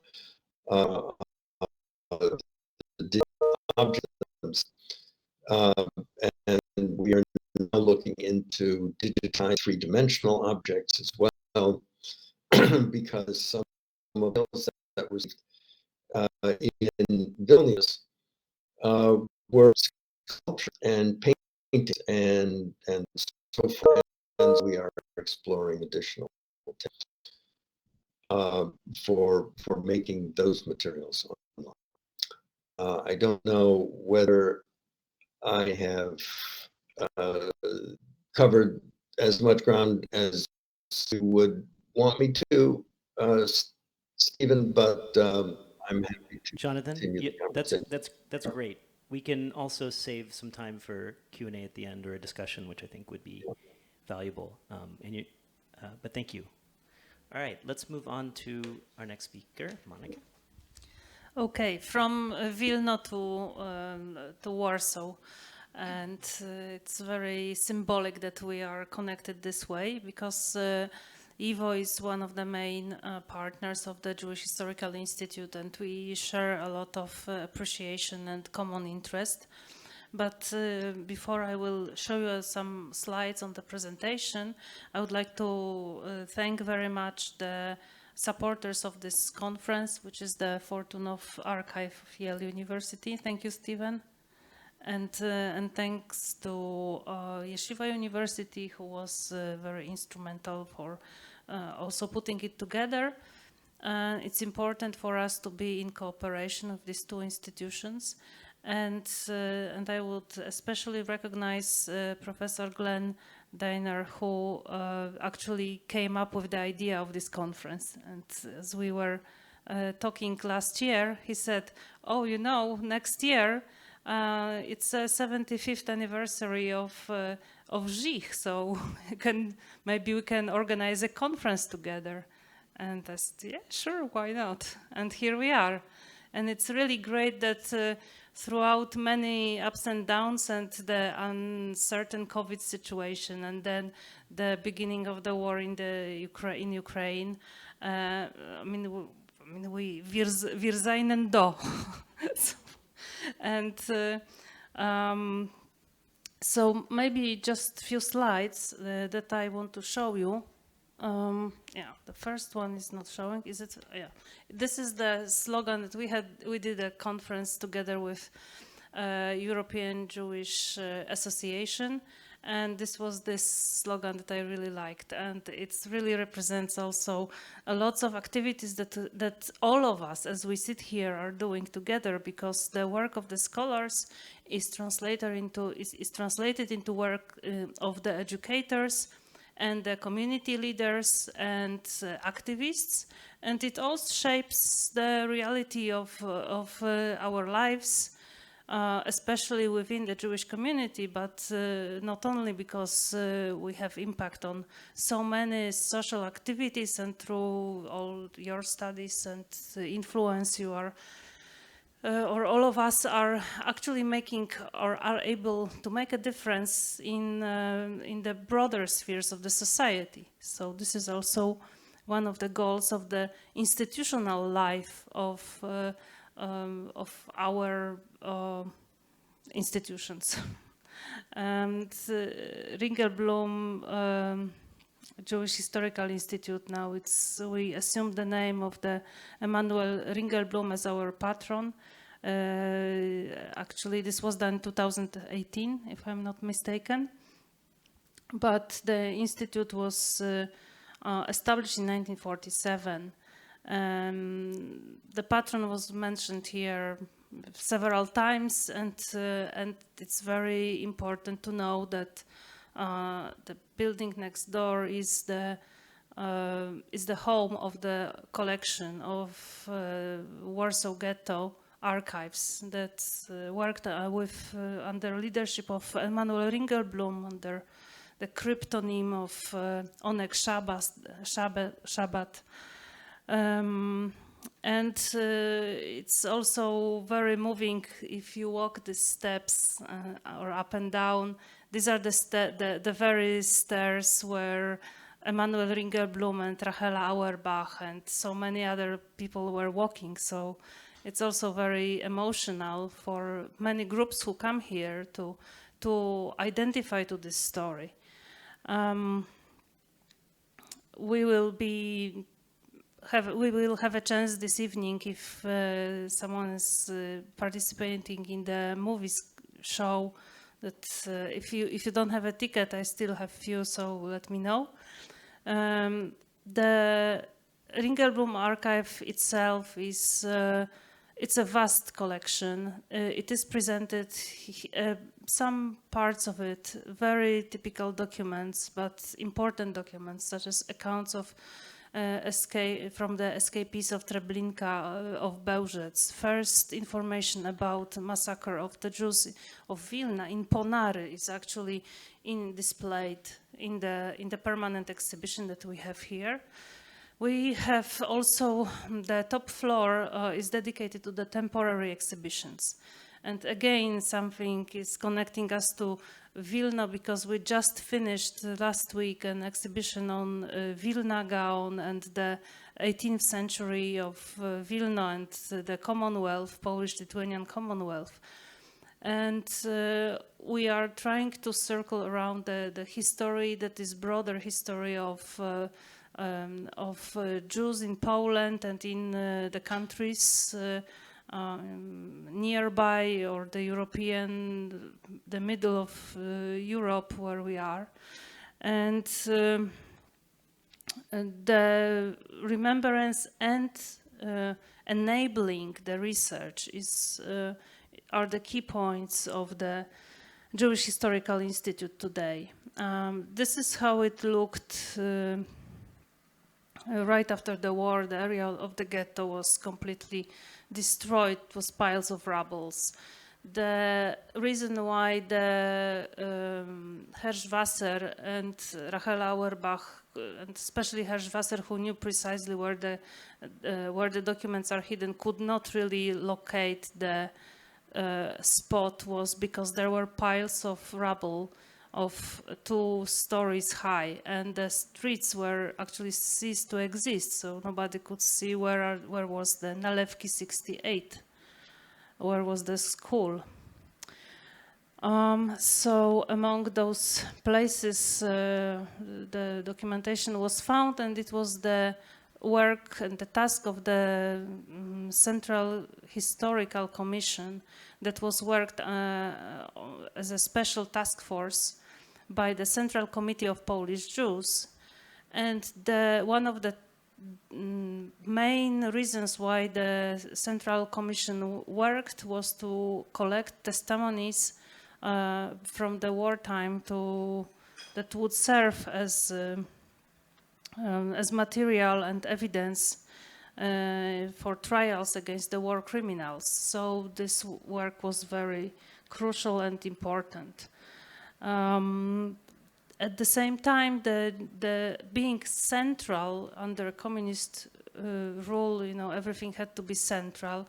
So being central, the commission was able to collect and also worked in such a way that many Jewish-related materials from all over Poland and the territory of Poland, including the newly gained areas of Germany, where actually Germans saved a lot of treasures and archives looted in central Poland, could be transferred here to Warsaw, and the Jewish Historical Institute, as established in 1947, was commissioned care of them and research. So these are our departments, and you can see that behind all these names, these are people working every day on research and on creating the knowledge and sharing the knowledge. And we share the knowledge not only with the academic world, but also with the broad public. Poland is a country deprived of Jewish community practically, because if we went from 3.5 million to 4,000 currently registered members of the 9 Jewish communities that we have in Poland. So this is practically a country where we are telling the story of the murdered Jewish nation, that it is not really so well known to the public. However, there is growing interest, especially in the younger generation, to hear about the Jewish part of the story of our country. So we have public that is visiting us and is using our resources. We have teachers who are using the materials, who are attending the teachers' academies twice a year. And we expand our teaching activities by taking our staff to some to other countries, like to Germany. So we have our teachers, our educators teaching German teachers of the Polish Jewish history, which I think it's quite amazing development. So apparently the PowerPoint wants me to, okay, I thought it wanted me to stop talking, but maybe a few more words. So as I took over in January last year, and I thought of some new objectives that we should also try to focus on, that maybe would be good to start the new era after COVID with some of the ideas that have not or have maybe were not focused on in the past, and now is a good chance to work on those as well. And they are listed, and on every one I can elaborate and tell you more, but this we will save for maybe meeting over dinner or whatever. And just a few slides how it looks, the work with the group of teachers, with daily, not daily, but weekend walks with the Jewish history, and information shared about the archives, the collections, the museum which is working, the museum collection. And still, now it really wants me to stop talking, I guess. Okay, can I have the technical stuff to see if this still works? Or panowie, czy tutaj to działa? PowerPoint? Hello? maybe something happened there. And okay, I got it. Yeah, that's right. So this is our annual march of the remembrance, and we actually have had last year close to 1,000 people from Warsaw, just regular residents, joining the memorial march on the 22nd of July, which commemorates always the events of 1942, and this year it's the 80th anniversary, so our conference is also marking the occasion of that, of German Action Reinhardt and the victims that actually claimed the life of 1.4 million Jews of Poland. And where we sit is actually the place where was the Great Synagogue of Warsaw. So here we are. So it's also another remarkable place. And this is pictures from the march. And we also try to restore the pre-war names of the streets of Warsaw, so working with the municipality. So last year we restored the street of Rabbi Meiselsa Street. So it's a historical pre-war street in Warsaw, and we will continue to work. I will not tell you who is the next target, but it will be really great news. And we also managed to commemorate the Babi Yar anniversary, the 80th anniversary here in Warsaw, and I was also in Kiev at those occasions, and I don't want to think what's happening there now. And our resources are also available in the digital version in our portals, and everybody's welcome to use them. And our staff and experts are always happy and willing to accommodate any of your requests or wishes. And we want also to emphasize that the Jewish Historical Institute is really determined to have a very strong and good cooperation with the international community. Of course,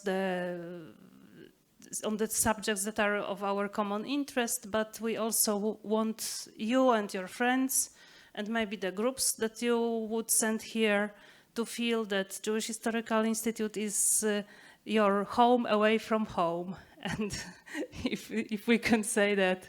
And I'm looking at you, Stephen, because you already reserved the space. So please, you're most welcome, and we will be happy to assist. Thank you. Okay, it was very chutzpahdik of the PowerPoint not to listen to a director. We'll move on to our last speaker. Thank you very much. Yeah, thank you very much.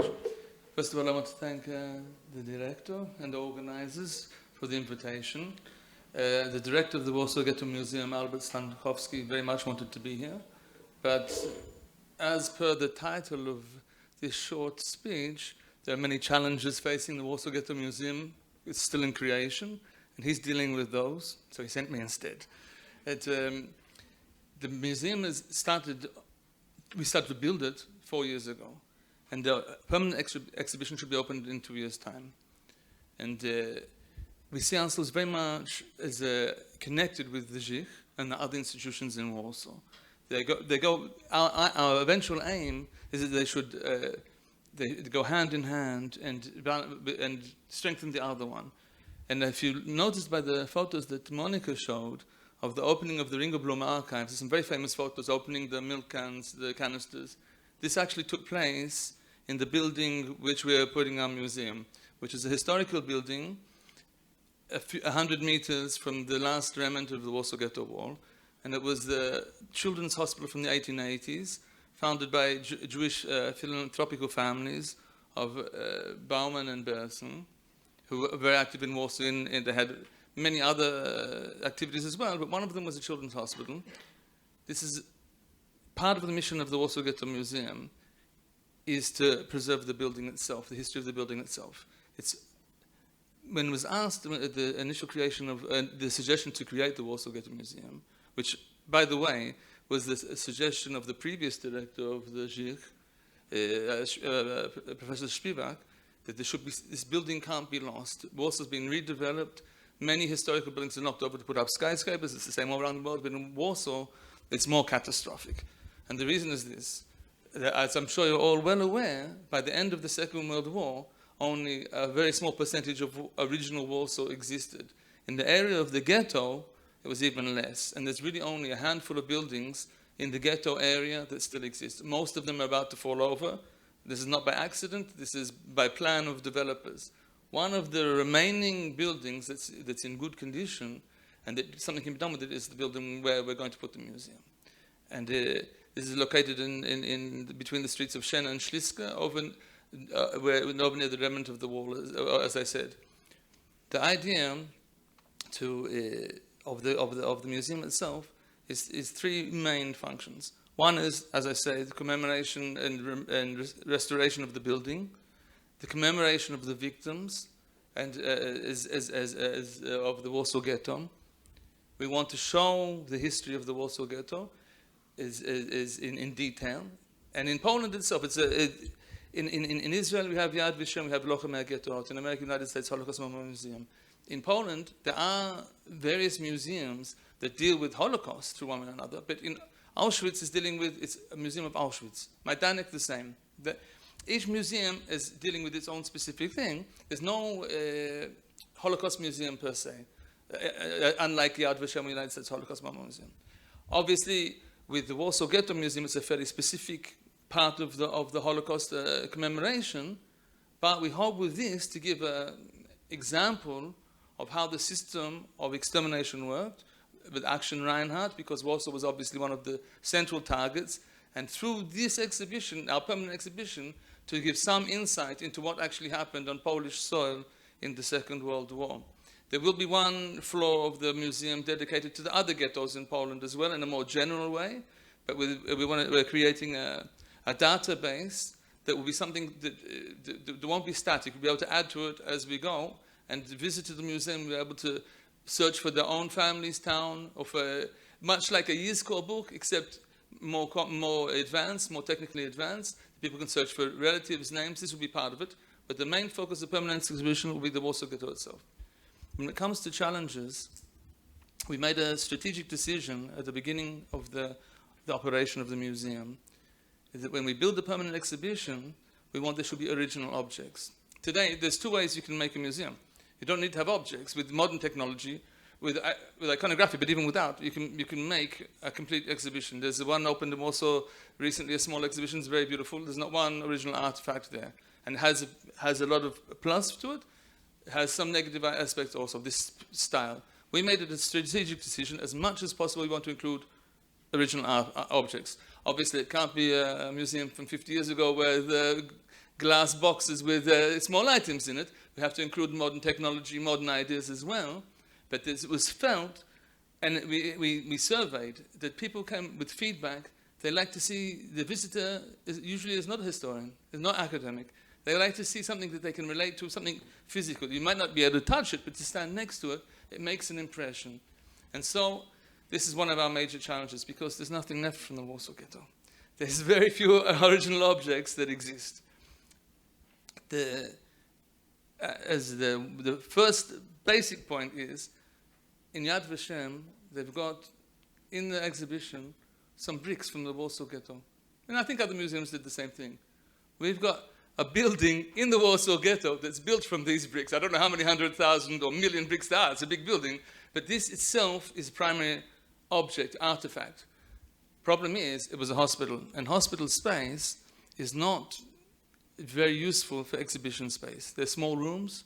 And because it's a historic building, there's limitations of conservation. You can't just do what you want with it. So how do we create space? The story of Warsaw Ghetto is a big story. And there's not enough, even in a large building that we have, it's not enough. How do we create space?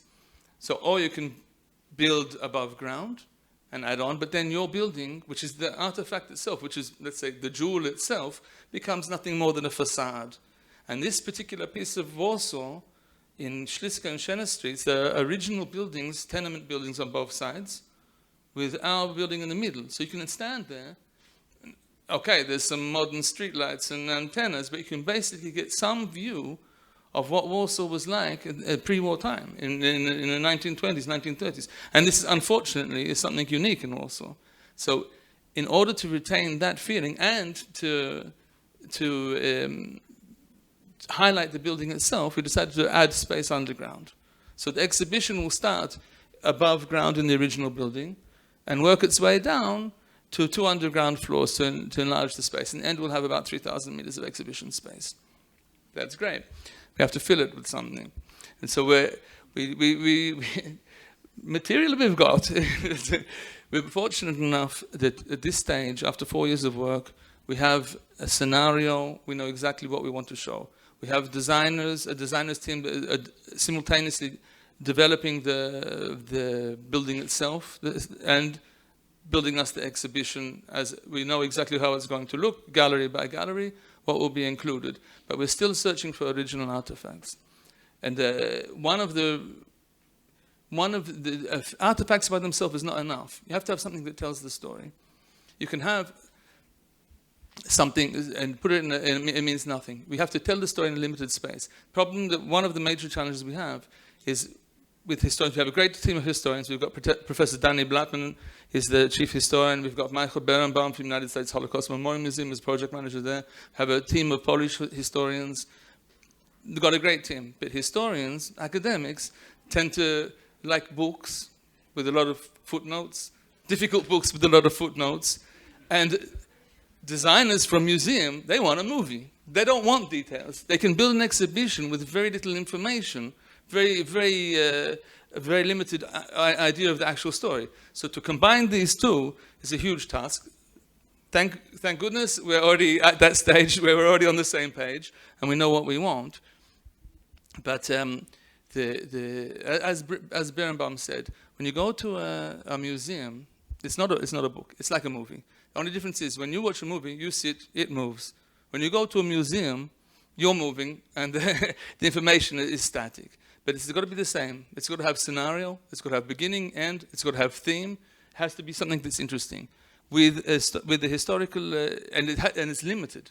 You cannot put all the information you want to put in there. So what do? You take examples of certain major themes and use that to show the point you want to make in a more general way. I'll give you one example. And this has to be done with iconography, with text, with sound, historical documents, with artifacts.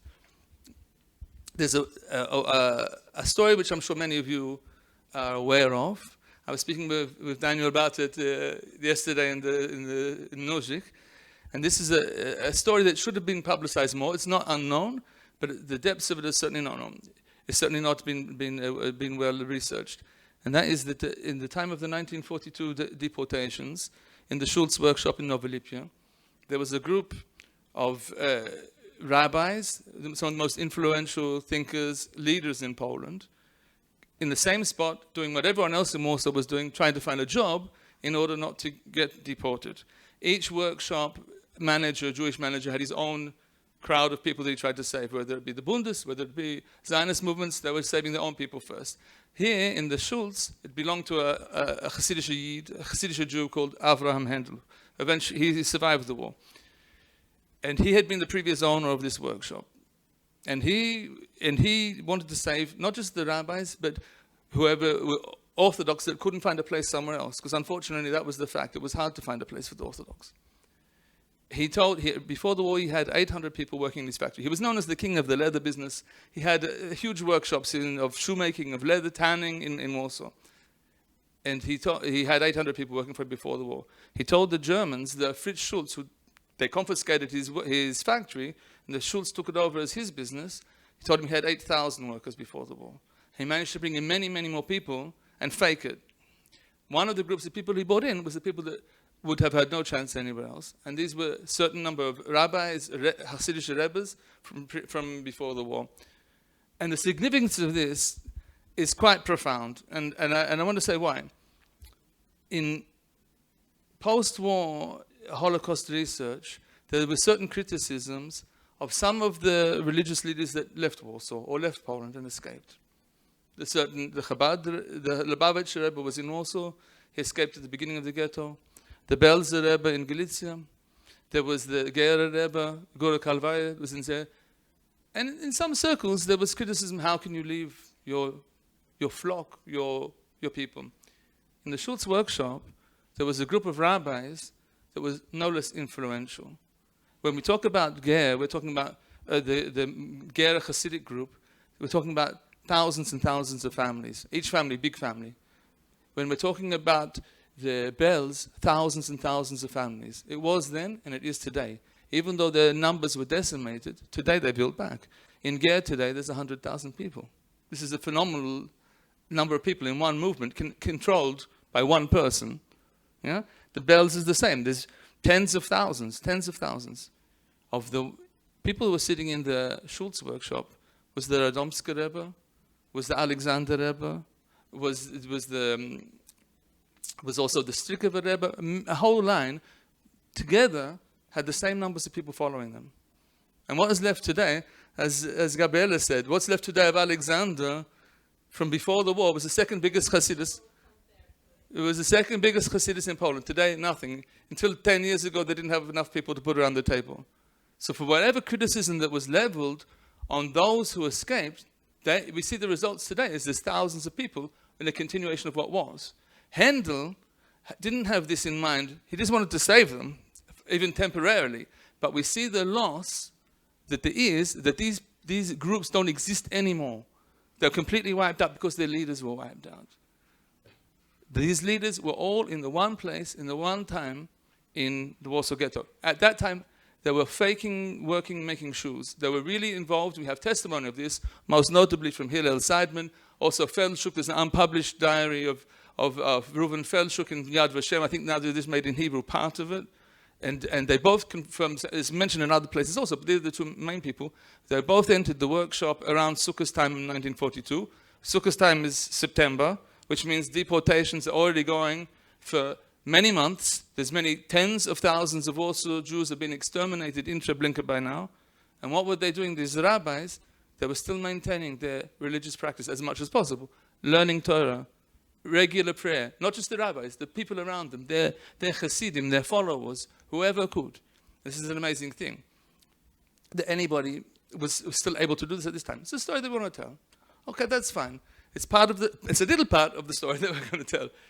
It came up now recently in auction, 80 years after the fact, a Megillat Esther, a Megillah scroll for the story of Esther, which the Orthodox Jews in general read on Purim time, on the holiday of Purim. This Megillah, in a silver case, was given by the workers of this workshop to Handel in 1942, several months before the deportations. Yeah? And nobody knew it's there. It's been by the family, Handel's grandchildren. He died in 1973, I think 1973, in the 1970s. And it's been by his grandchildren since then. Nobody knew it existed. Suddenly it's on the market. Here we have a story that we know the exact location where it happened. We know the exact individuals who were involved in it. We have testimonies from several sources confirming this. A story that's not told. The story of starvation, the story of other things are told many times over. The story of the Mered, one of the galleries that I'm involved as a co-curator for is the story of the Warsaw Ghetto Uprising. This story is extremely well known and told many times. At the same time, there was another story going on, which we also want to tell. In addition, we want to tell it. So we were fortunate enough to buy this Megillah with an inscription. And this is what this is the point I wanted to make before. It's not enough to have an artifact. If it's an artifact that tells the story, it tells the story itself. We have testimonies, we have pictures. Here you have a physical object that proves it. It actually happened. There's an inscription on the case, and it's the play on the words in the Megillah, by the way, of saying that the Handel, that the Handel was looking after his people, so that the visitor should be able to come to the exhibition and see something that proves the story we're telling. This is the challenge, the major challenge of creating the permanent exhibition of Warsaw Ghetto Museum. I'm told I haven't got much more time and I'd like to talk too much, so I'm going to cut it short and be a little polite. But if you've got, that would be great. It's not the only thing we managed to acquire. We have some other original objects as well. But to cut the long story short, what we really want to do is throughout 3,000 meters of space, have 4 or 5 points, tachanot, which are going to show you original object, something bang, to keep the visitor interested in it. And this is usually what they remember when they leave, by the way. When someone leaves the Warsaw Uprising Museum, what do they remember? The big airplane. It's sad. It's not very accurate. But this is how it is. Okay, thank you very much. Sorry. Don't be sorry. Don't be sorry. I think, though, that due to time constraints, since we started this quite late and we really do want to have a Q&A, I think we maybe should forego the changing of laptops, but nobody's going to listen to me. There's another speaker? No, but we're already going over, and there's Q&A, and... It was moved. You'll see the Megillah and the Dover Shalom Le'Ozav. Okay, well, we can continue while that's being done. When it passed the $80,000, I said, when it passed the $1,000, This is, we say in Yiddish, beshet. No? Okay.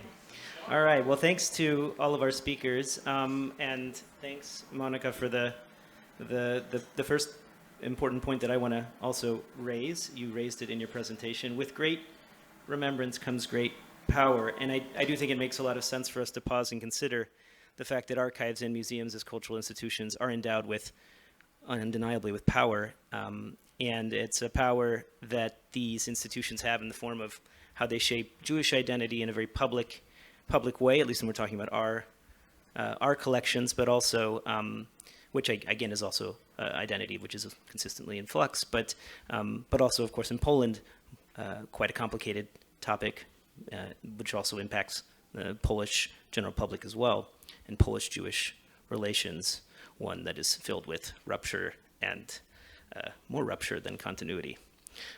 So we've seen, I think, a couple of examples of also how we might be able to think about museums and archives through this lens of rupture and continuity as well. YIVO's remarkably unlikely history, described beautifully by Jonathan, exemplifies this, but I think so does Żech, which has certainly had to weather repeated waves of political change in Poland over the years. So I just want to ask a few questions to all of you. And of course, since I am an archivist, I apologize, but I'm going to maybe skew a little bit towards the archives out of personal interest. But this, I think, will apply to all the panels. It seems to me that it's quite clear that museums and archives the boundaries of them are slowly sort of fading. It's unclear to me what is an archive and what is a museum, and your missions themselves as institutions are sort of reactions to periods of there's rupture and continuity in your missions as well. So I wonder how, if each of you could say a few words about your changing missions and how the archives in particular, Żech and YIVO, are transforming into something beyond just repositories of the sources that we need to create historical reconstructions of the past. Okay, so it's of course it's a subject for another hour, but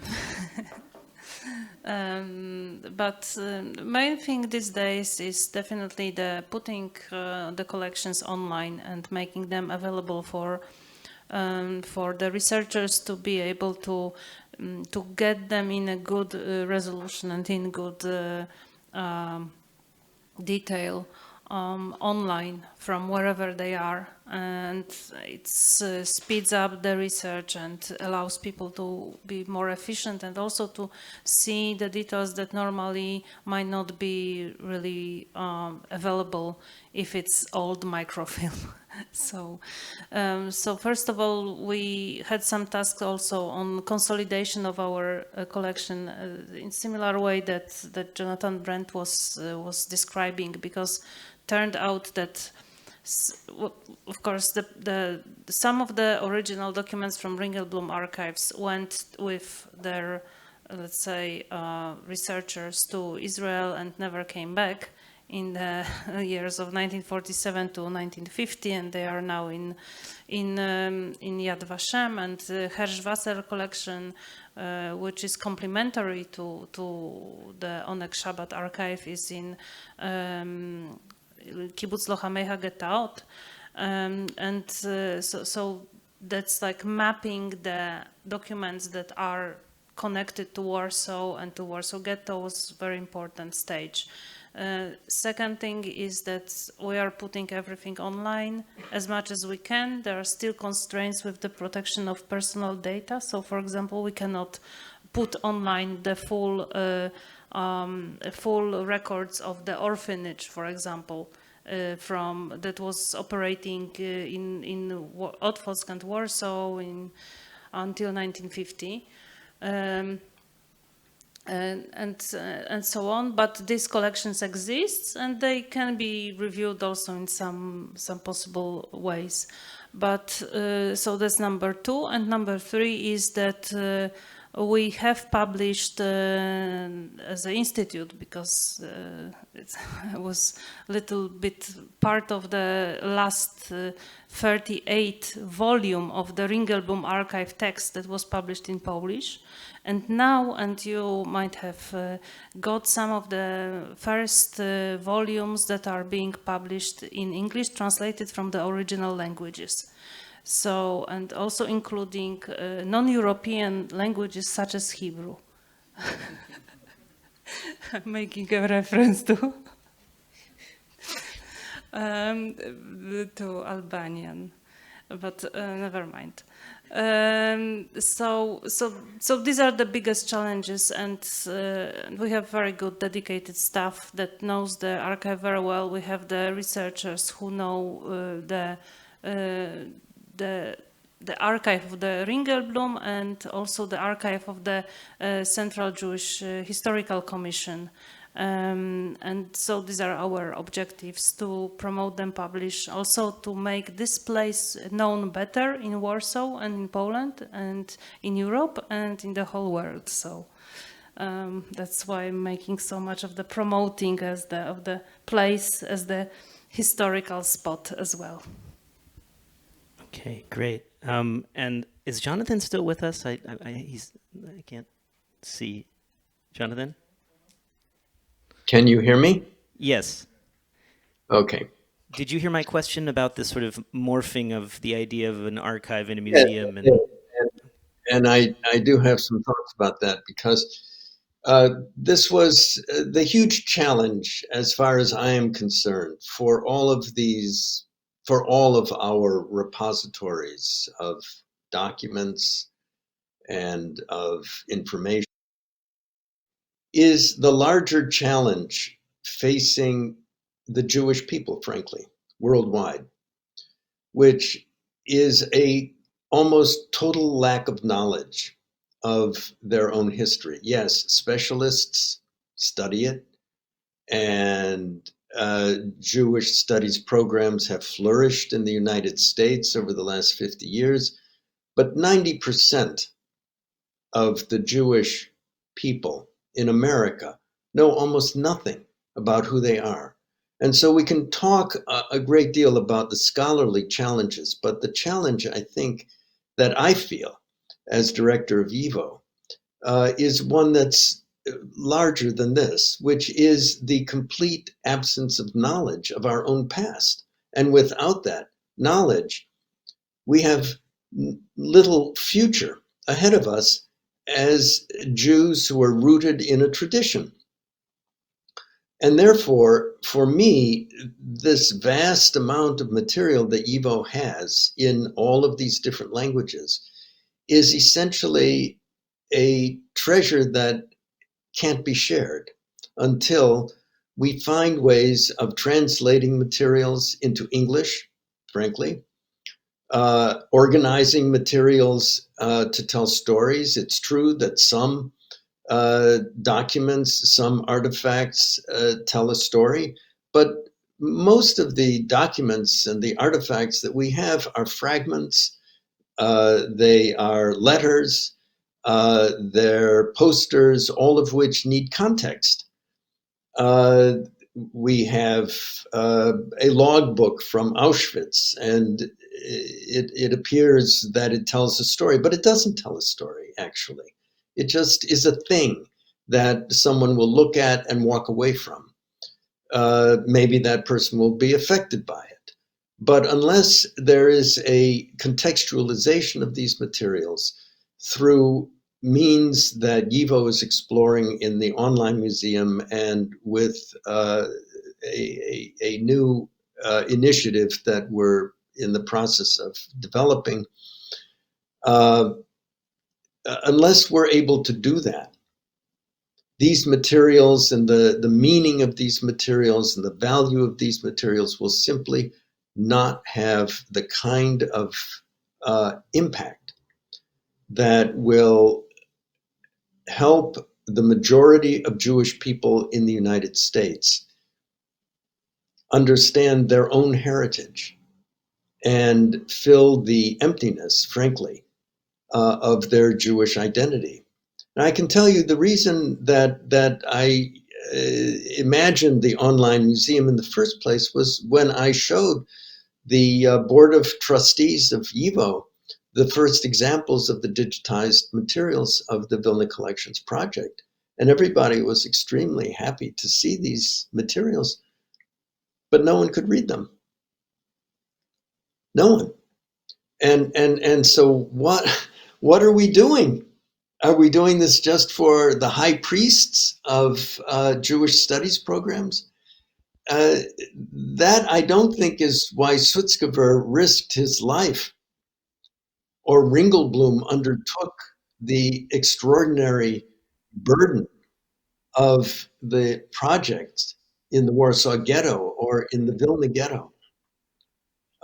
They wanted to save a culture. They wanted to save a people by rescuing the culture.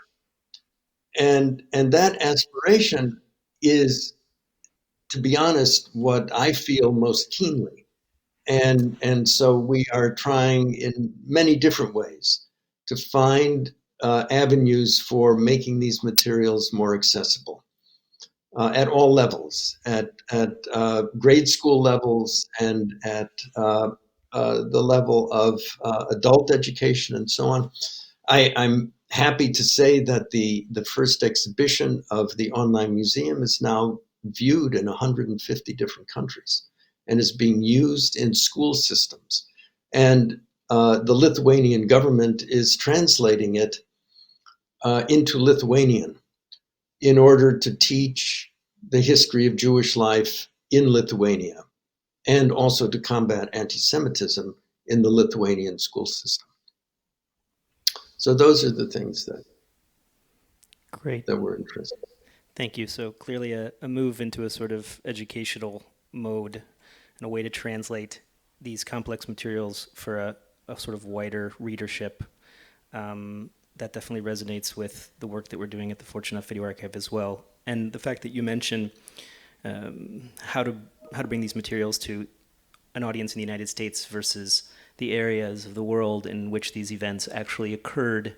There are different challenges to each of those, but I think they're both equally important endeavors. So another question about Rupture, and this is about some of the work you've both been doing to bridge the ruptures within your archives, right? So you've had these long-standing efforts to bring the collections together, and that's all well and good and very important, the sort of archival diplomacy. But what I'd like to ask, and you also nodded to this a little bit, Monica, when you said international cooperation, is I'm curious to see what the two of you, the archives, again, I'm sorry, I'm being sort of archive specific here, but the two of you could maybe talk about bridging the ruptures between archives. So I think that can't be, we can't lose sight of that as well, that we have these beautifully walled gardens of archives that are separate from one another, and how do we find ways to cooperate internationally to bring these collections together, both for the scholars, the high priests, and of course, yes, we need to serve the high priests, that's clear, but also for the Pasha dimension. So the international cooperation is, I would say, it's a key point, because it allows the researchers to connect the dots, and I can't imagine that some of the crucial documents would not be recognized in the research because it was too far away or it was not possible to reach, and at least the very precise inventories should be available to anyone.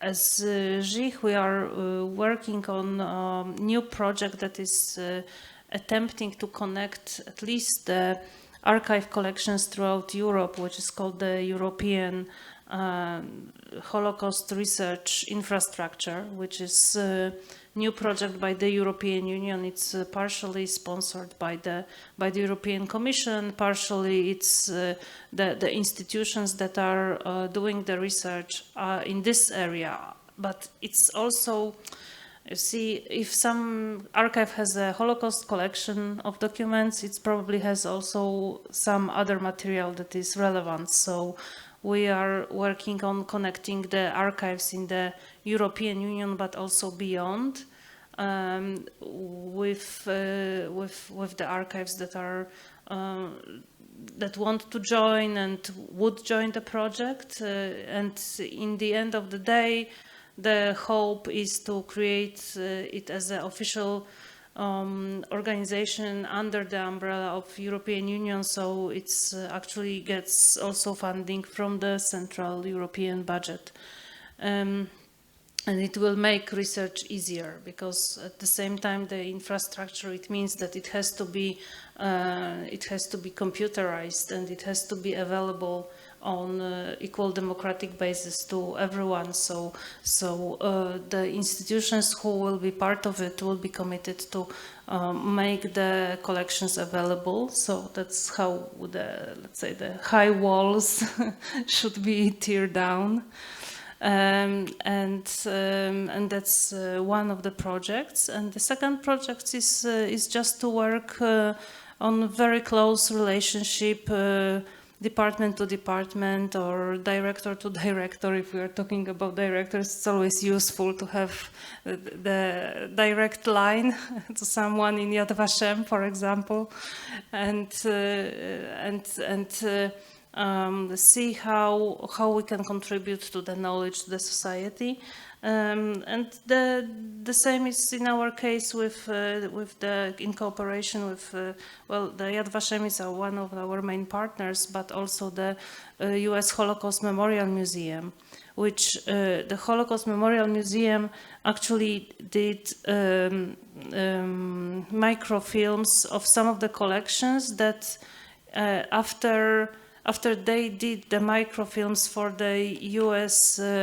Holocaust Museum Archive or Research Center, the copies were not left in the Jewish Historical Institute. So the researchers, there were cases when the researchers of doing some very complex research had to go from YIVO to Yad Vashem, to Washington to do the research on complex archive systems. So one of the first agreements that we worked out last year was to actually make the digital copies of the copies that they had made a long time ago and they were not here. So we could do the shortcut and not to scan page by page, but also have it already here. And it's always gets a lot of cooperation and goodwill. And I think that's the key. Jonathan, did you want to say anything on this? Actually, the points that Monica is making are exactly correct. There's one other thing, in my view. There's one other thing, though, which is that there are archives that remain relatively closed, especially in Ukraine. In the Vernadsky Library, for instance, there is a large collection of original materials connected to Ansky that have not been digitized, that have not been really conserved in a modern way. When I visited there in 2013, I believe it was, what I saw distressed me no end, because the handwritten accounts of Ansky, of the trial of Baylis of 1913, was turning into ash in front of your eyes. Now, so yes, there needs to be cooperation among archives. There needs to be communication. And this is a very, very difficult thing, especially when the archive happens to be in Kiev. And now, of course, it's completely impossible. But another part of the Ansky collection exists in St. Petersburg. And I have no idea what state that is in. There is a tremendous archive of the Moscow State Yiddish Theater in the Bakhrush Museum in Moscow, for instance. And that first of all, because I've seen it and because I worked with it, I know that it is in deplorable conditions. It is not exhibited. And there are no connections with other institutions that are possible. So right at the moment, certainly. There are other stories of this kind that can be told, but I really think that there also, in addition to cooperation, probably ought to be some kind of central archival organization in which all of us, all of the major archives, talk to each other, figure out where all of the materials are to be found, and try to support each other in the kinds of projects that Monica is talking about, and that YIVO is also undertaking. But a lot of these materials are really in danger of disappearing if they're not attended to in the next decade, at least, in my view. Thank you, Jonathan. That's perfect. You summed up two really big challenges that we all face. All right, we better wrap it up because we're really running out of time. Should we take one question, or we're already 20 minutes over? We did start 20 minutes late, but does anybody have any questions? Preferably one that's not about archives. First of all, I would like to thank you because it's very interesting. I know those two institutions many years, and I can say many years the GIR and the Warsaw Ghetto Museum. I know since it started the process. I'm very acquainted with Albert, with the staff. And I think the main challenge today is with museums and archives, how to make the material, the academic material, accessible and to students, pupils, how you transfer the whole information to them. Because if we look at the future, what will be remembered? And who will remember Okay, we have the level of the academic, but it's the minority. Most of the people are, from the ordinary people. So I see a big challenge, how you take all your materials and transfer to educational program. And today in Israel, for example, in the National Library in Jerusalem, they are preparing and developing special programs for teachers, and the teachers take those programs and bring it to school, like Jonathan gave the example. So how do you plan the YIVO and the Warsaw Ghetto Museum to make all your materials accessible to the young generation? And when I'm talking about really important places, you have the story. The place is the story. How can you make it accessible and online? And also in the museum, the Warsaw Ghetto Museum, the hospital, I visited many times there. And really, it's impressive. I was really, really moved, especially figures like Anna Brauda-Eller. And of course, in the YIVO, you have so many things. How do you plan to do it in the future?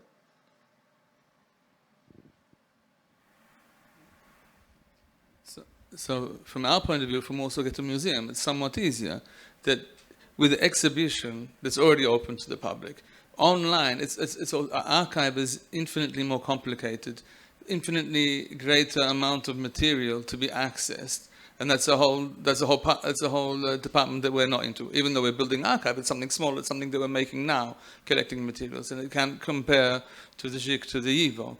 For what we have and what we will have to offer, it will actually be very accessible. Museum, permanent exhibition, anybody can come. Online museum, and temporary exhibitions, traveling exhibitions, anyone can have. Publications, and we already have an active education program in Poland, where we have a complete staff that go to Polish schools and on various age levels and publications. This is already going. So from our point of view, it's not a big challenge, let's say. For the archives, this is a different story on which I'm not capable of answering. Did you think about developing program also for schools from Israel? This is definitely one of our aims. We've had for several years, had contacts with various groups and various organizations that bring people to Poland, bring the groups. I'm very well acquainted with the organizers of the Mishlachot from Misar HaChinuch. I myself was with a group of teachers before COVID. And the other smaller group leaders. So this is very much part of our plan. And this is something that we saw from Poland. The groups don't go in. The Israeli groups don't go in. They go to the Rappaport monument outside, but they don't go inside. This is something that we would like to try. I don't know how successful we'll be, but it's definitely an aim of ours to encourage that. And part of the request to the designers is that we can have, how do you say it in English? Two paths. A long path for someone that wants to spend time, analyze, but the groups, they're not going to spend in a museum more than 20 minutes, half an hour. They're not going to walk around for 3-4 hours, generally, the bigger groups. So we want to give that alternative as well. We're working on it. How successful we'll be remains to be seen. But if you organize a seminar, specific seminar for teachers from Israel and Poland, I will come. You're top of the list, and it will happen. Okay, one last question. Yes. Thank you so much. This was so interesting. I want to ask a question, as a historian of museums, but also as somebody who trains teachers who will teach in high schools in Washington State. I'm curious about the role of, you mentioned original artifacts, but also on one of the slides about kind of the future aims of YIVO was this idea that there will be more presentation of facts and less interpretation. And I'm curious, as a historian, as a scholar, and as somebody who teaches historical interpretation, what this means, because I know, at least from my experience with digitizing archives, and I think this is related to accessibility, What happens sometimes, what we've done at my university, which I think was a mistake, is to put everything online. And it's a free-for-all, and the students, I teach them, and I know it doesn't help to have a lack of interpretation. This isn't helpful, I think, for learning history. And so I'm curious what this ideal is about not interpreting, what it means, and how there is kind of what you're thinking about, especially in terms of digitization, but also in terms of more generally what it means to have facts without interpretation. Well, first of all, I thought I deleted that line because after I wrote it, I realized it's not correct, because there is always interpretation, or at least putting things in order. But I was thinking more about focusing on if we are talking about presenting some stories, that it should be more of a facts that are stated and are actually resulting from the documents, or the oral testimonies, if we have them, and letting the teller of the story, the storyteller, who is introducing this information to the students, to have the possibility to add their own narrative. Because I would not like that we should impose anything on any ideology or philosophy or this point of view or another point of view. I'm not sure if it's possible to be achieved, but we have to remember that academia is not about education, because it is about research. And education is coming from teachers who have to translate the facts that were established by academia to the broad masses of students. And this is how we get to the bottom line of shaping the knowledge. But the knowledge is not enough. We are talking in humanistic studies about preparing people to live, to relate to the history, to appreciate the heritage, to shape our own identity. And it's up to parents, to educators, to tour guides, to rabbis, religious leaders who are talking to big groups, to have the possibility of transferring this based on some sort of purified material, I would say, which is based on really facts. I'm very connected to facts as a lawyer by profession. So, but I share this with the historians. So we are very on the same page, I would say. So that's why we have a lot of projects, different projects. Our educational department is working with the teachers. It is working with the tour guides.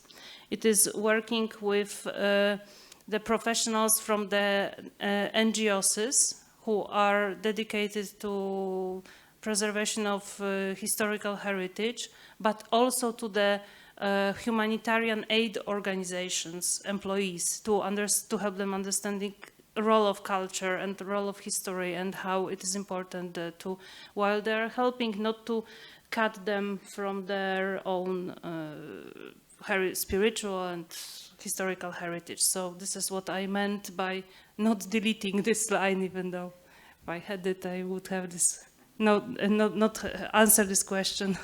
But thanks for the opportunity. Okay, we got to wrap it up. Let's give a round of applause to all of our speakers.